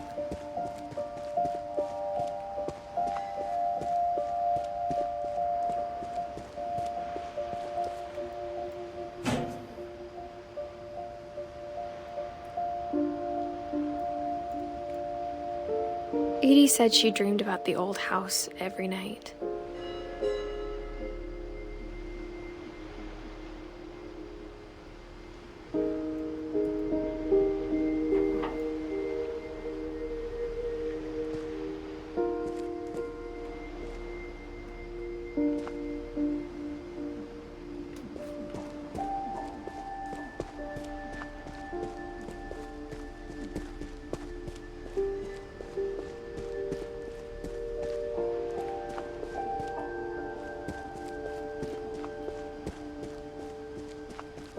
Where's his dates? He's got like a giant shrine with no dates. Edie's side was always easier for me to understand.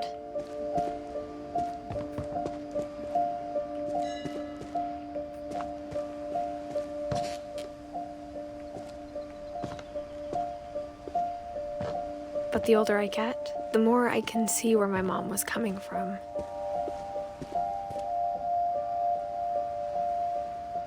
Yeah, 1917. 2017 would be 100. So she was 93. I guess she made it the longest. Her dad had been pretty strict, but it wasn't enough to save her brothers. She was just trying to do better. Yeah. Everybody else died super young.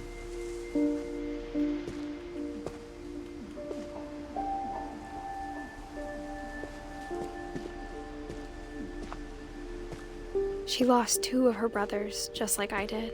I get why she tried so hard to protect us.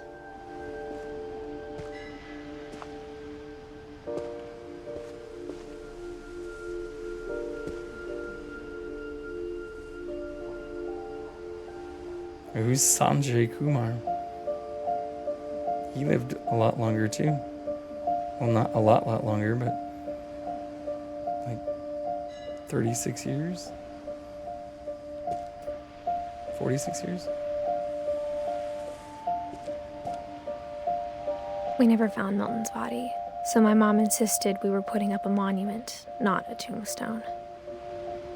Or is he the other one that could be alive?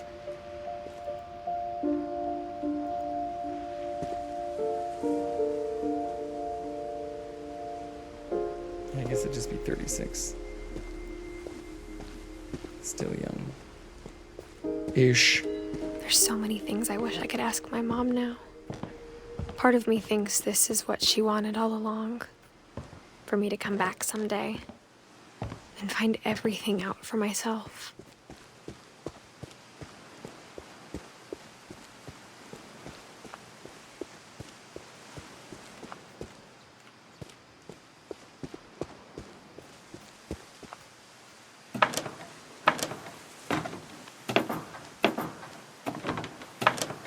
Am I missing something down here though?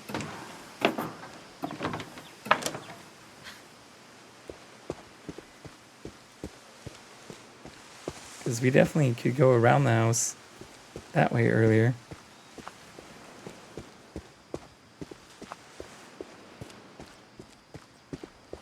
Do I have to walk all the way through all of this again to get back there? Alright, that's wild.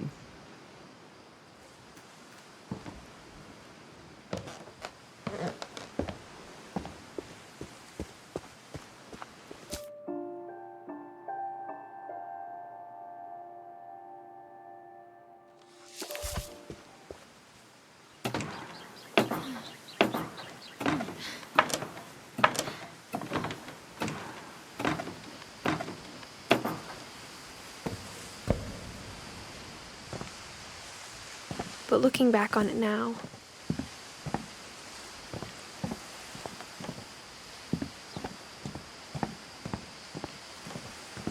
if she told me there was going to be so much climbing, I never would have come when I was 22 weeks pregnant. Yeah, so she is writing a memoir to potential future child. Alright, maybe I should backtrack really quick then. 'Cause that seems like...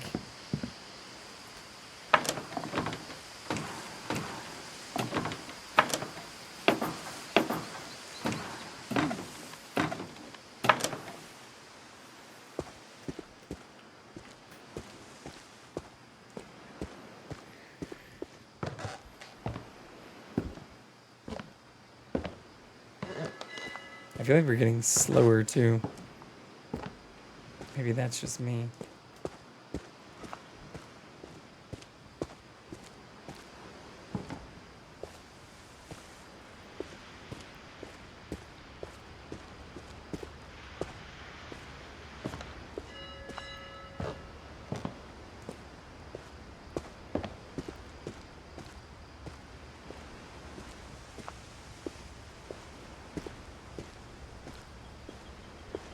Yeah, I feel like that's going to take us up to the next area of the house.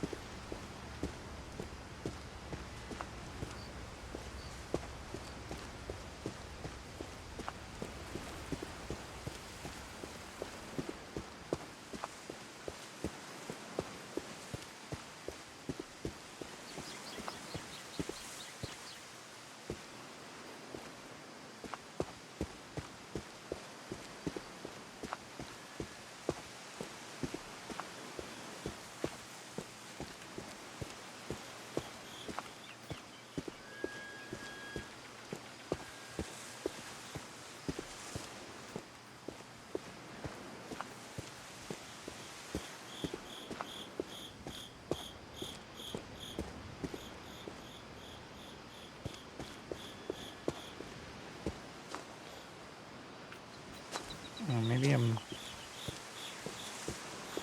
I'm not thinking clearly here.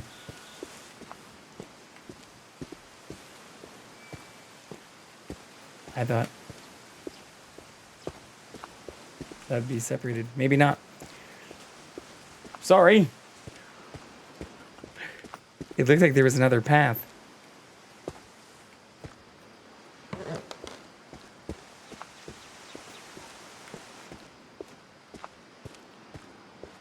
Or maybe I lost my chance to get back there. I don't know. It's still not clear if we can like go back through to some of the areas we were already in. Or I guess without going all the way down to the beach.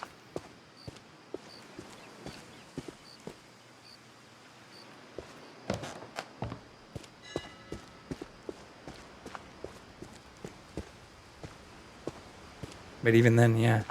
I don't know if that means I could have taken another path up.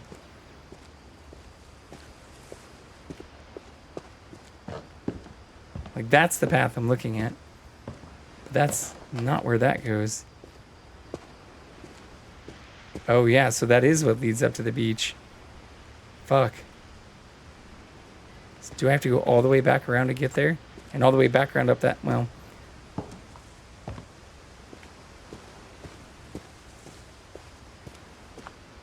Shit.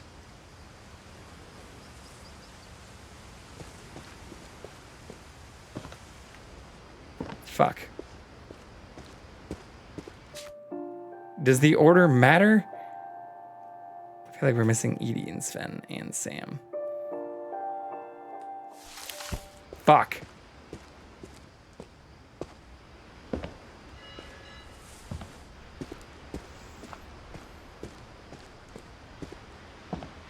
Sorry. But I feel like, as with the tree, the rooms have been added on. I don't know, that seems to be kind of the metaphor here.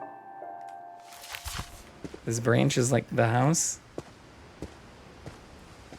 Before we go up, I want to make sure we've gotten down.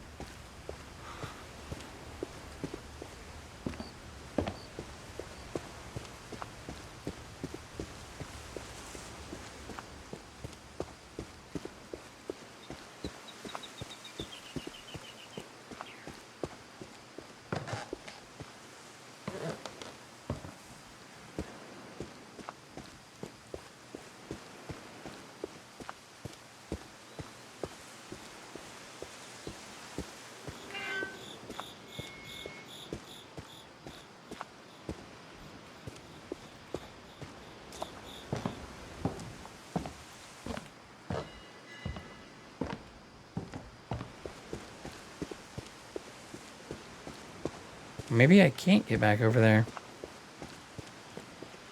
Yeah, that's not actually a walkable path. Fuck.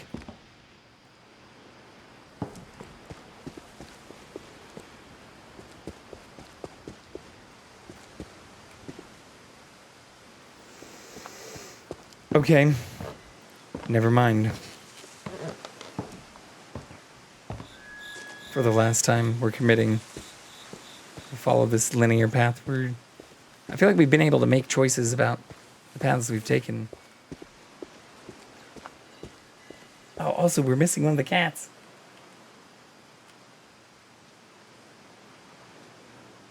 Shit. Here, let's see if I can find him real quick. No. He's definitely not on this one. Here, I can just do this for now. Bring back the other cat when he's present.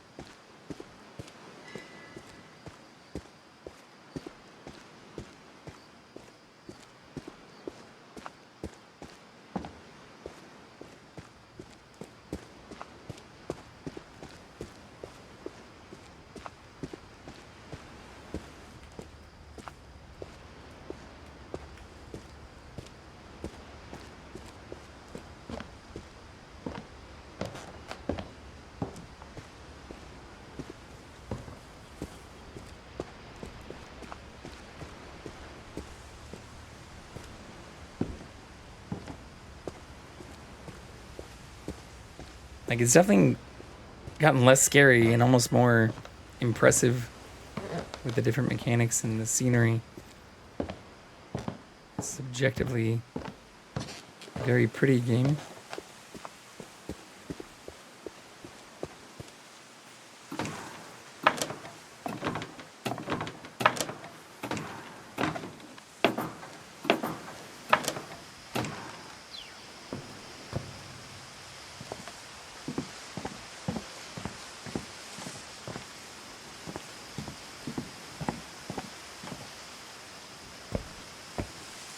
Yeah, this is some dangerous shit to do if you're 6 weeks pregnant or 6 months pregnant.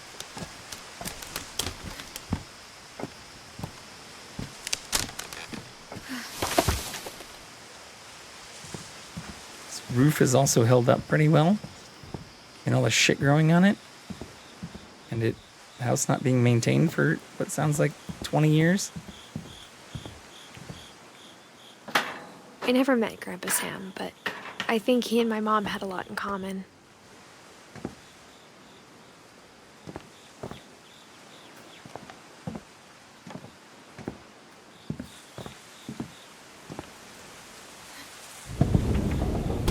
They were both pretty intense. Oh yeah, Grandpa Sam got some crazy shit all over. Sam spent his life shooting photos, but Mom said he got nervous being in front of the camera. I guess we're all afraid of something.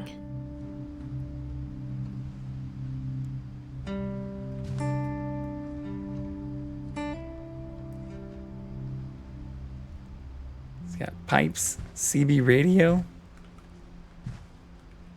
old repeater that we can't open. Instead of hiding from death, Sam seemed to go out of his way to meet it.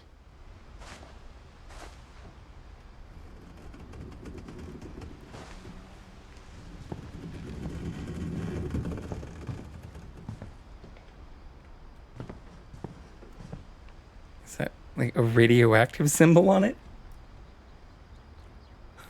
It's interesting.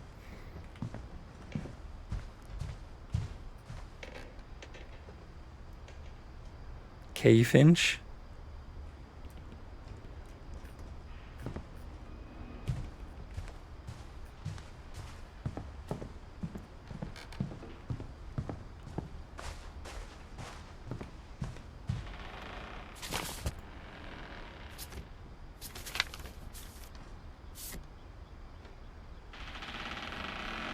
Oh, those are the photos we saw developing.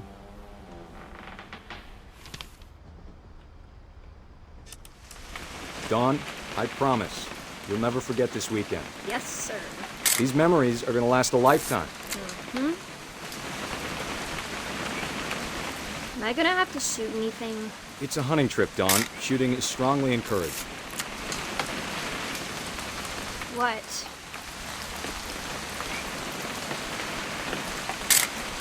Perfect.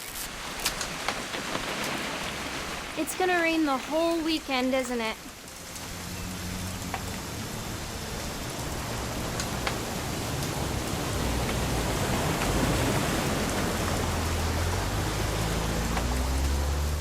I will never forget this weekend, Dad. That's the spirit. Okay, got it. I'm gonna take some pictures, okay? Just be careful. That camera's older than you are.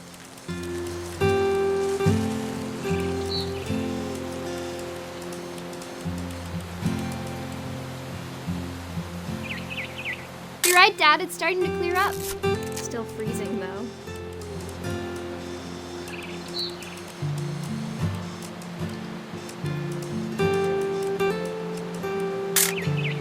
Aw.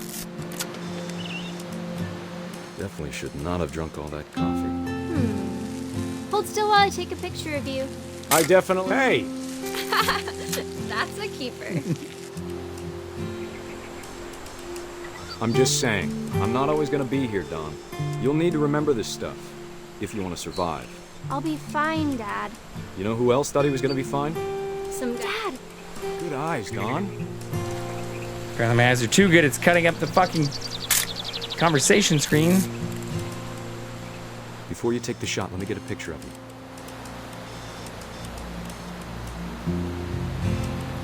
Dad, I... Just breathe. Let me get behind you. Do I have to do this? Dawn, you don't have to do anything.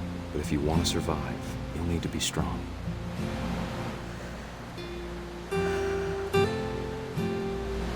Now keep yourself squared up, elbows down, like we practiced, whenever you're ready.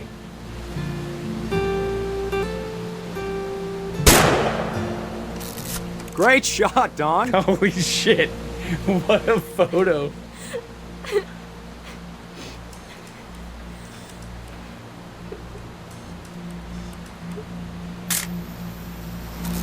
I'm proud of you, Dawn.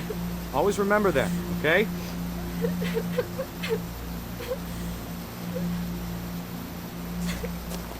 What the fuck? Sorry, Dawn. Just gotta reset the timer.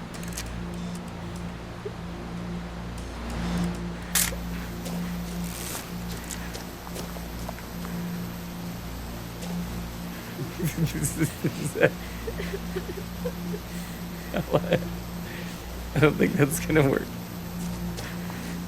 Hang on, kiddo. Just trying to get a shot of the two of us together. Shit, there's probably like a way to do this in one shot.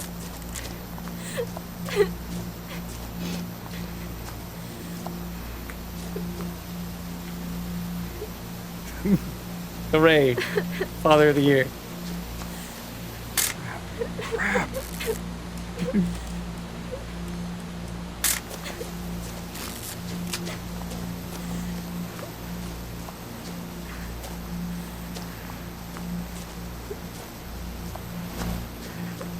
Dad, it's twitching. I think That's it's totally normal, Don. Just focus on the camera. Try not to think about. Dad! Oh shit!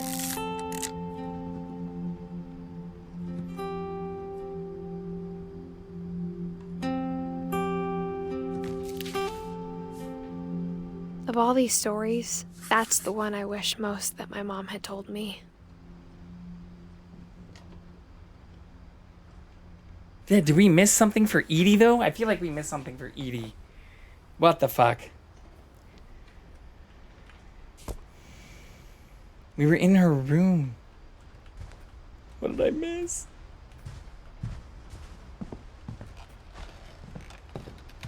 That's pretty crazy, though.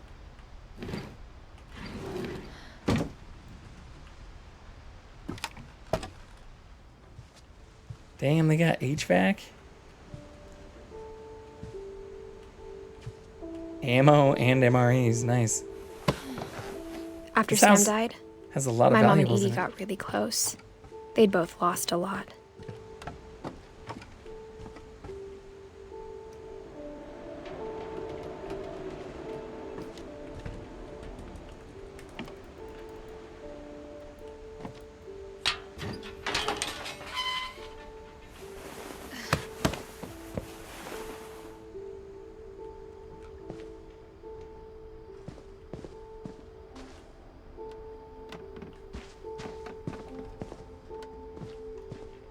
I can't imagine my mom ever writing poetry, and yet... Poem for Gus, who always said the wedding was a bad idea. I can't read the rest of it. Maybe we will.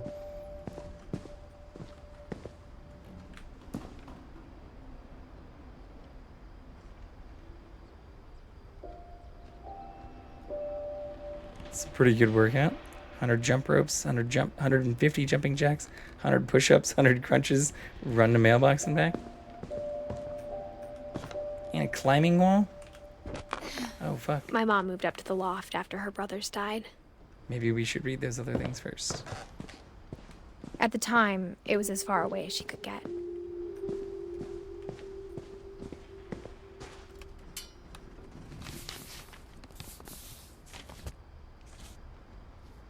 Oh, there's Kale's stuff. Dear Kay, do you remember the way Gregory used to laugh when he thought he was alone? Like something funny was happening, but only he could see it. Placid plastic duck. I think he saw things the rest of us don't.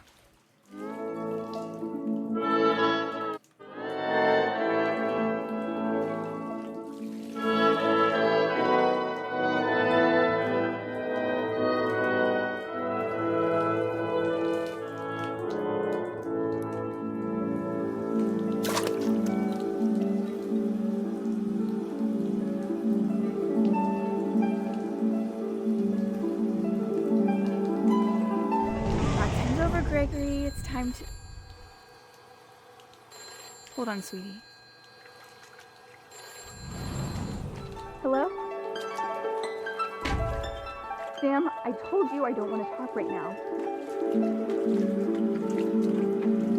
I wonder what he saw.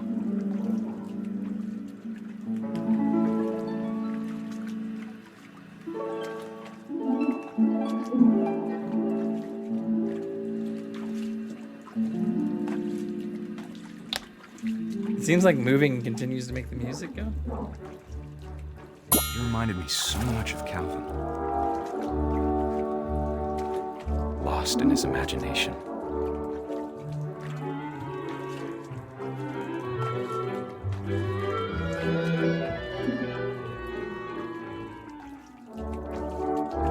Okay, I don't have to move anymore for it.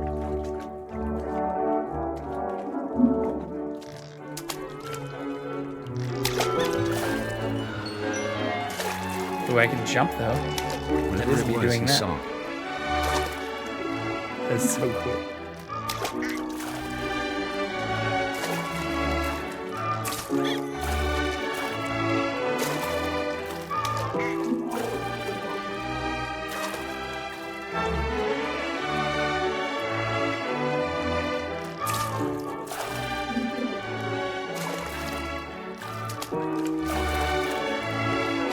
It sure made him happy.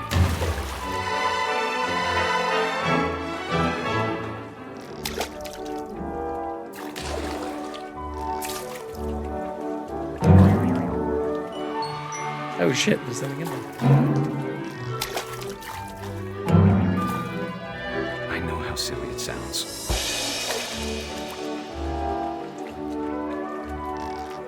That I worried about a baby being too happy. But I could feel him slipping away. Sorry about that, Gregory. I know you did everything you could.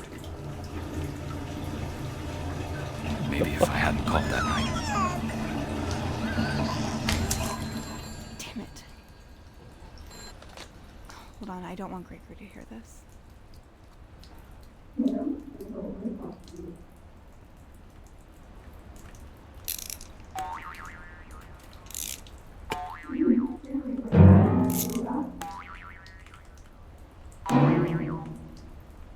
I wish she could have told us.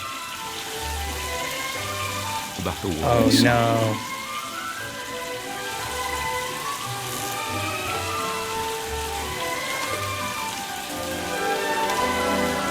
There's so much I don't understand. About Gregory. About everything.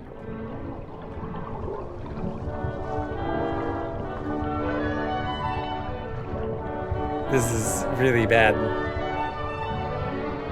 But I know what happened wasn't your fault.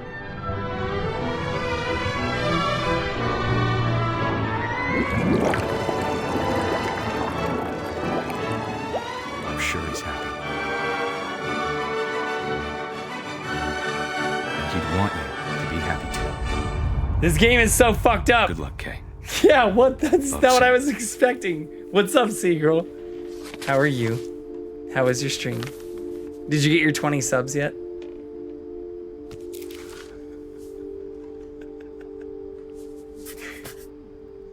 Also, I feel like I missed a thing. I feel like I missed Edie's. It was good. Not that clouded yet. Well, I saw you get at least a few. I had to jump in on that train. Also, get you a shout out here. But yeah, how was the rest of your stream?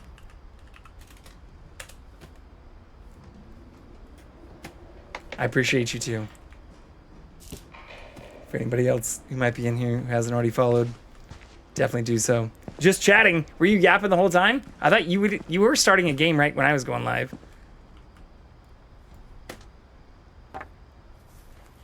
A poem for Gus, who always said the wedding was a bad idea.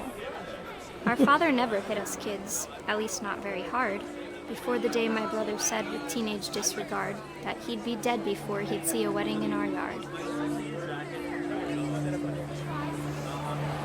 Alright, this is gonna be probably something else super messed up. I do love all the different play controls in this game though. It's good. Happy streaming is a place to dive into spooky vibes more. Played Little Nightmares and Dead by Daylight? Nice. I still haven't played Little Nightmares, or I saw Little Nightmares 2 came out like this year? Last year? But I haven't played it yet. I did get Little Nightmares. I own it on PC, and I think I also got it for free on PlayStation, but I haven't played it on either My console. father made him come, of course, but Gus stood far apart, just flew his kite and bottled up the storm inside his heart. Third one is coming out soon, apparently. Oh, I should check it out then. Especially for Spooktober. Here, I can do this, since I think I can pause it this way. This is some of the stuff I was planning to play. Also, we can see if we have the other cat back in view too. Get both of them on here. Nope. I don't know where Jackson went. But we have a new little foster. Oh, so I did these last September, or last October.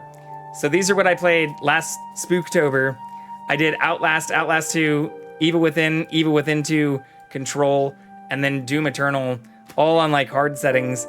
So these were, when I was yapping yesterday with people, what I came up with as what I'll play. So starting off with this, which people said isn't too much of an actual spooky game. So kind of working our way through spookiness, but also play times. So if I can get through all of these this month, maybe end it off with something chill with Firewatch. But I looked at like the how long to beat without looking at the actual like spoilers or details about the games. And this was super short. So I figured I'd do this, Soma, Fear and Hunger, and then Alan Wake. I did play Alien Isolation a few years ago, but not on the harder difficulties. And then Call of Cthulhu. Some people mention that I do own like the Dark Picture and Quarry games, but haven't played those either. And then, yeah, ended off with something chill, like Firewatch. As well as more Fortnite, or some people also mention the new update for 7 Days to Die, since I played a lot of that a long time ago. And continuing on with Baldur's Gate, since I haven't actually beat that yet. I'm still in the third act. But yeah, this progression is making me think I missed something earlier on, which is going to make me sad.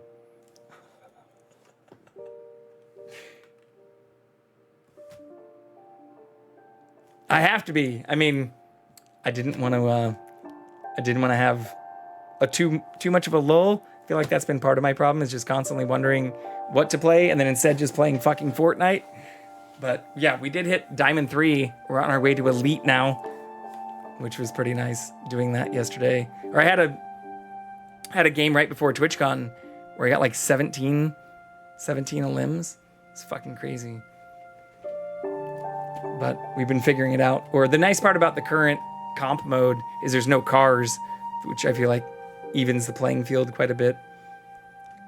And no doom fists and stuff. Oh shit, yeah, I was gonna find the other cat. Let's go find Jackson.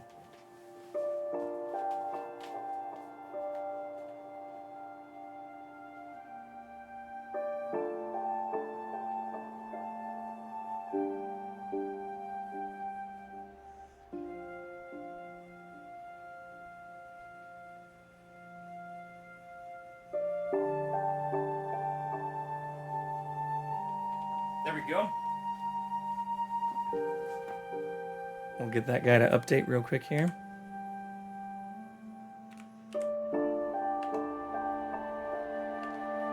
That should work.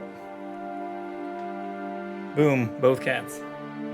Yeah, we're fostering a kitten right now that will probably be getting picked up, if not tomorrow night, on Sunday, or on Saturday. So that's the kitten. That's the kitten that's in the top right. I guess I'll just do this one pause. Now that we have them both. So bottom right is Kiki. The one that just heard me say his name is responding. He is a 9-month-old kitten. He just likes to hide under the bed in my guest room. And then top right is the one and the only Jackson, the not 9-month-old and 16-month-old rescue we came out here with.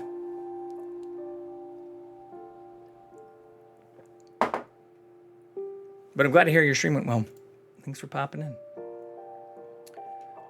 I don't know what the fuck I would have missed for Edie, though.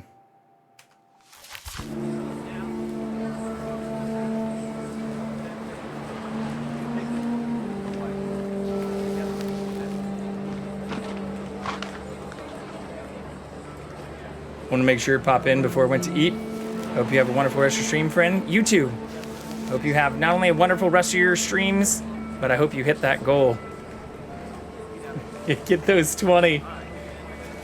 And yeah, thanks again for popping in the sequel. I tried to talk him out of it, but though he'd never met her, we don't need a stepmom were the words that I now remember. pronounce you husband and wife. You may kiss the bride. Oh shit, they're getting married.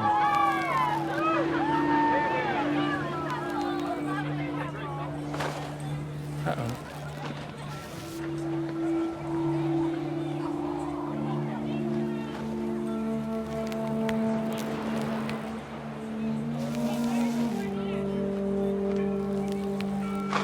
Do I have to do something with them? Or just fly to find the new ones?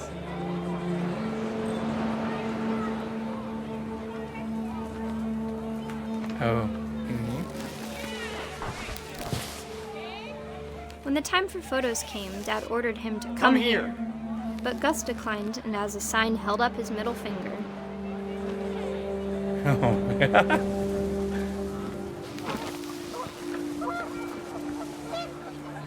The wind picked up and panicked geese appeared and quickly went. But all the humans did that day was go inside the tent.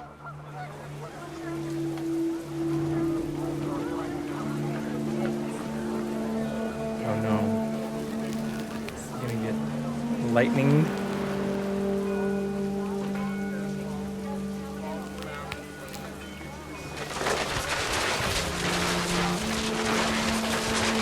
Oh, and this is why the chairs are in the trees. That nature might destroy the tent our dad had crudely made.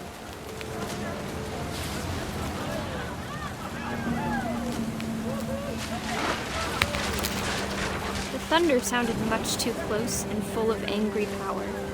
But all my father said to this was, "Make the music louder."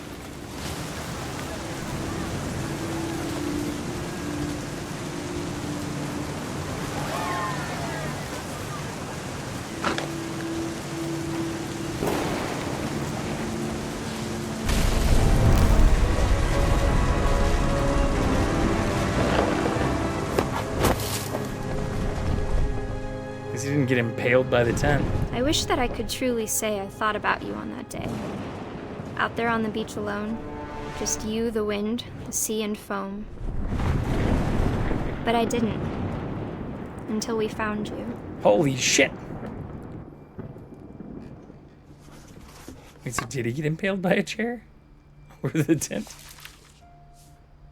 She never talked about him, but Mom told me once if I was a boy, they were going to name me Gus.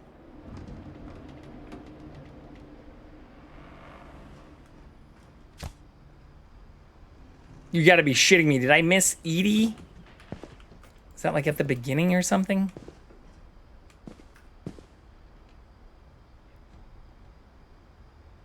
No messes after dark.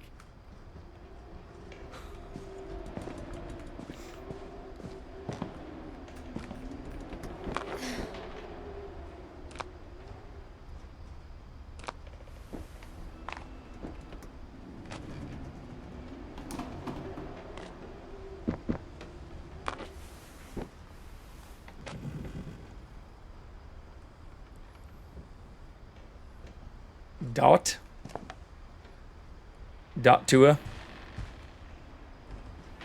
Religion was another thing my mom never talked about, but I think it helped her a lot after her dad died.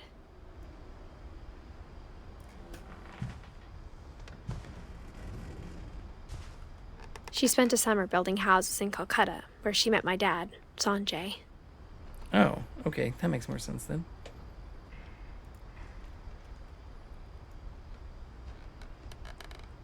Call Mom and Grandma once a week.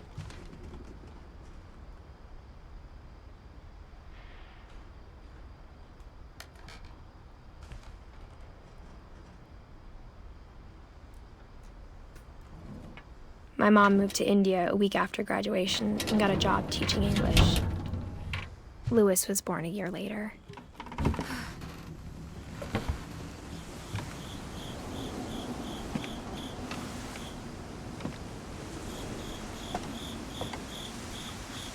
When my dad died, I don't think Mom knew where else to go.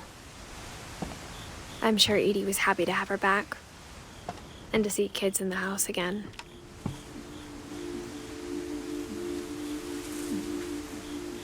They're all mostly dead.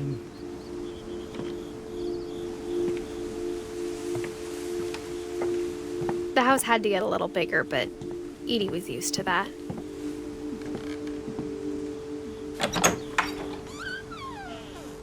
And for a while, things were good. Almost normal.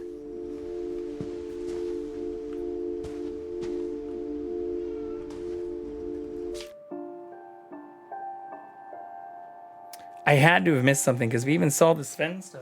Hello, friend.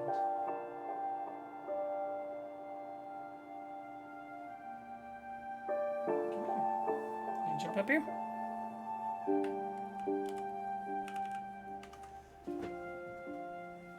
No? Does not want to come up.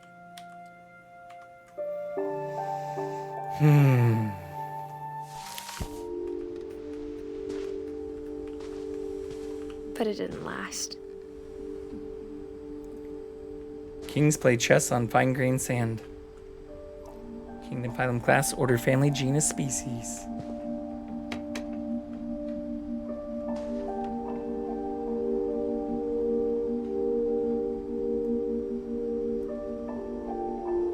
The curse.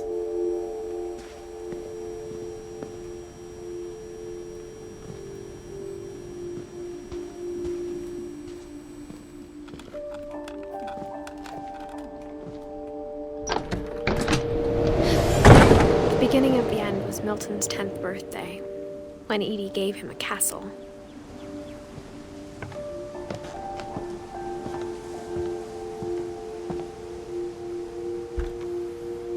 After Milton disappeared, the only thing he left behind was a room full of paintings.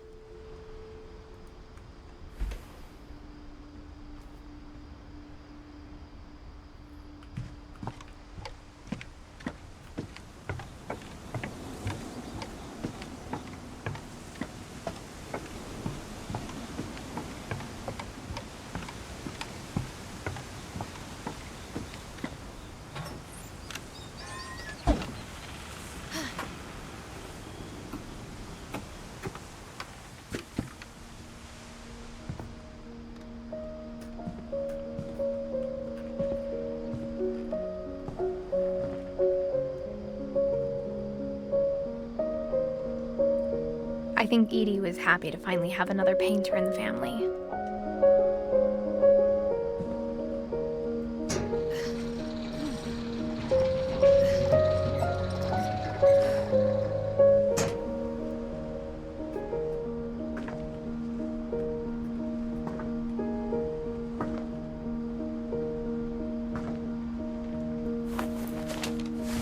Milton Finch in The Magic Paintbrush. Empty painting. Oh no.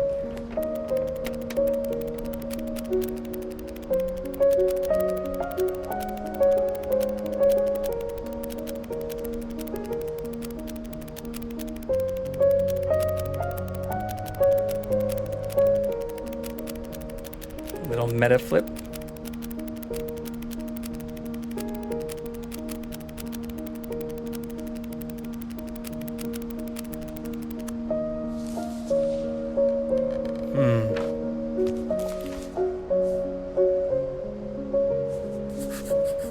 I was Did I four miss when Milton disappeared. Dawn too?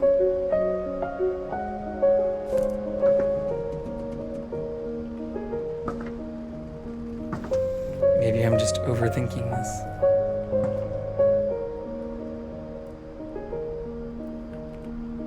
Is the cat back? No.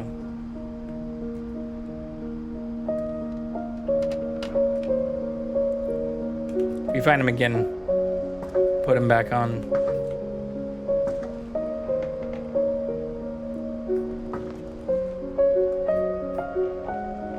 I really like the music in this game, though.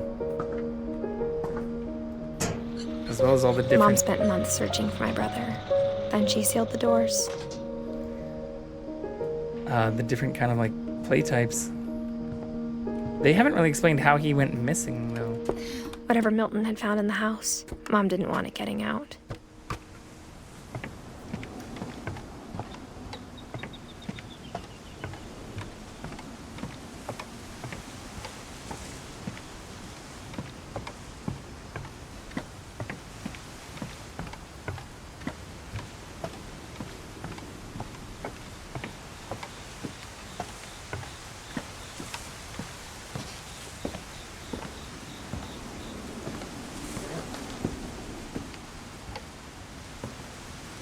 Mom definitely blamed Edie, but I think Louis blamed himself.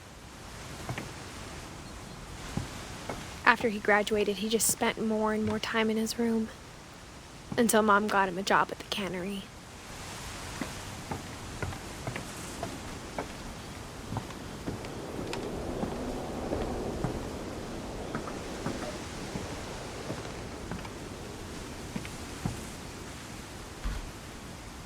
Everyone always told me to stay out of Louis's room. Legalize. Except Louis.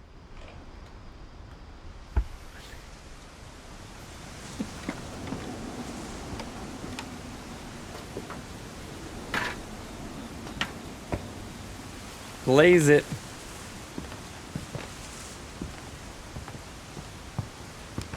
Oh, there we go.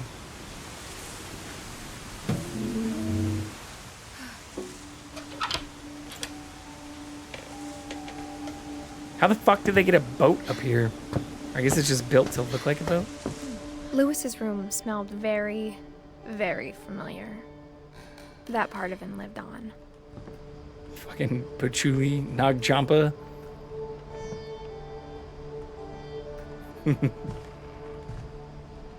Louis and I spent a lot of time playing games together, but he was surprisingly bad at them.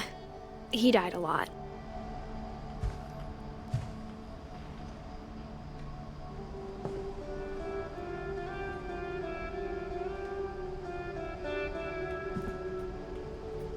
Not a bad setup for 2005.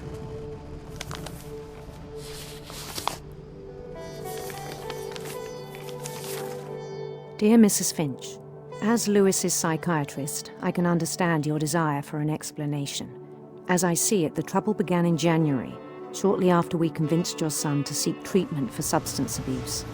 Newly sober, I believe Louis first noticed the monotony of his daily life.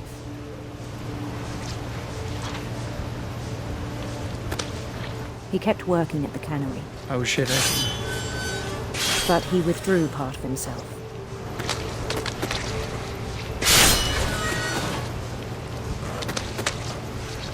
In our sessions, I saw the same behavior. His mind began to wander.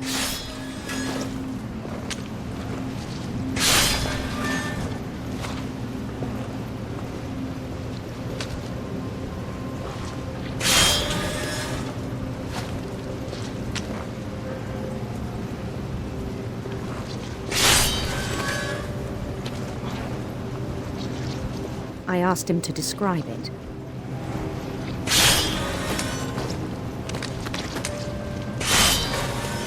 He said he started small.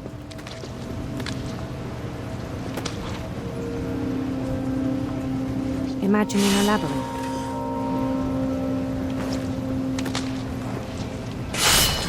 Trying to do my job and it's fucking slow as they. He'd feel his way about. Then something moved. Bats. And toads.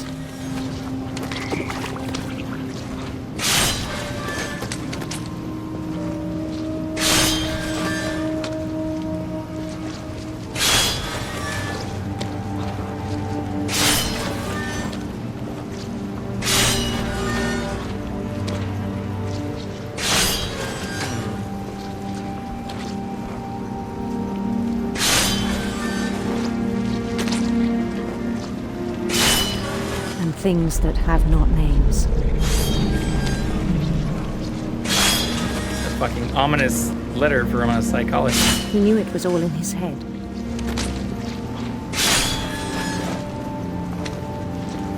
But he took it very seriously.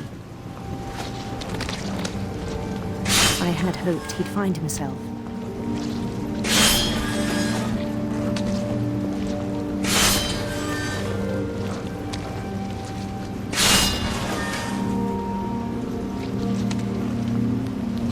But he found something more.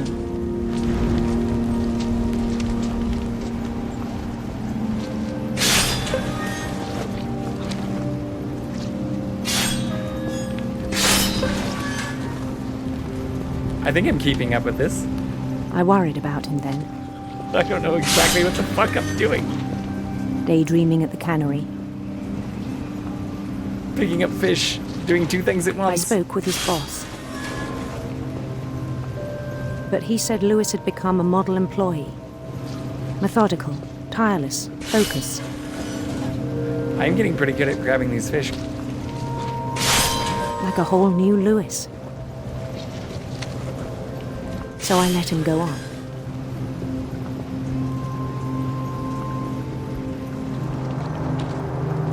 I even encouraged him. Continue your It seemed very daydreaming. promising at first. It's like playing RuneScape. Wow. He told me he'd made a new friend. Working? Or I On remember the edge like of a city WoW he grinding. named Lewis Topia. Oh shit, that's pretty fucked up. He built the city up slowly, brick by brick. Then he made musicians.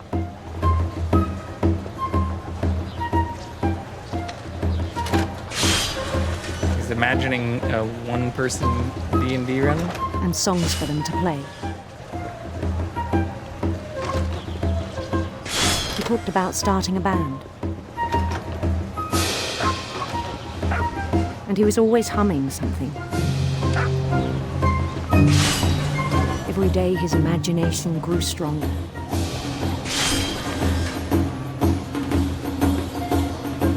He no longer spoke at the cannery.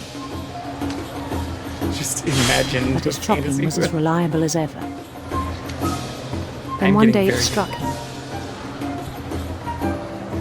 that all the cheering crowds, even the stones under his feet, were all in his imagination. So he could do whatever he wished.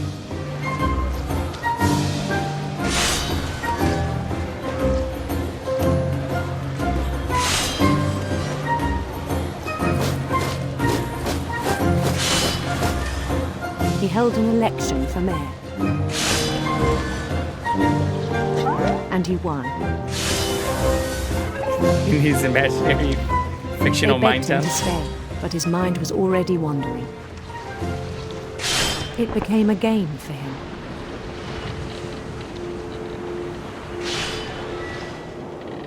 Oh shit. Oh my fucking god! Immediately push on. Taco Folk, how are you doing? See me, Bob Myron! Welcome to the Thunderdome Duncan Debate. Welcome to the Thunderdome Unattended Adult. How are you guys? Feeling hungry? Need some food? We're here to whelm. It's so good to see all of you. Holy shit. Nurse Huckleberry just raided with 289 viewers. We are in a very weird place right now playing What Remains of Edith Finch. I don't know if you've ever heard of this game. It's actually like a... I thought I was playing Spooktober games. And instead we got into some, Welcome to the some deep Thunderdome emotional Duncan. gaming tonight. But yeah, we have Kiki, which is not named by me. I'm fostering a kitten right now that's literally named Kiki. So that might also sound familiar to some of you. But we usually have Jackson on camera as well. I'm trying to see if we can get them both on screen without pan tilt zoom. I don't think that's gonna be as doable, but we have two cats here right now, Jackson and Kiki. Show hat. We have cat. Oh, did you do a hat redeem? This is our wizard slash. I liked it because it looks like you can bend it into like a cowboy hat. Here, we can do this, at least. While we go find the cats. But how are all of you doing? How was your stream? How are the pot pies? For anybody who was in here before and hasn't already followed Nurse Huckleberry, Nerd Huckleberry, Duder, all of the above, please go do that. They are amazing and absolutely wonderful, wonderful people. Welcome to my They were super steamy. You want to see baby Welcome cats? to the All right, Bear Rex. Thunderdome Sandfall 1100. This might be a little bit of a faux pas, but we have to manually move some of these cameras. Count to like less than 10 and I guarantee we'll find them.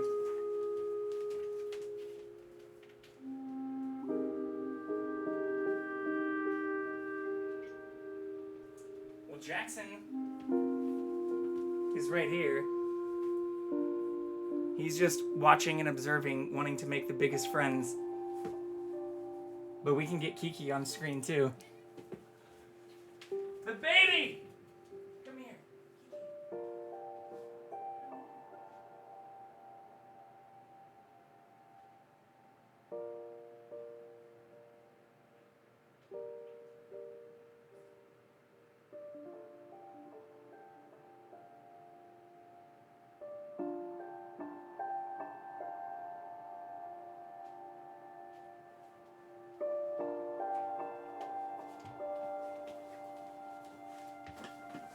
So Kiki and the baby haven't made fully friends yet. I've been slowly introducing them as Jackson's lived with 2 other cats before. So he has experience being near other cats. He actually lived with some dogs and has been around other animals. But Kiki has never been around another animal before, outside of when they were outdoors. But that is the 9-month-old cat. The whole story, I don't even know if I still have it in here. It escaped. It knocked out. Well, here, I have the photos of it. Here, turn this game down real quick. So this cat, for anybody who didn't see or doesn't know who the fuck I am, we love cats. We love fostering. And I just got this cat. Went to TwitchCon, hosted a bunch of people, saw like the Chiefs-Chargers game, and somebody dropped this cat off on Monday because they had to go on a work trip, and it broke out of my place. See if I can get both of them on screen again while I show you what's actually been happening. Yeah, here we go. This should work. Or we'll keep them big while I pull the stuff up. But it broke my window out, or like I have a little like screens on the windows, and I had the windows open since it's actually been relatively decently cool, and it jumped on my fucking roof. Mr. Jackson, if you're nasty. Yeah, Jackson's a little overweight. He's a little overweight. Also, welcome in all the new people. Thank you so much for all the follows. Duncan did it. Unattended Adult. Gunlogger. Sandfall. 1100. Fuckface. I'm actually seeing a lot of familiar names here too. But here, this is. Welcome to the Thunderdome, Bear Rex. These Bear, thanks for the follow. That's also me singing in the background. I've started getting more comfortable with that and overlaying my voice on a bunch of shenanigans. Sneakers, welcome in here. Welcome to my court. Thank you so much. Welcome to the Thunderdome, Ario_0015. But here, this is the photos of what. Put them all back in the corners.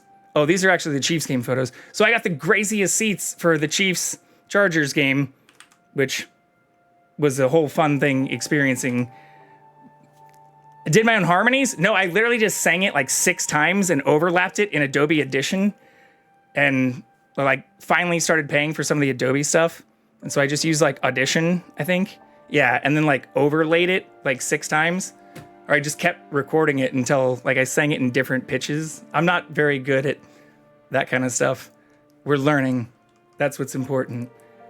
There was a lot of red in the stadium. That's obviously with it empty. This is close to kickoff, but this is what y'all are here to see, are the cats.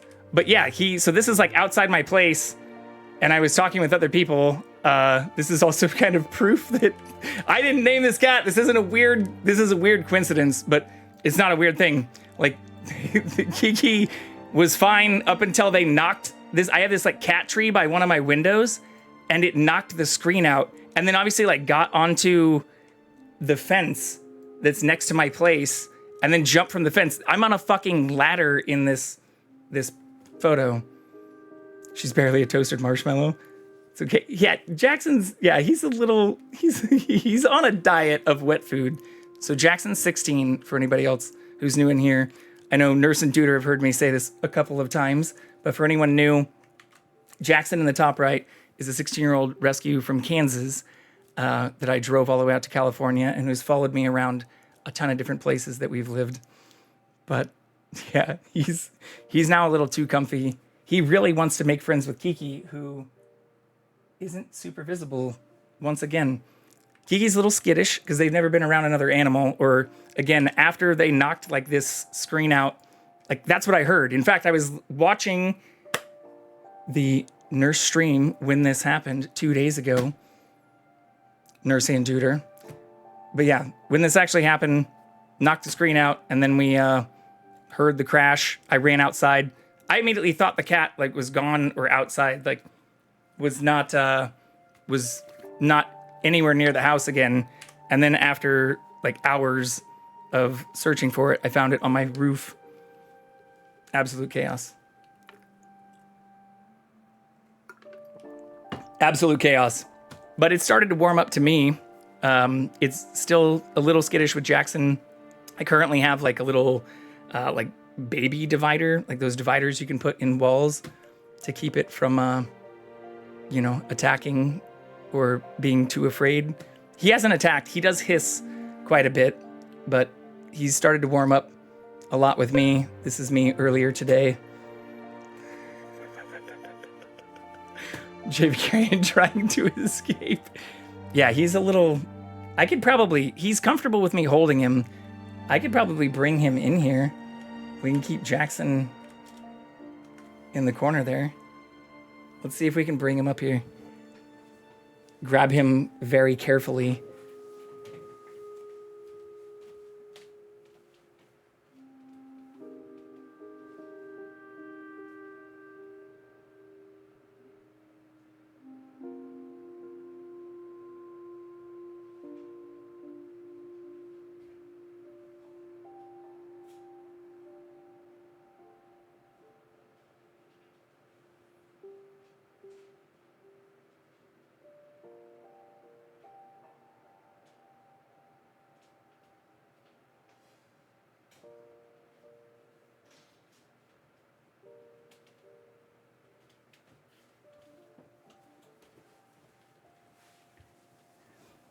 Here we go. This is male 9-month-old rescue Kiki. He's such a little sweetie. He also will chill on my shoulder, which is kind of cute. You want to lay out? Yeah, he was hanging out like this earlier today.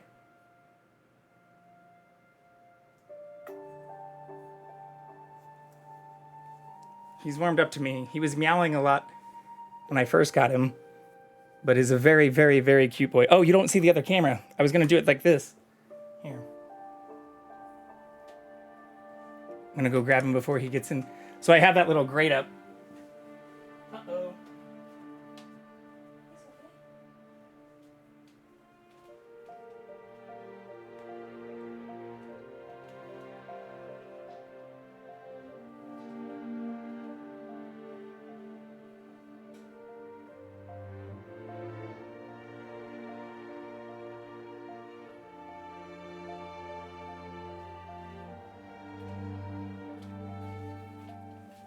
I know I'm breaking all the rules by like getting up and like following cats around and shit, but that's what this stream is. I'm just a side character to mostly Jackson, but now a foster cat who, if the other person coming back in 2 days doesn't want, I'll probably let foster fail with myself after rescuing him from my roof. The trauma bonding, I think is what they call it. Yeah, he's got the toasted tips. He has like, you can tell he's going to be a little, instead of Jackson, which has got the more traditional tabby, like, lynx point kind of coloration. He's got the orange. Like, I think he's like an orange and white. He's going to have a little bit, you can see it on the tail too. The little toasting. He'll color in a lot. Like, they said he's approximately 9 months old, but I don't even know if he's that old.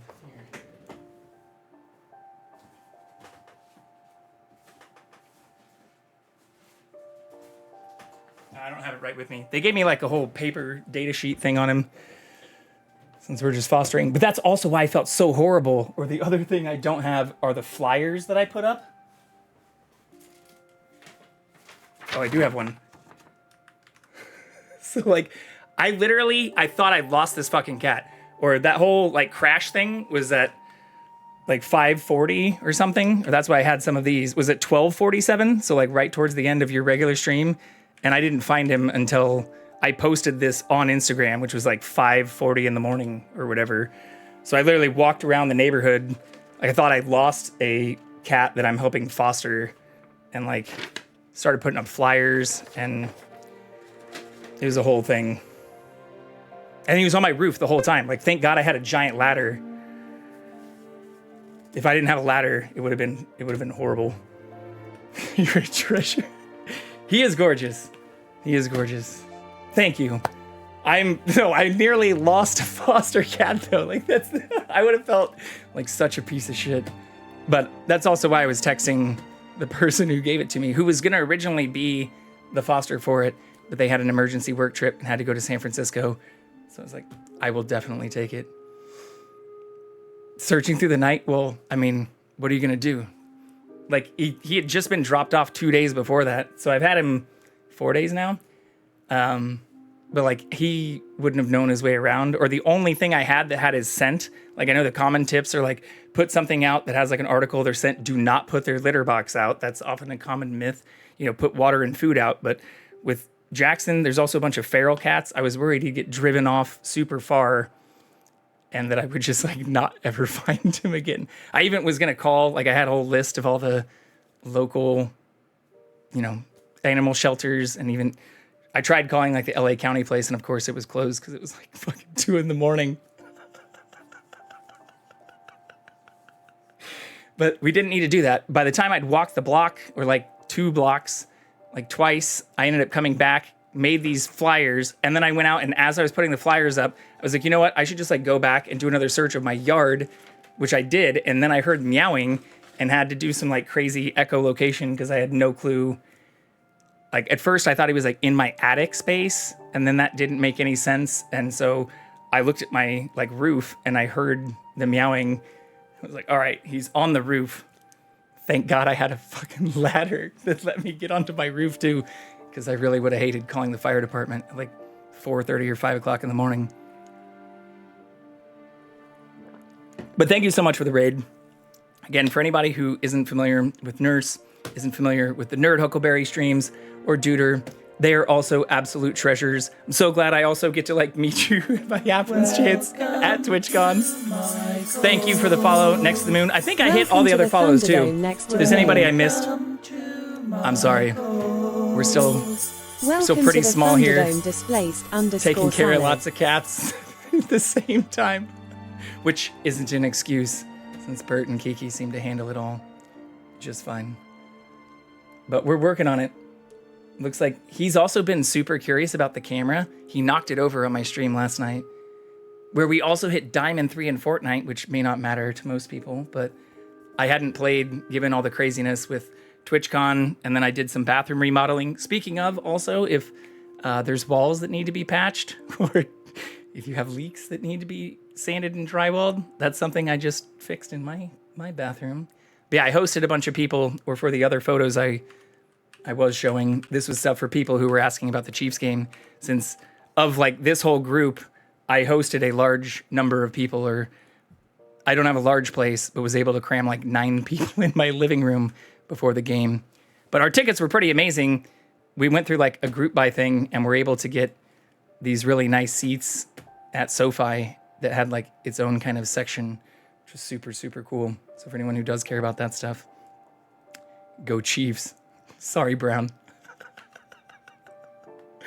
All right, Kiki is back off camera though.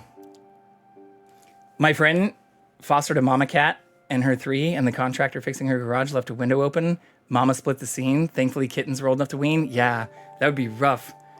That'd be absolutely rough. I'm a fantastic kitty daddy. Thank you, Next to the Moon. I appreciate that. But yeah, thank you also. Displaced Salad. If I were a cat, I'd be on the roof. I mean, I don't think he's old enough to really have like the true hunt instinct. I think he's just like, he was a little freaked out because it was his second day, technically like his second night, but like the first real night because he was brought like pretty late the first day. But why do hot dogs taste so much better at a big game? Has to be psychological. I didn't have a hot dog there, but I did eat a lot of, they had like little tapas things, like finger food stuff.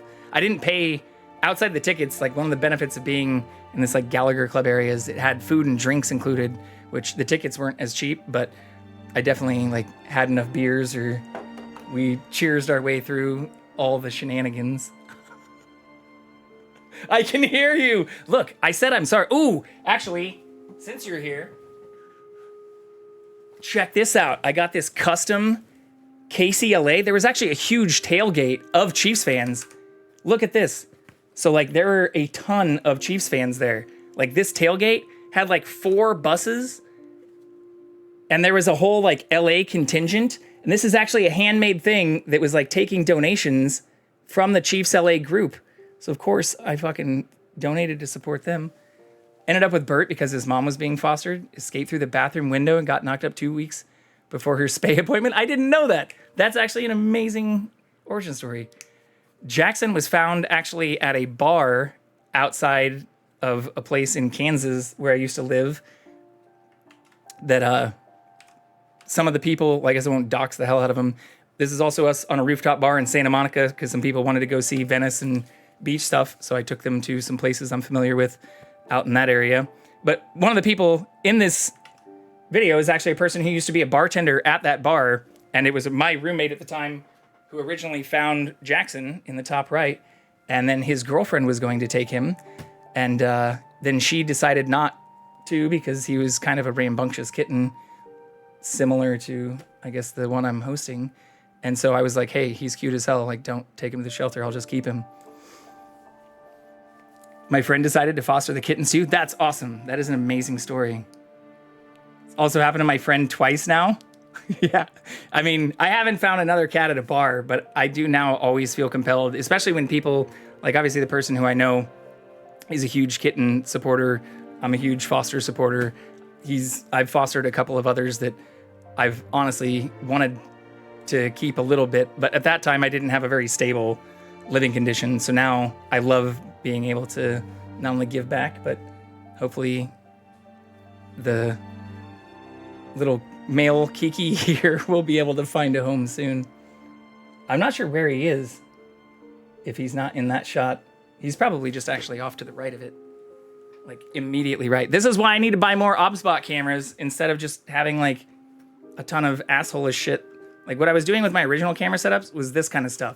Like this is my old webcam, and so like getting the timing and the sound and all that stuff to work really well is really what I was working on before I realized like, hey, I can actually show off a bunch of cool shit at my house, especially cats.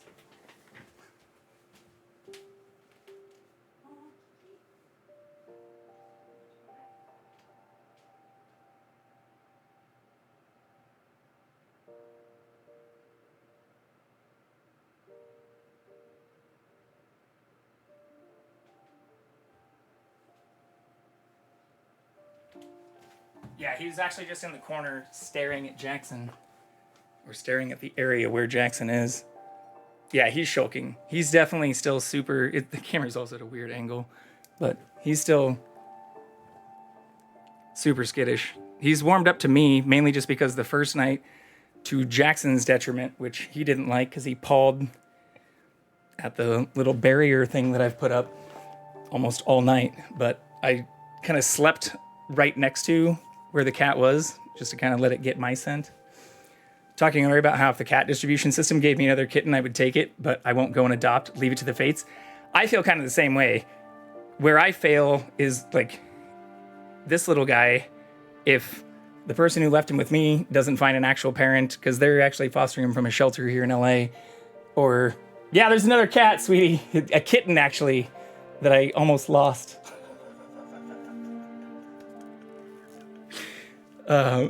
It's a whole thing. But yeah, if like they didn't find a place, I mean, Jackson's already chill with him. They are starting to get along. Like we went from door closed to, you know, just that great. And he's stopped being jealous of me spending time with the kitten since now they're pretty close. But yeah, what I think the kitten's doing, if he escapes, that's the same as losing him. Jinko Fett. I would take responsibility for the loss. Even if he, it also made me realize, like, shit, I need to probably get better window screens. Like, fuck. I was able to put the one that he knocked out back in, but if a kitten can knock it out, that's not a good sign. Oh shit, ads. Sorry, fuck. Those should have, I'm a bad Twitch person. I should have snoozed those immediately.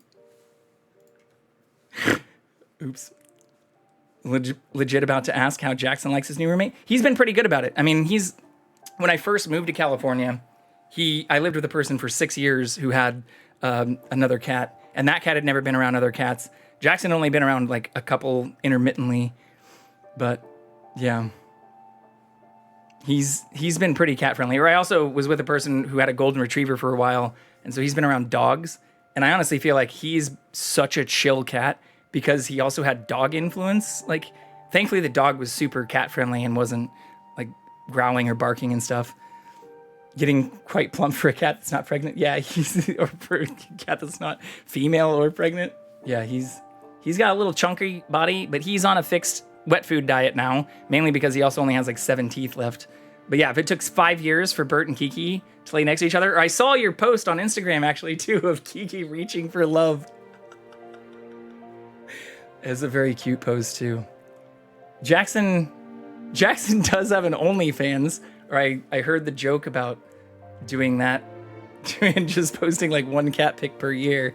I've only posted like 2 or 3, but the OnlyFans is just cat pics. That's the joke, is just pussy pics. Like, I don't actually have an OnlyFans for me or anything weird like that. Not that I'm not approving of that, but I'm not trying to sell an OnlyFans. It's not just cat pics of Jackson. Took 3 years for Bert to even stay on the same surface as her. Oh, wow. Like, I haven't, thankfully, I've never had, I mean, partly because Jackson's been pretty chill, but I've heard some pretty horror stories of cats that just like never get along. With this slow introduction, or even with Kiki being a little bit skittish right now, like, I think doing it super slow seems to help quite a bit. But I know there's just some cats that it takes either forever or a really long time for them even just to warm up. And thankfully, especially with some of the fostering and things like that, it's never been a huge issue. Kiki wanted love, Bert tolerates. Yeah, Jackson, he's not super cuddly, so he will be, I guess, kind of not, he's not like super hissy or completely intolerant, but he's not a super cuddly cat, even with me. Like, even when he does lay next to me in like bed, at first he wouldn't even lay in bed with me, then he would just lay at my feet. Now he just like puts his back against me, and he does the same thing with other animals. Or like, you know, he'll just like sleep and let the other cat like sleep up next to them, or he'll just kind of tolerate them touching him, but he's not like, he won't go and like knead on other cats or stuff. Or that's actually what I was super impressed or excited, super excited to see with the foster kitten was it started kneading, even just its second day or after its rescue from outside. This is, I guess, right after yesterday. Time's a little bit of a blur from these last 2 weeks. Like, it was already like kneading and getting super friendly with me. So it's been doing a lot of like the kneading behavior and whatnot, which is super nice to see. I think he's been getting older, getting more cuddly in general. Yeah, I mean, same with Jackson too. Like, I could go and pick that guy up and just like, he'll just chill forever as long as he's like just kind of slowly being pet, but he doesn't seek it out as much. I guess out at nighttime, he'll come and like hang out or cuddle a little bit. But yeah, he's getting super old. This is also, it makes me sad in some ways too, with like, I almost feel bad since he lived with another cat for, I guess, one cat for 6 years, another for 2, and then had like the dog I mentioned before. So he's had other animals around up until these last few years, or last 4 years. And now that he's like nearly old enough to fucking drive, a 16-year-old cat, I feel bad introducing like a 9-month-old kitten because he like can't really play with it the same way. Still looks very cautious and defensive. Yeah, no, I mean, Kiki's like, this is his first time outside the person who was fostering him for a few days before they were like, hey, I need to go to San Francisco, and dropped him off at my place. He hasn't been around like other people or animals at all. So to have it, you know, letting me hold it without like meowing or freaking out, or he was like shaking a little bit when he first got out of the little cat carrier that they brought. And again, that was also my concern when he broke out the window. It's like, I don't have like a blanket, or he doesn't know my scent. He probably is afraid of Jackson's scent. I don't have anything that smells like him. I'm fucked if he didn't just like hide somewhere close. Thankfully, I mean, I say thankfully, but the somewhere close was my roof. That's still close enough. I am not technically, Bear, the formal foster parent. I have a friend who's fostering him for an LA County shelter, and they had a work emergency trip they had to take to San Francisco. So I'm essentially like a step foster. I don't know how to describe it. So it's possible for me to accept that role.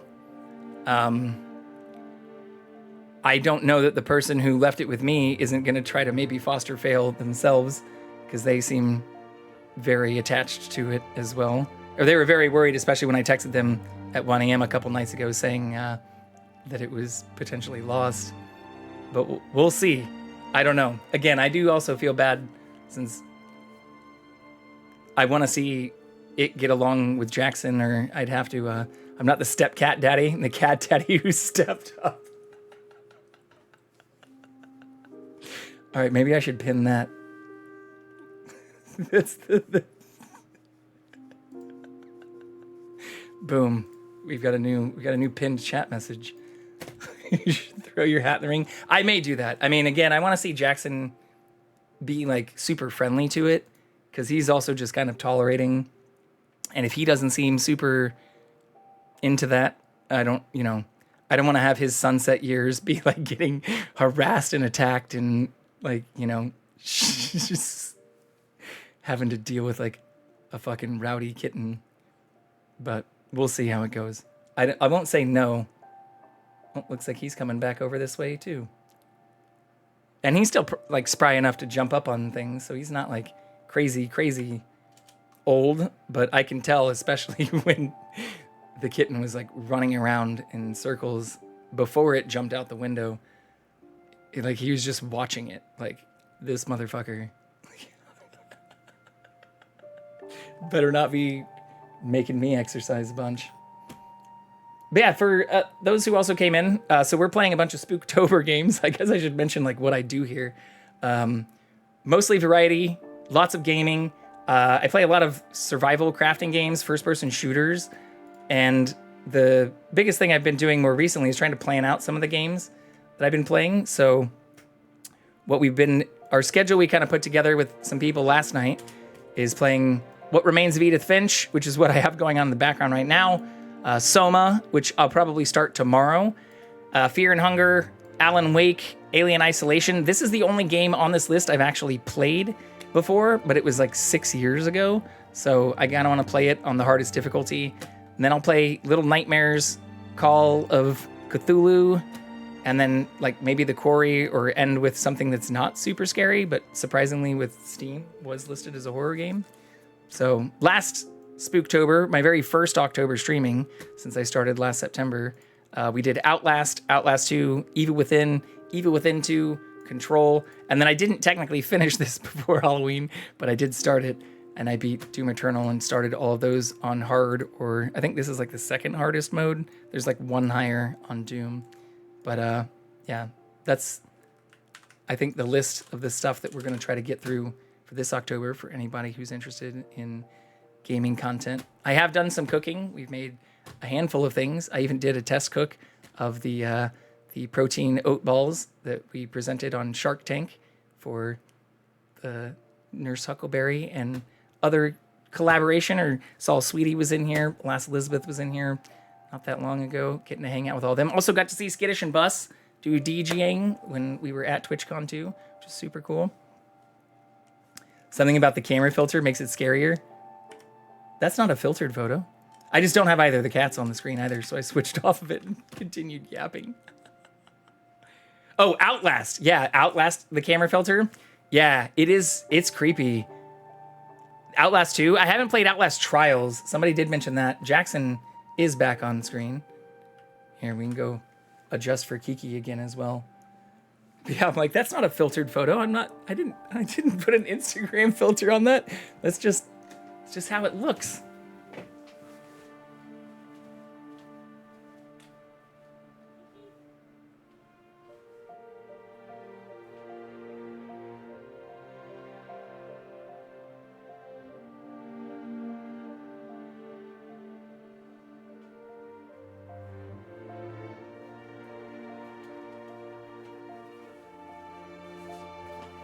Well, you don't get the best shot of Jackson, but adjusting both of those, especially since the one on Jackson is not a phone, is a little bit less feasible.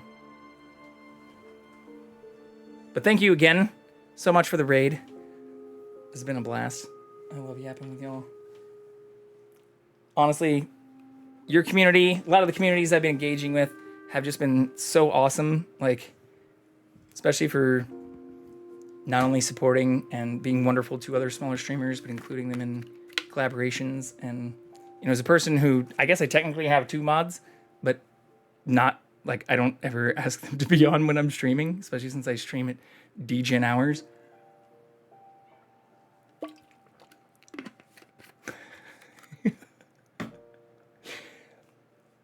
Thank you for hosting. Oh, yeah, well, always open. Anytime we're live. So a lot of what I do, especially at the start of some of my streams, is just yap. We listen to the news. I'm pretty big on that. I know that's more controversial. I saw a lot of things at TwitchCon in terms of panels that are like, do not talk about politics or do not talk about the news. But I'm a big NPR and national parks, Sequoia Parks in particular, supporter. So I like talking about some of those things. And again, given a lot of the community that I feel like I've been lucky enough to engage with throughout my time here, it's all been not only like cordial, but a lot of fun. I've been having a blast. We have our affiliate anniversary coming up on the 20th. So I started September 1st and then hit affiliate October 20th of last year. So we have that coming up here very soon. Did I attend many panels? Yeah, I went to actually a bunch of them. I don't know if I can share the list without like doxing the hell out of myself. But I went to a lot of the ones hosted by Twitch actually, and like went to the like, future partner information, the kind of like building and like growing your audience. I also went to the LA, like the like Southern California meetup one, which was kind of cool. A couple of the open ones. I didn't do any of the meet and greets and wasn't super good about like coordinating meeting up with a lot of people, like yourself included. A lot of them were actually like happenstance, or I saw Edie. I saw a bunch of people actually that I hadn't really like planned to see, and not many like from same overlapping community, but saw Edie. I saw, what's she going by now? Maisie and Guy. They were really cool. Real Guy Judge. I hadn't really like talked or interacted with them. I then ended up seeing a bunch of people again at the, I think I'd asked you about going to the block party. So I did go in 2019, same place, San Diego, because a person I was dating at the time was actually working for a company that was partnered with a bunch of the sponsorships that are now like kind of ran through Stream Elements. Although I used Twitch, didn't stream at the time, or like I guess I've had my account, same name, for like a decade, but I hadn't started streaming just until last September. So yeah, that was the first TwitchCon I actually like went to panels and engaged with people on, but I didn't do the block party or any of that kind of stuff the last time I went back in like 2019. Don't talk about politics. But yeah, so that was one of the things that like the kind of like building community and like growing engagement stuff. Like some of their recommendations were like kind of know your audience, or like grow your audience in kind of specific areas. Or if you do variety stuff, like, have a set schedule or know kind of what games you specialize in, which I totally understand, especially for joining like certain teams or groups, or if you're trying to just grow in like certain FPSs, or like the advice is good in general. I do a lot of different things, which isn't probably the best thing to do on this type of platform, especially for, cutting shorts and building a specific brand of content. But obviously you all came in here from the only scripted show on Twitch that's a little bit outside of its perfect pocket, or I think many of the things you'd probably find recommended in cookie cutter kind of TwitchCon panels. I shouldn't say cookie cutter. There were actually a handful of really good suggestions in there, and even utilizing more of the mod tools and things that I don't do as much of. Like, honestly, I learned about Seribot from Nurse, implementing that, and even going through and using the commander route to remove over like almost 3,000 followers that I got from a bunch of follow botting while I was playing Fortnite. It was painful and it cut pretty deep, but I did it right before TwitchCon too. It was like, I'd rather have accurate numbers and utilize all the tools I can at my disposal. Or I even talked to a few people about using StreamerBot. Even Tiki Taco Tony was talking about some of that, like using the Streamer.bot stuff. I know Nemmer has talked about using that as well. So that's some of the stuff that I hadn't really had the chance to like talk to people or even like talk to others in person about, that I got a lot out of outside of the panels. And even in like the 21 plus area, like Trisha Zaberti was out there. I don't know. There were a bunch of people that I kind of ran into randomly, just at the like the 21 plus like drinking section and the like artist alley area. In fact, I even got some stuff from there. We got this from, ooh, now I feel really bad because I'm going to forget their name. It's not MacGyver because I got some drawings from them, but we got this from Muffin Button, who does they do a lot of like different crochet work, and they stream themselves doing all of it. But like Muffin Button was great. I'd seen some of their streams, or honestly, like I think through some of the other like artist raids, and a ton of the other people I guess I met were also from the Twitch Women's Guild. Yeah, I think I originally met them through you. So I got to meet her, saw Muffin stuff. I saw MacGyver. I got like a whole poster and a bunch of Ghibli stickers. Like they had a whole, I don't think I have it with me. They had a whole like Studio Ghibli thing that they'd been painting, and they did a bunch of like that live. So I saw them streaming some of that and got to buy some of those things. I bought a bunch of dumb shit too. But I had a blast, honestly, just like wandering around talking to people. Some of the panels were semi-useful, but I did, like after getting out of a few of them, was like, some of this is obviously catered to people who've not really like done their homework, I guess. That may be a mean way to say it, but in terms of utilizing like OBS or even, API stuff for Stream Elements and Streamlabs, or depending on your flavor of those types of things, and talking about like Tangia and Blurp and a lot of those tools. Like I've gone down a lot of those routes, and honestly, I've learned a lot from talking to, watching, and even just yapping with other people about stream stuff, or even using some of the same tools for your collaboration stuff that I hadn't had a ton of exposure to in terms of integrating all that with OBS. Yeah, focus too much on baby streamers. I mean, I'm a year in. I have watched enough Twitch before, though, to like, the overlays and having, here, fuck it. We'll just do, since I'm not using, we'll put the Foster on as close as they can be. But this is what my OBS looks like. So if you want to see a window into my insanity, since I don't have like a Stream Deck, and I'm not using StreamerBot. I am using Stream Elements, and basically just most of the Stream Elements plugins and Stream Elements panels, as well as like integrated Twitch goals. But I have like 37 scenes, and I control those just by using my numpad, and almost like in a bootleg ghetto Sushi Dragon style, just using like control and then control and alt with all of my num keys, like to control where the cameras go. So I have like top and then like middle. Oops, I'm doing this out of order. Middle. And then I can change the cameras because I just have those assigned to hotkeys. So if I wanted to switch between the cats, there's Jackson now fully laying up against it. And like bottom, but I don't have as much of all of the other things. Or honestly, Cake 404, like Cake was also talking about doing, instead of just these full screen things, like some of the stuff they do with these little filters, which I have set up against different scenes. So playing around with some of that stuff has been fun to learn about. But I also just have like full background, which I probably shouldn't do the full screen capture the way I do it, but since this computer is only for streaming, I'm not too worried about it. At first, I did dox myself a bunch. That's why one of my emotes is a don't dox emote, because when I really got started, I wasn't using a dedicated computer for streaming. Doesn't really make sense to me. Most people attending TwitchCon are reasonably established regardless of channel size.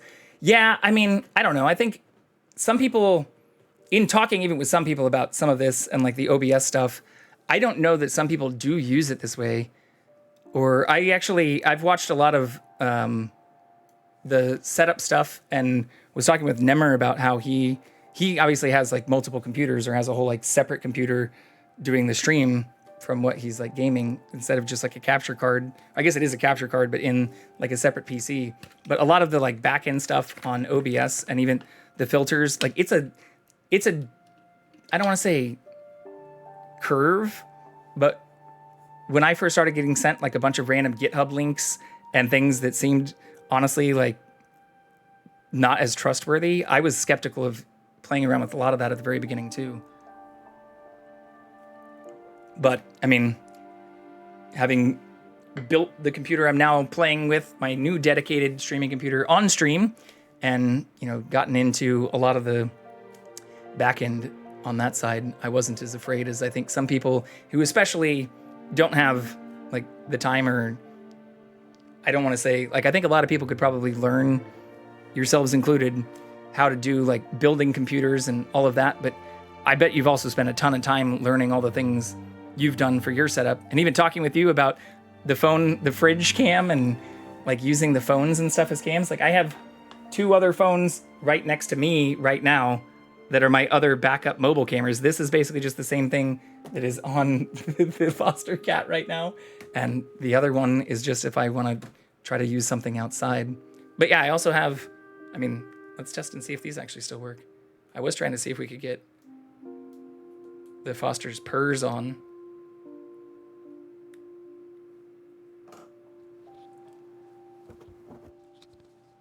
But playing around with these, and I even just got a new lavalier,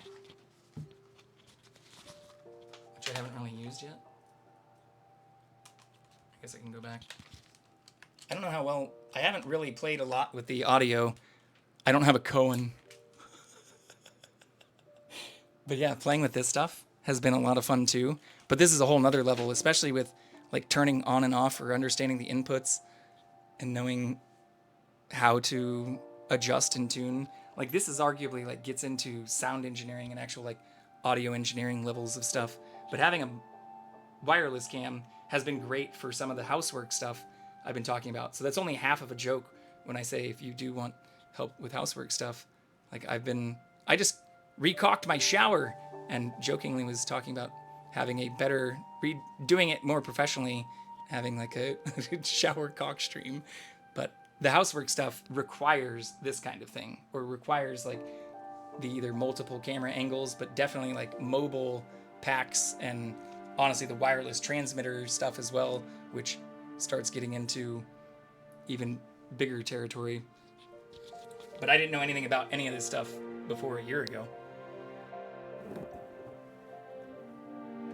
I also hope that was actually muted and I wasn't just like talking into 2 mics at the same time.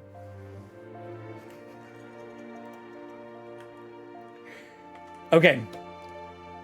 Jackson is fully sleeping against the camera, and the other cat is not paying much attention. But yeah, I'm excited to go to TwitchCon next year to see how much, especially with hitting affiliate my first month and having my first affiliate anniversary coming up here in 16 days. It's today, the 4th. I'm excited to see how much further we can take things in the next year and how many more cameras I can put up, where with hosting people last weekend, like the difficulty I feel like is also just making it not creepy. I know you posted a lot of people, even like Tay and I think even Edie. I think I saw the nerd stream and like, obviously they get it, but with other people, like, why do you have like 11 cameras installed throughout your house? Or I have another camera that's actually in the bedrooms. In fact, like this is the one. Oh, I guess I can't show that. I can show this. Which is like, the top of another, that's a little like cat tunnel on top of another bed. And like, I was told this room looks like a jail cell. But yeah, with like making it a more professional install and setup would be nice too. TwitchCon gets more fun each year as you make more and more connections. Yeah, for sure. Or I did a horrible job even trying to coordinate with those, you know, again, like I just randomly messaged people on Discord like a week before, or like messaged a few like while I was there. And it was like, it's one of those things too where, oh yeah, Saturday's hard to walk anywhere because we kept seeing people we knew. Well, so that's another thing for me too, I guess. Like, I guess it's one of those things where I'd rather try to build the community before the con, because I recognize a ton of people. I mean, with even going back in 2019, even though I had no interest in streaming myself at that time, or hadn't really thought I would dive in and, you know, do it myself. But like, I've been familiar with it for a while. So I recognized a ton of people, but if it wasn't somebody I tried to, if I hadn't watched them regularly, engaged in their chat, or I felt like tried to build community outside the con isn't the place to be just a random person keeping someone from being able to get somewhere. So I didn't really, I guess where I probably didn't do a good job is like really reaching out or trying to coordinate things or even suggest things for coordination prior to actually going, and not like trying to make sure I'm not overstepping that line between just being like a nuisance, or for people who I didn't know at all. Like, yeah, I wouldn't want people who've never engaged with me or who only kind of like know of me to be just randomly taking up some of that time. Maybe that's just like extreme empathy or something. Like, I don't know. Maybe I just overthink it a little bit. But there's a lot of people I saw who were clearly getting like asked for photos, or even others who I recognized and knew who were just, I feel like, going from conversation to conversation and probably weren't able to enjoy much of the conference themselves. I think I would vomit and run away if I ever met a streamer I follow IRL. I mean, I don't know. I don't really have, not that I think that that's a bad thing, because obviously anxiety can be huge, especially in those areas. Or I obviously was experiencing some of it where I say I don't know how to toe the line on some of those things in terms of planning and coordination. But I don't really have a lot of shame, or I'm pretty personable. Or I met a lot of people even at the block party who I didn't know at all.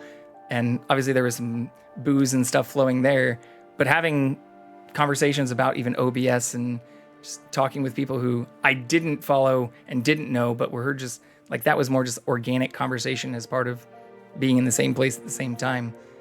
But yeah, where it gets stranger is like, I don't want to just like crash other people's things, or even with the community meetups. Like, those are some of the things that I would have attended more, but a lot of those were either on Sunday or in times where I was meeting up with other people. And like, I did go down there. I had a friend who actually lives a little north of San Diego who came down because they were actually coming to LA.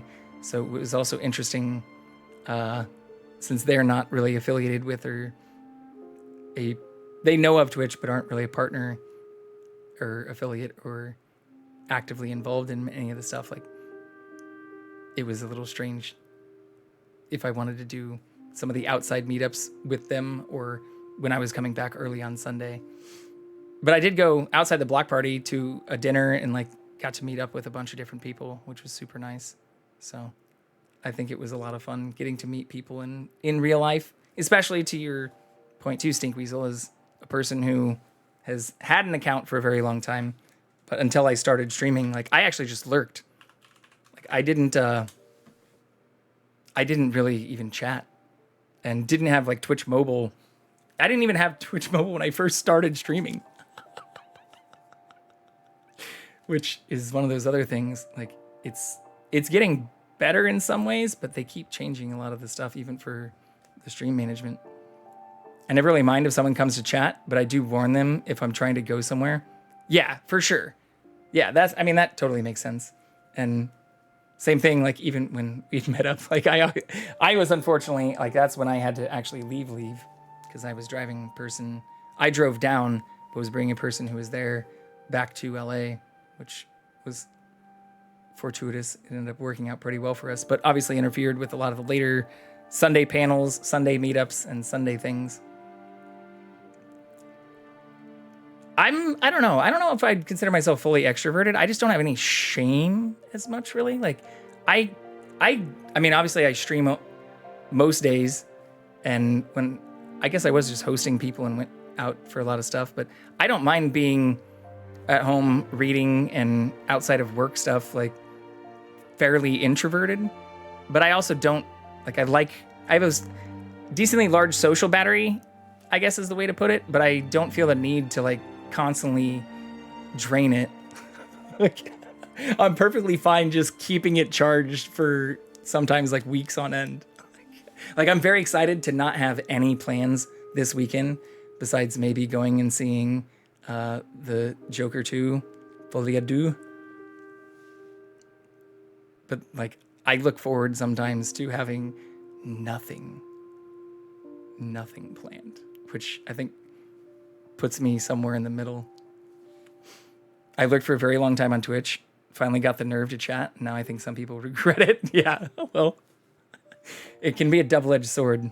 Or that's also why I say, like, I feel so fortunate to not even, like, some of the people who I've, you know, been building not only community with, but have volunteered about being mods and stuff, where it's just kind of a, if you're here when I'm on, like, I haven't had to solicit mods or do like open applications, or it's still just mostly a one-person show here. So I'm really happy that I haven't had too many problems. Outside of the biggest problems I've had have been follow bots while playing Fortnite, and that didn't really happen even until I started playing like competitive, since the first Fortnite games I ever started playing were like 6 months ago. And like, once I started doing some of the rank stuff and doing decent with it, I feel like that just attracts weirdos. But Siri's stopped all of that. Sari, I think, is it Sari bot? That stopped all of that since that happened. And then using Commander Root to remove a bunch of the bot followers, or like all the ones that it detected, there's probably still, like, if I'm being fully honest, at least like 500 to 900. If I look at like the peaks and stuff, or look at like the stats, there's probably at least another like 900 or so that could get removed. But the Commander Root didn't see as whatever people that I could do with the tool. But learning about doing a lot of that stuff, especially where you have to authenticate it with your Twitch details, is also stuff that I can completely understand for baby streamers or people who haven't seen or used Twitch. I could see people getting pretty concerned about giving their credentials and like using tools that say like, do not misuse this or you can delete all of your followers and stuff like that.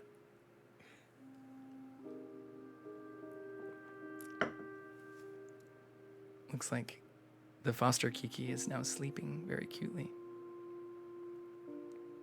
I didn't think it responded to its name, especially when it went up. Jackson is just literally sleeping against the camera. Here, I can go adjust that one. But it does seem to open its eyes or move around a little bit when I say its name. Yeah, he's leaning right up. He's got his back with a huge belly just right against the camera.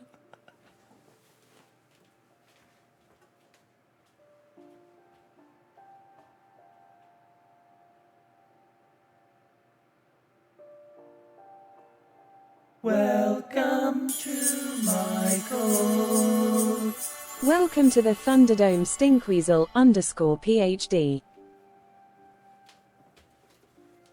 But I also need to replace the kitchen camera, because did the kitchen camera even show me walk by him? I don't think it did. The kitchen camera, like the nerd camera, which you seem to have had a lot better luck with recently, it just freezes all the fucking time. Like, I think it's like, if it doesn't get an update, I have it set to be like continuous on OBS, and it's like the same settings as the camera that's next to me. You built a new PC? Holy shit. The downside also to streaming all the fucking time is I often then don't get to hang out and hear all the updates. PC was old. Well, I heard Duder talking a little bit about using the older PC, but he was using like the old laptop on the DJ stream. So is he now using the old nerd computer? Anyways, we don't have to go too deep there. But I love building computers.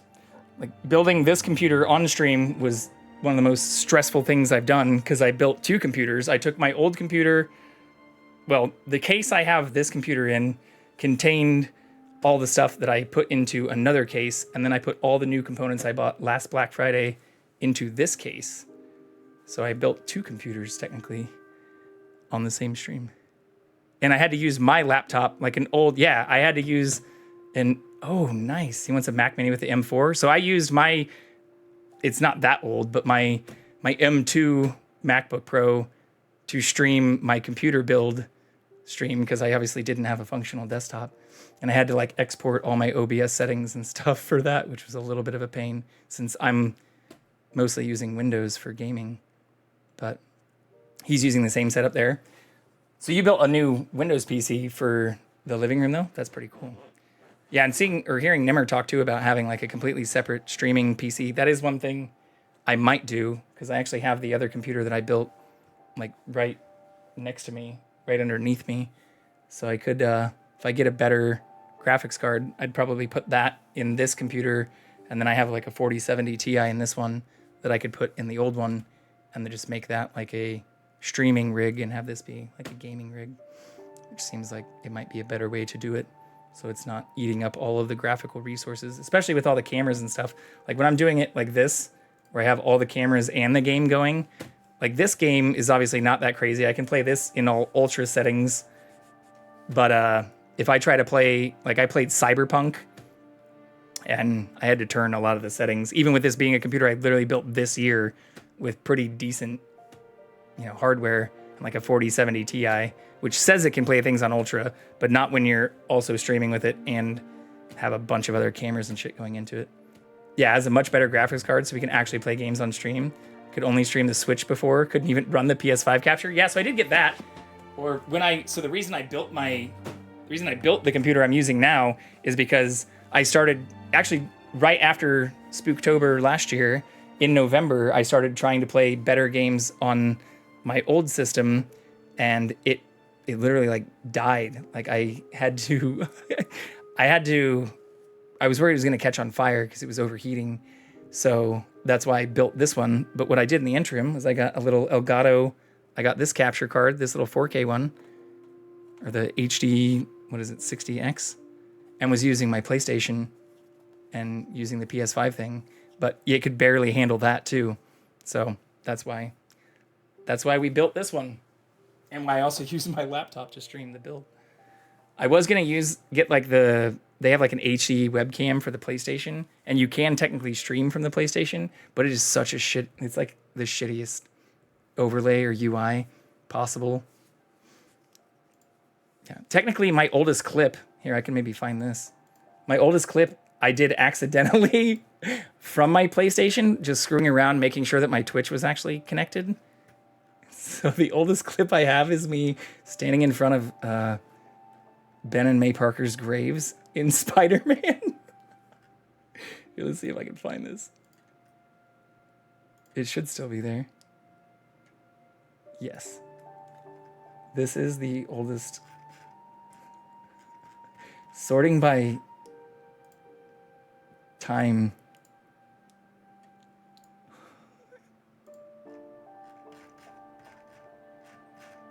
Oh my god. There's a lot of them now. Not anything like yours. But yeah, this is the oldest clip I have on Twitch. And this is before I actually even started streaming. Like, this is just... this is just me from my PlayStation making sure my Twitch actually worked. Sort by date range. Yeah, I had to go through. Twitch tracker. Yeah, I've seen some of that. Or somebody also recommended when I was removing a bunch of the followers. I forgot what it was that they sent me. It was like stream stats. Something like that. Because I could then look even... It gave me some better like analytics than I was getting even just through the creator dashboard, which seemed kind of strange. But I do like the versatility of the creator dashboard and being able to look like the analytics on that. I do wish you could like export more of it, I guess you used to be able to export a little bit more, and I don't fully agree with a lot of the time to stream recommendations. Like it recommended even for this game. Here, I'll see if I can pull that up really quick because I actually have that tab open. Yeah, here it is. So like for this kind of thing, oh, I'm not even showing my fucking screen right now. Whoops. Like it recommends I play this game at like 9 a.m., 8 a.m. Pacific time. I don't really follow that, and I just usually stream like 7 to 8 o'clock Pacific time till whenever the hell, you know, depending on when I need to work the next day. But yeah, the research tab and a lot of the overview stuff is, I don't know. I find it interesting that there are like third-party places, especially even for smaller streamers, like medium streamers like myself, where instead of just having to go through and do the date range and look at like follow increase per day and some of that, you can get a lot better data export. You know, the overview thing is useful when you're looking at basically just follows and subscription stuff, or if you're worried about like some of the revenue things. Or I do only have the only achievement I now have left for the path to partner is increasing my average to 75 viewers, which is pretty awesome. And it's been slowly ticking up or steadily ticking up, which has been great to see. But I don't follow any of those stats. And then, yeah, I don't remember the actual one. I have it bookmarked somewhere.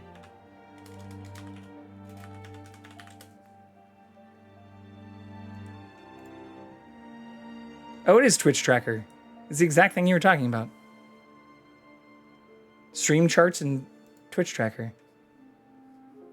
But seeing those things work better than some of the internal tools at Twitch. Yeah, this is exactly what you're talking about. All right, well, I'm still learning when it comes to some of that stuff. But I hadn't really done some of that, or I hadn't looked at it. Or the reason I also, before TwitchCon, wanted my stats to be, you know, more accurate after some of the Fortnite follow botting and nonsense, which at first was kind of exciting, then was annoying. And then I even like put in a message to Twitch because the recommendations are like, you know, you can alert them so they don't like think you're doing anything wrong.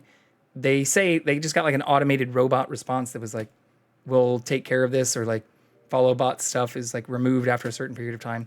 Like 6 months went by after a lot of that shit started and it didn't happen. So that's the reason I actually used like Commander Root and some of that. But to that same point, I feel like Twitch should have they should have those tools internally like available, as well as better analytics and tracking for your streams, like Twitch Tracker and other systems just using their API obviously are capable of doing. Anyways, rant over. But yeah, I think we want to continue playing this game. We have both kitties on stream. They're both sleeping, which is super cute. I'm making sure the camera for Jackson's updated. That's also the only way I seem to be able to get the kitchen camera to update is by like changing the scene to something it's not active on and then changing it back, which I've gone down rabbit holes on Reddit and other places to figure out like why that might be the case. And some people are just like, buy a better camera, bro. But they're both very cute.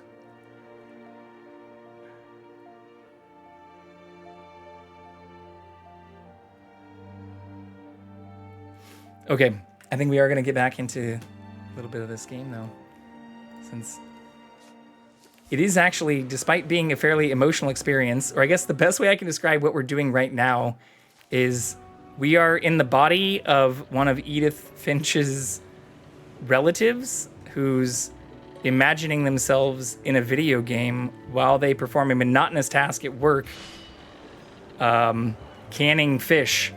So what I think we have to do is sail this little ship that's on the left up this river while we also use our mouse. So I'm using like WASD on my keyboard to sail while we use our mouse to drifting away from our reality. Decapitate fish. Kind of a... Oh, shit. Minneapolis. It's kind of a weird thing having to use both. Even as his mother pleaded with him. part of Lewis kept sailing on.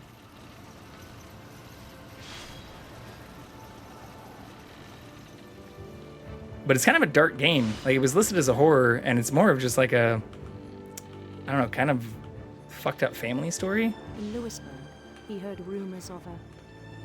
Yeah, there is a lot going on at once. Also it's probably really good for like hand-eye coordination training, because I'm using like my mouse to move the hand while I use the keyboard to move the ship. So it's probably good for some of that stuff. The prince was on his own quest for...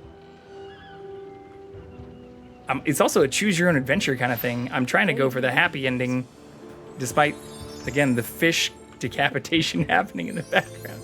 Oh, fuck, we missed a rainbow! We missed 2 rainbows.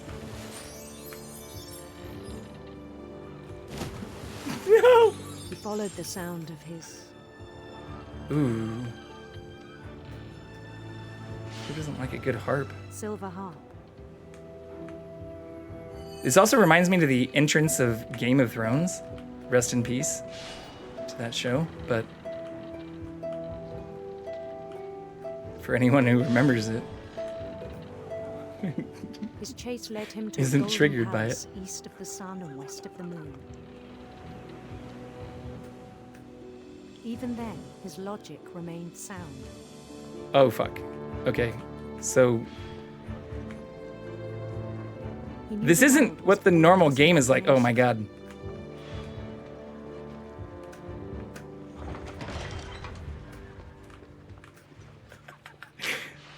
This is getting confusing to try and do. Proud of having created it.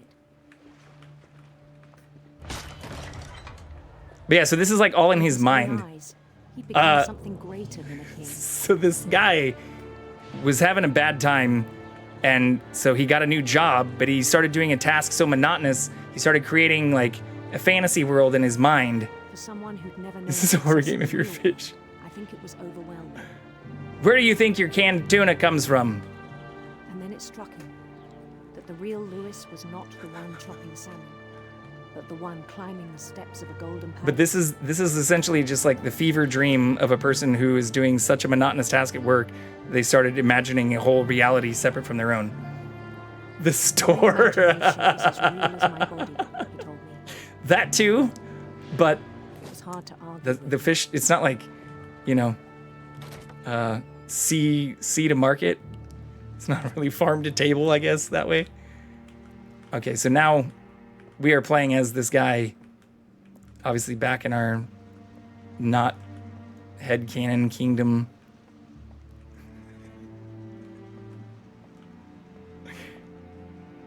Back at our cannery job. He began to forget the world we know. Hell yeah. He's got a little switch in there. Oh, that's trippy too. Blaze it.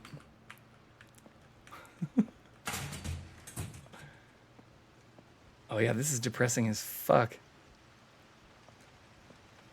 I think it pained him to remember Lewis. Dude has some powerful edibles. We are very edible friendly here. It's another thing I like about California compared to Kansas. Missouri legalized it a few years ago, but Kansas is still a little bit behind. Man with a royal contempt. Oh, this is him. We're now like having an out-of-body experience, I guess.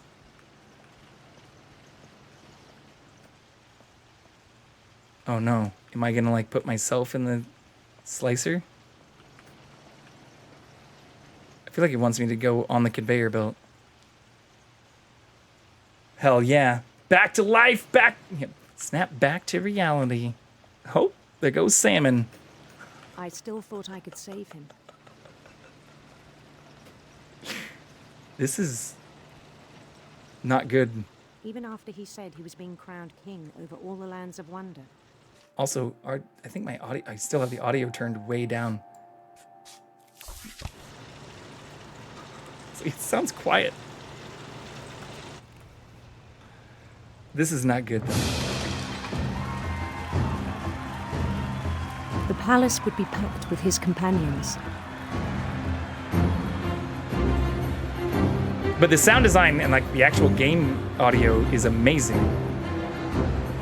Despite some of it being creepy as hell.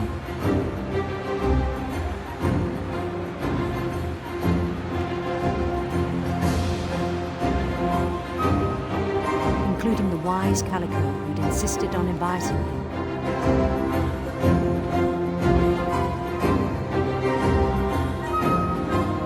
Oh my god. It's the cat they used to have.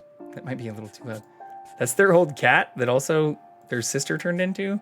I'm pretty sure she jumped out of a window. So this doesn't look like it's going much better.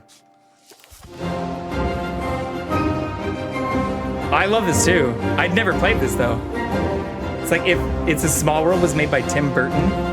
Yeah. It definitely some strong Disney vibes.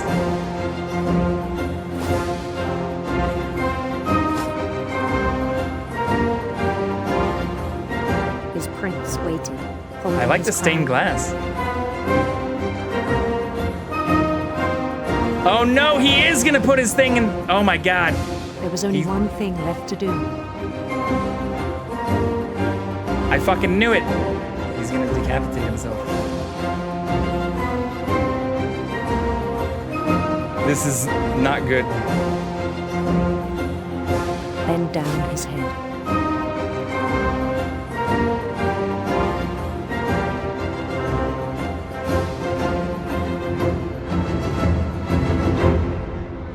I mean, at least they made it cheery, and it rest didn't. I think you know.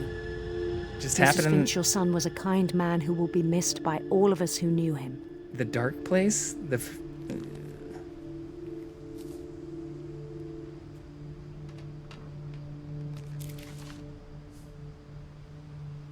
My brother was really cool. I wish you could have met him. No, I mean, it was kind of a celebration of his, like, you know, headcanon. But no, so what we're actually playing as is Edith Finch. This is maybe a good place for me to describe what the fuck is happening right now, because it's a little wild. We are playing as this person, and we are trying to figure out what the hell has happened to our family, and also, like, kind of reliving some portions of our past. But we went all the way back to the foundation of this crazy house that we're in, and, like, the family itself, and we're... confetti popped out at some party. This is true. Unless you eat it. Don't eat confetti, folks. This is not recommended by the FDA. No matter how fun the celebration, or no matter how large the hype train.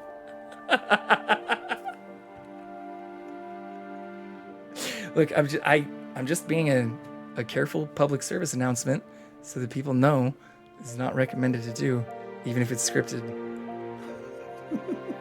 But yeah, what we're doing is like reliving the crazy ways that all of these people who are on this, you know, obviously there's birth and it's not by choice.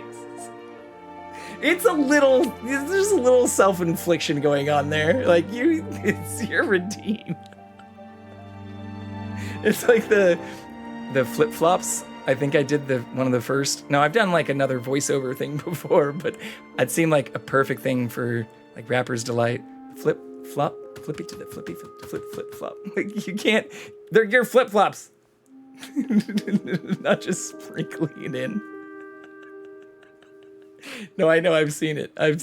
Those are the times where it's like I'm so glad either I wasn't streaming or I got to catch, you know, especially some of the insanity that goes on. It's always a good time, though. It's always good morning. Don't try this at home. But that's so going back to how that ties into this game. A lot of these people have died in some really weird ways. And I guess not going to spoil it for anybody who is interested in this game. But they make it kind of ambiguous as to, like, Calvin, for example, who's wearing an astronaut helmet. I'm pretty sure just swung off, like, was on a swing set and just, like, swung off of a cliffside. But the whole story was like he was flying and he like they made it. He's like got a rocket ship or something, but he's definitely doing other things that are not recommended or going against manufacturers' recommendations. But what we were doing right there we saw these cool posters in his work locker, but was figuring out what our brother Lewis was doing at his workplace when he passed. Also doing things that probably violated many OSHA standards and environmental health safety, EHS, environmental health and safety standards. I mean, obviously, you don't ever want to put any of your body parts into any chopping machines. But many of these family members have died in some pretty weird ways. Or there have been some legitimately kind of spooky moments in this game, which is why it was the first game we've started for our Spooktober celebration.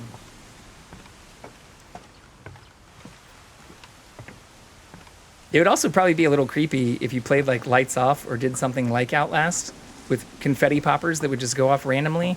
I assume you could probably tie those to actual redeems. Use like a little Arduino or something, little microcontroller to program having them go off at a certain, just like your lights. You'd probably just have confetti poppers go off with the redeems in the background.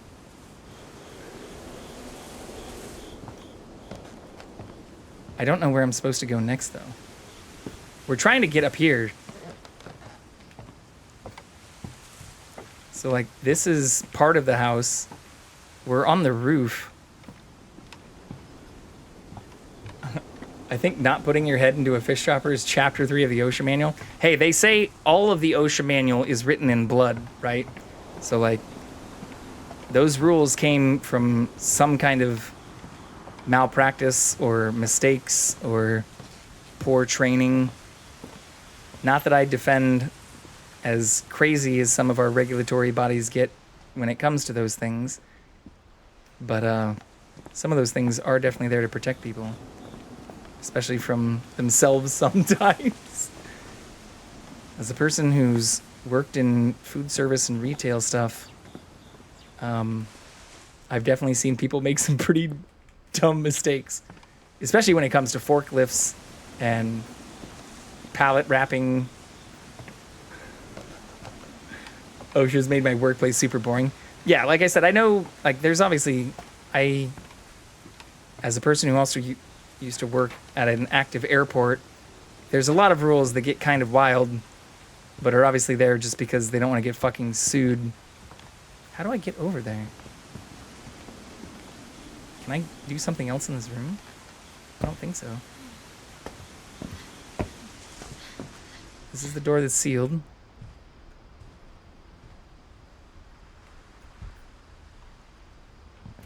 We can't bounce. Yeah, I think. Oh. I'm an idiot? Just kidding, chat. We figured it out. We just On the way had back to from Lewis's funeral, open the door. my mom told me to start packing. She waited until the day before we left to tell Edie. Edie's her grandma. I'm not sure if she wanted to make it easier or harder. Her mom's mom. I wish we'd stayed. Yeah, like this is another one of their family members who like just went missing. That part has not really been fully described yet. Oh, that's fun. I like that. We're also 6 months pregnant. I left that crucial detail out. Like not me, obviously, or I guess anyone I'm with. But I understand why we left. The person we're playing as in the video game. So I think we're documenting this for our child, future child. My mom ended up leaving everything behind.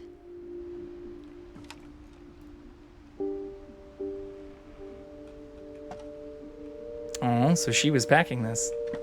Grandma's.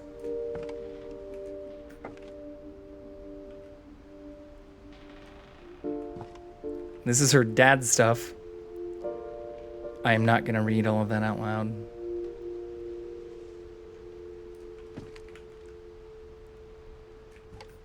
Yeah, that's her dad, Sanjay Kumar. We don't really know what happened to him either. What happened that night had been coming for a long time. Maybe it should have come sooner.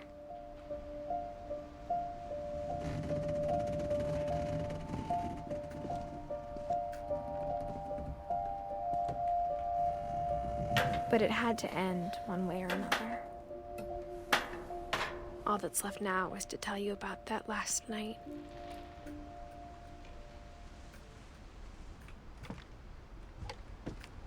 Ads coming in.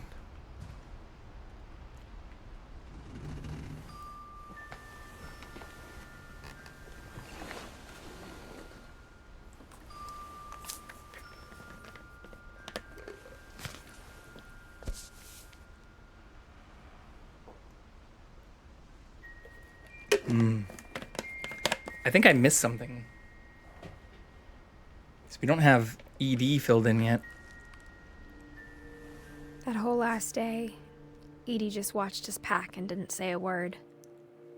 Until supper, when she raised her glass and said, "To our final night together, and all our final nights apart." Grandma, you know what I said about alcohol. Some of your medications are Edith, very I specific. left a present for you in the hallway. Why don't you go open it? The grown-ups have to argue now. I'm sorry, you're right. We're all leaving tomorrow. Let's just enjoy our I'm last... not leaving. Edith, you're excused. Uh-oh. Grandma's just gonna get blasted instead. Oh shit, we're controlling it again. Can we listen? Put our ear to the door? No?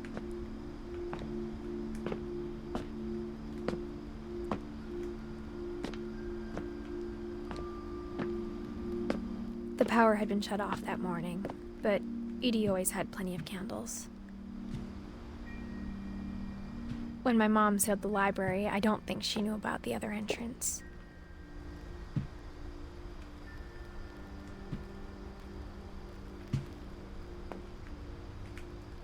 Can we peek? Or that Edie had a key to it.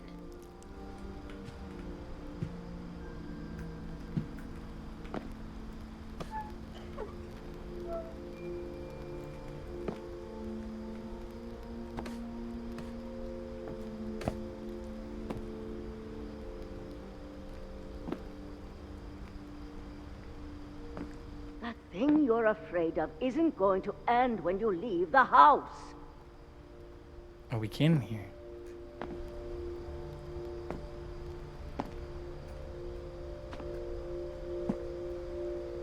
Yeah, so some of the family members think they're cursed. My children are dead because of your stories. I think it's best if Edith and I leave tonight.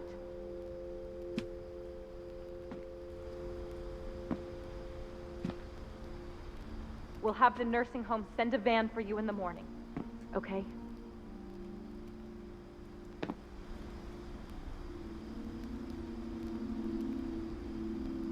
Mysteries of death and the afterlife? I'm not sure what some of this says.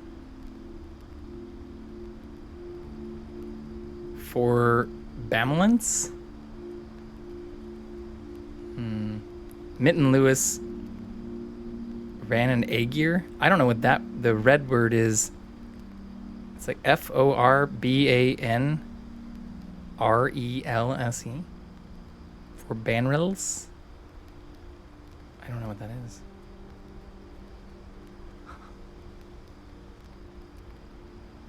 History of the Finches, the houses.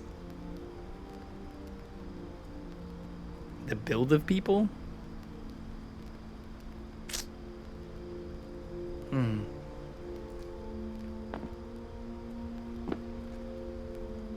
Oh, here we go. Maybe that'll tell us. Is there anything else in here?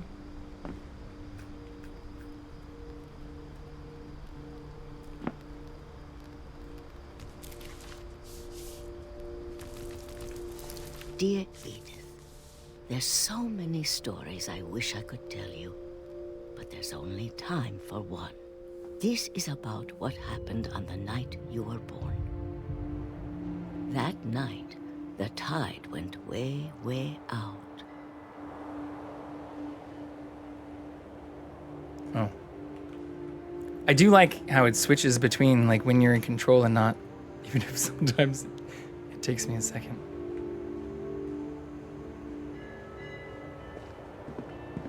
So that's their old house. That's like in the water now.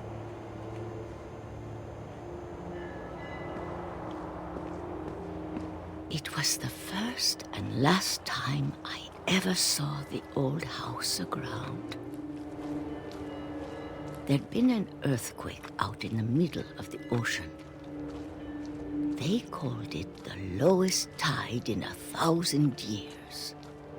God, it smelled awful. You know, I've seen that house every day of my life.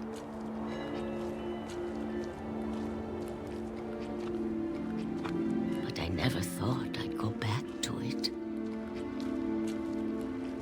So the grandma we're playing as right now grew up in that house. My way.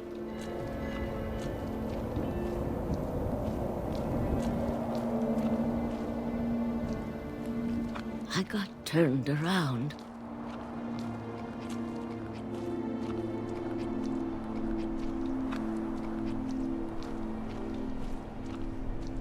For a while, I wandered.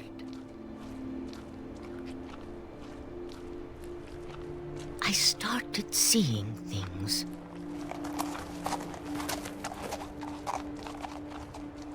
I mean, that doesn't seem like it'd be that crazy. Things I'd forgotten had ever existed.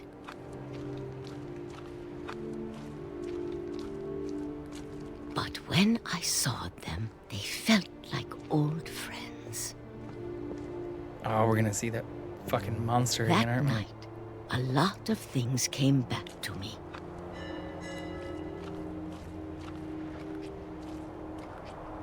Or maybe I came back to them.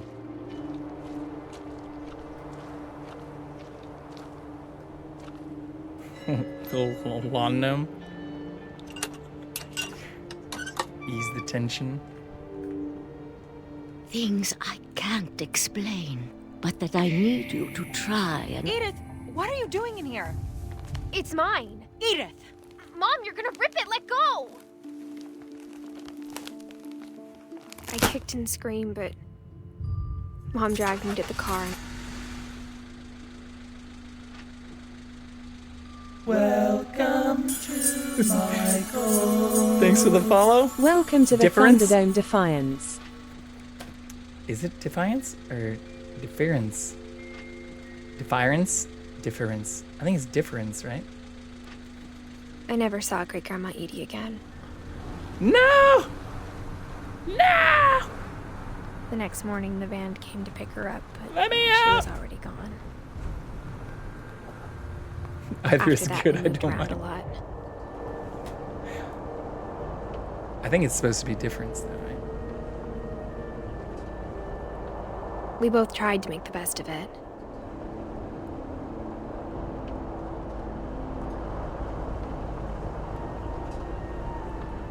A few years went by.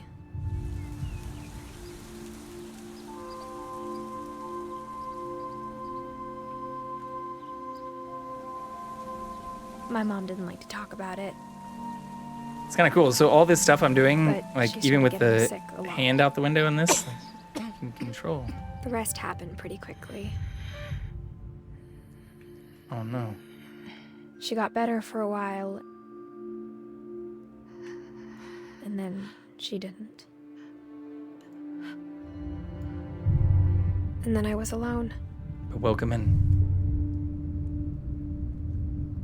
The last Finch left alive. Until I found out about you. She's referring to the person we're I'm pregnant still not sure what to tell you about all this. with. Or the child. If we lived forever, maybe we'd tiny have time person. to understand things.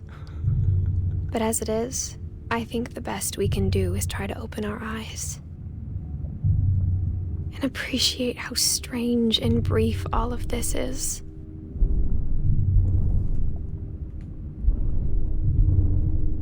This journal was supposed to be for you.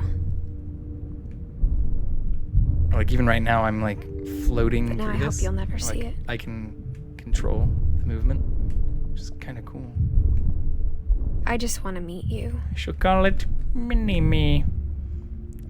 and tell you all these stories myself. Liquid hot magma. But I guess the I'm potato hearing this layer. now. Things didn't work out that way. Uh-oh. Fuck. We are being born right now. That's what's happening. The baby. This is where your story begins. Read it. I'm sorry I won't be there to see it. It's a lot to ask, but I don't want you to be sad that I'm gone. I want you to be amazed that any of us ever had a chance to be here at all. Good luck.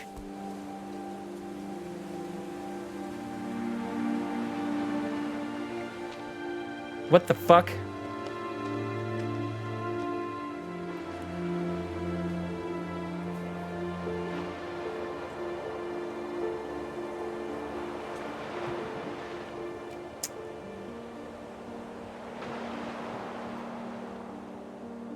What the actual fuck? Okay. Well, this is a very good story. It didn't answer many of the questions that it started. But gameplay-wise, I had an absolute blast. It did actually only take a few hours, too. So that was fairly accurate. Because I yapped for like an hour when our stream started. Oh, so we also unlocked the Edie thing when I didn't miss anything. We got an achievement for finishing all the stories. Is that 100% then? Did we fully do it? Here, I guess I can check while I'm doing this. Achievements. No? Fuck. Let the drunken sailor finish his song, I fucked up. Clear all the balls off the pool table, I fucked up. I fucked up a few things. But we didn't miss any of the story. I just didn't realize I was supposed to like whack all the pool balls and stuff. But yeah, this is also a really cool way to end the game.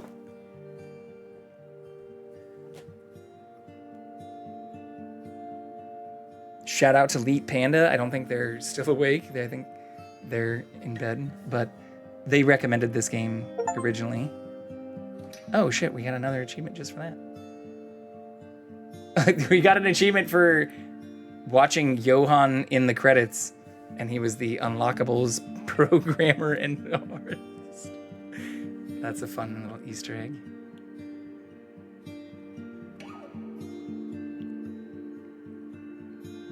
Yeah, I think we will do Soma next. We can probably pull up our little list. Yeah, Soma, and then either Alan Wake. I think giving the time, we might do Fear and Hunger after Alan Wake and Alien Isolation. I think we can get through all of these this month, though. I'm fairly optimistic about that.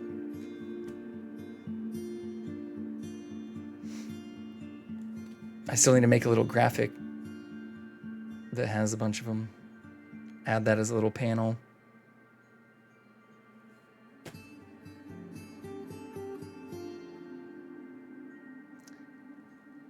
I do also have a few costumes ready to go too.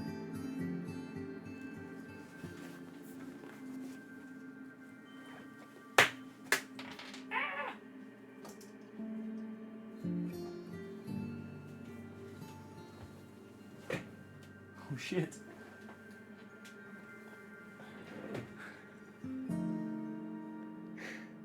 We disconnected our monitor. It's fine. Everything's fine.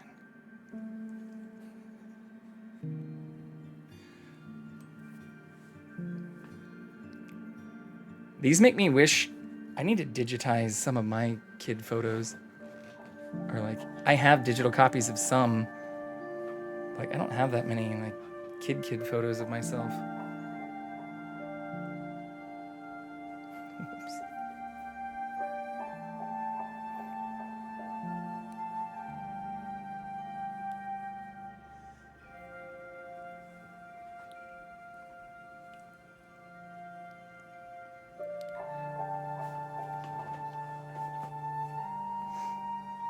I don't think there's a sequel to this game either.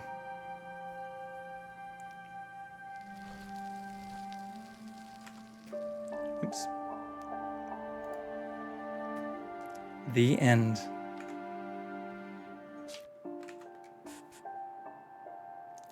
Replay a story option is now available. Okay, so we didn't miss anything. I was worried we were missing this one. I guess this didn't fill itself in either. Well, that was a very good game. And thank you again for the raid and coming in here. Oh yeah, I was going to show off. So I have a few different things. I've got like a little Zorro costume thing. And then I originally got this. So I have a Jesus costume from where we started our Baldur's Gate 3 playthrough. But I also have this thing. Oh, we can't see the little Foster anymore. But I have like this little monk outfit. It doesn't go well with the hat. But we also have a few masks that we can put on too.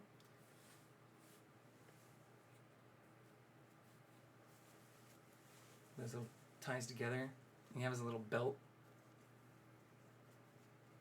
We did Deadpool last year, and I streamed on Halloween, and we gave out candy. We did trick-or-treating on top of streaming with the mask on. In fact, I think I beat Control that night. But I do like this hat. I think this hat turned out great. Okay. I think it's time that we pass you all along, though. Looks like we have... Ooh, we do actually have some art stuff going on. Let's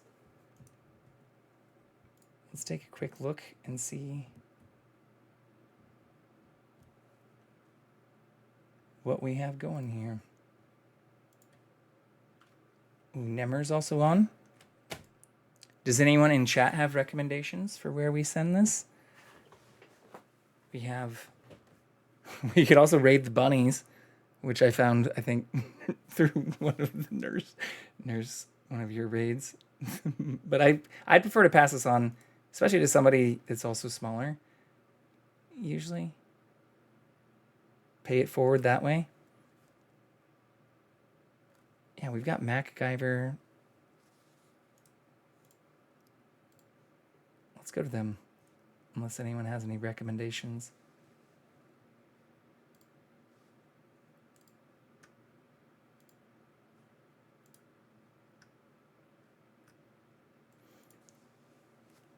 Lord Freesis. Let's take a look. How are the vibes? Lord Freesis is not online right now, Stinky Weasel. I appreciate that recommendation, sir. Or ma'am. I don't know. Shouldn't assume.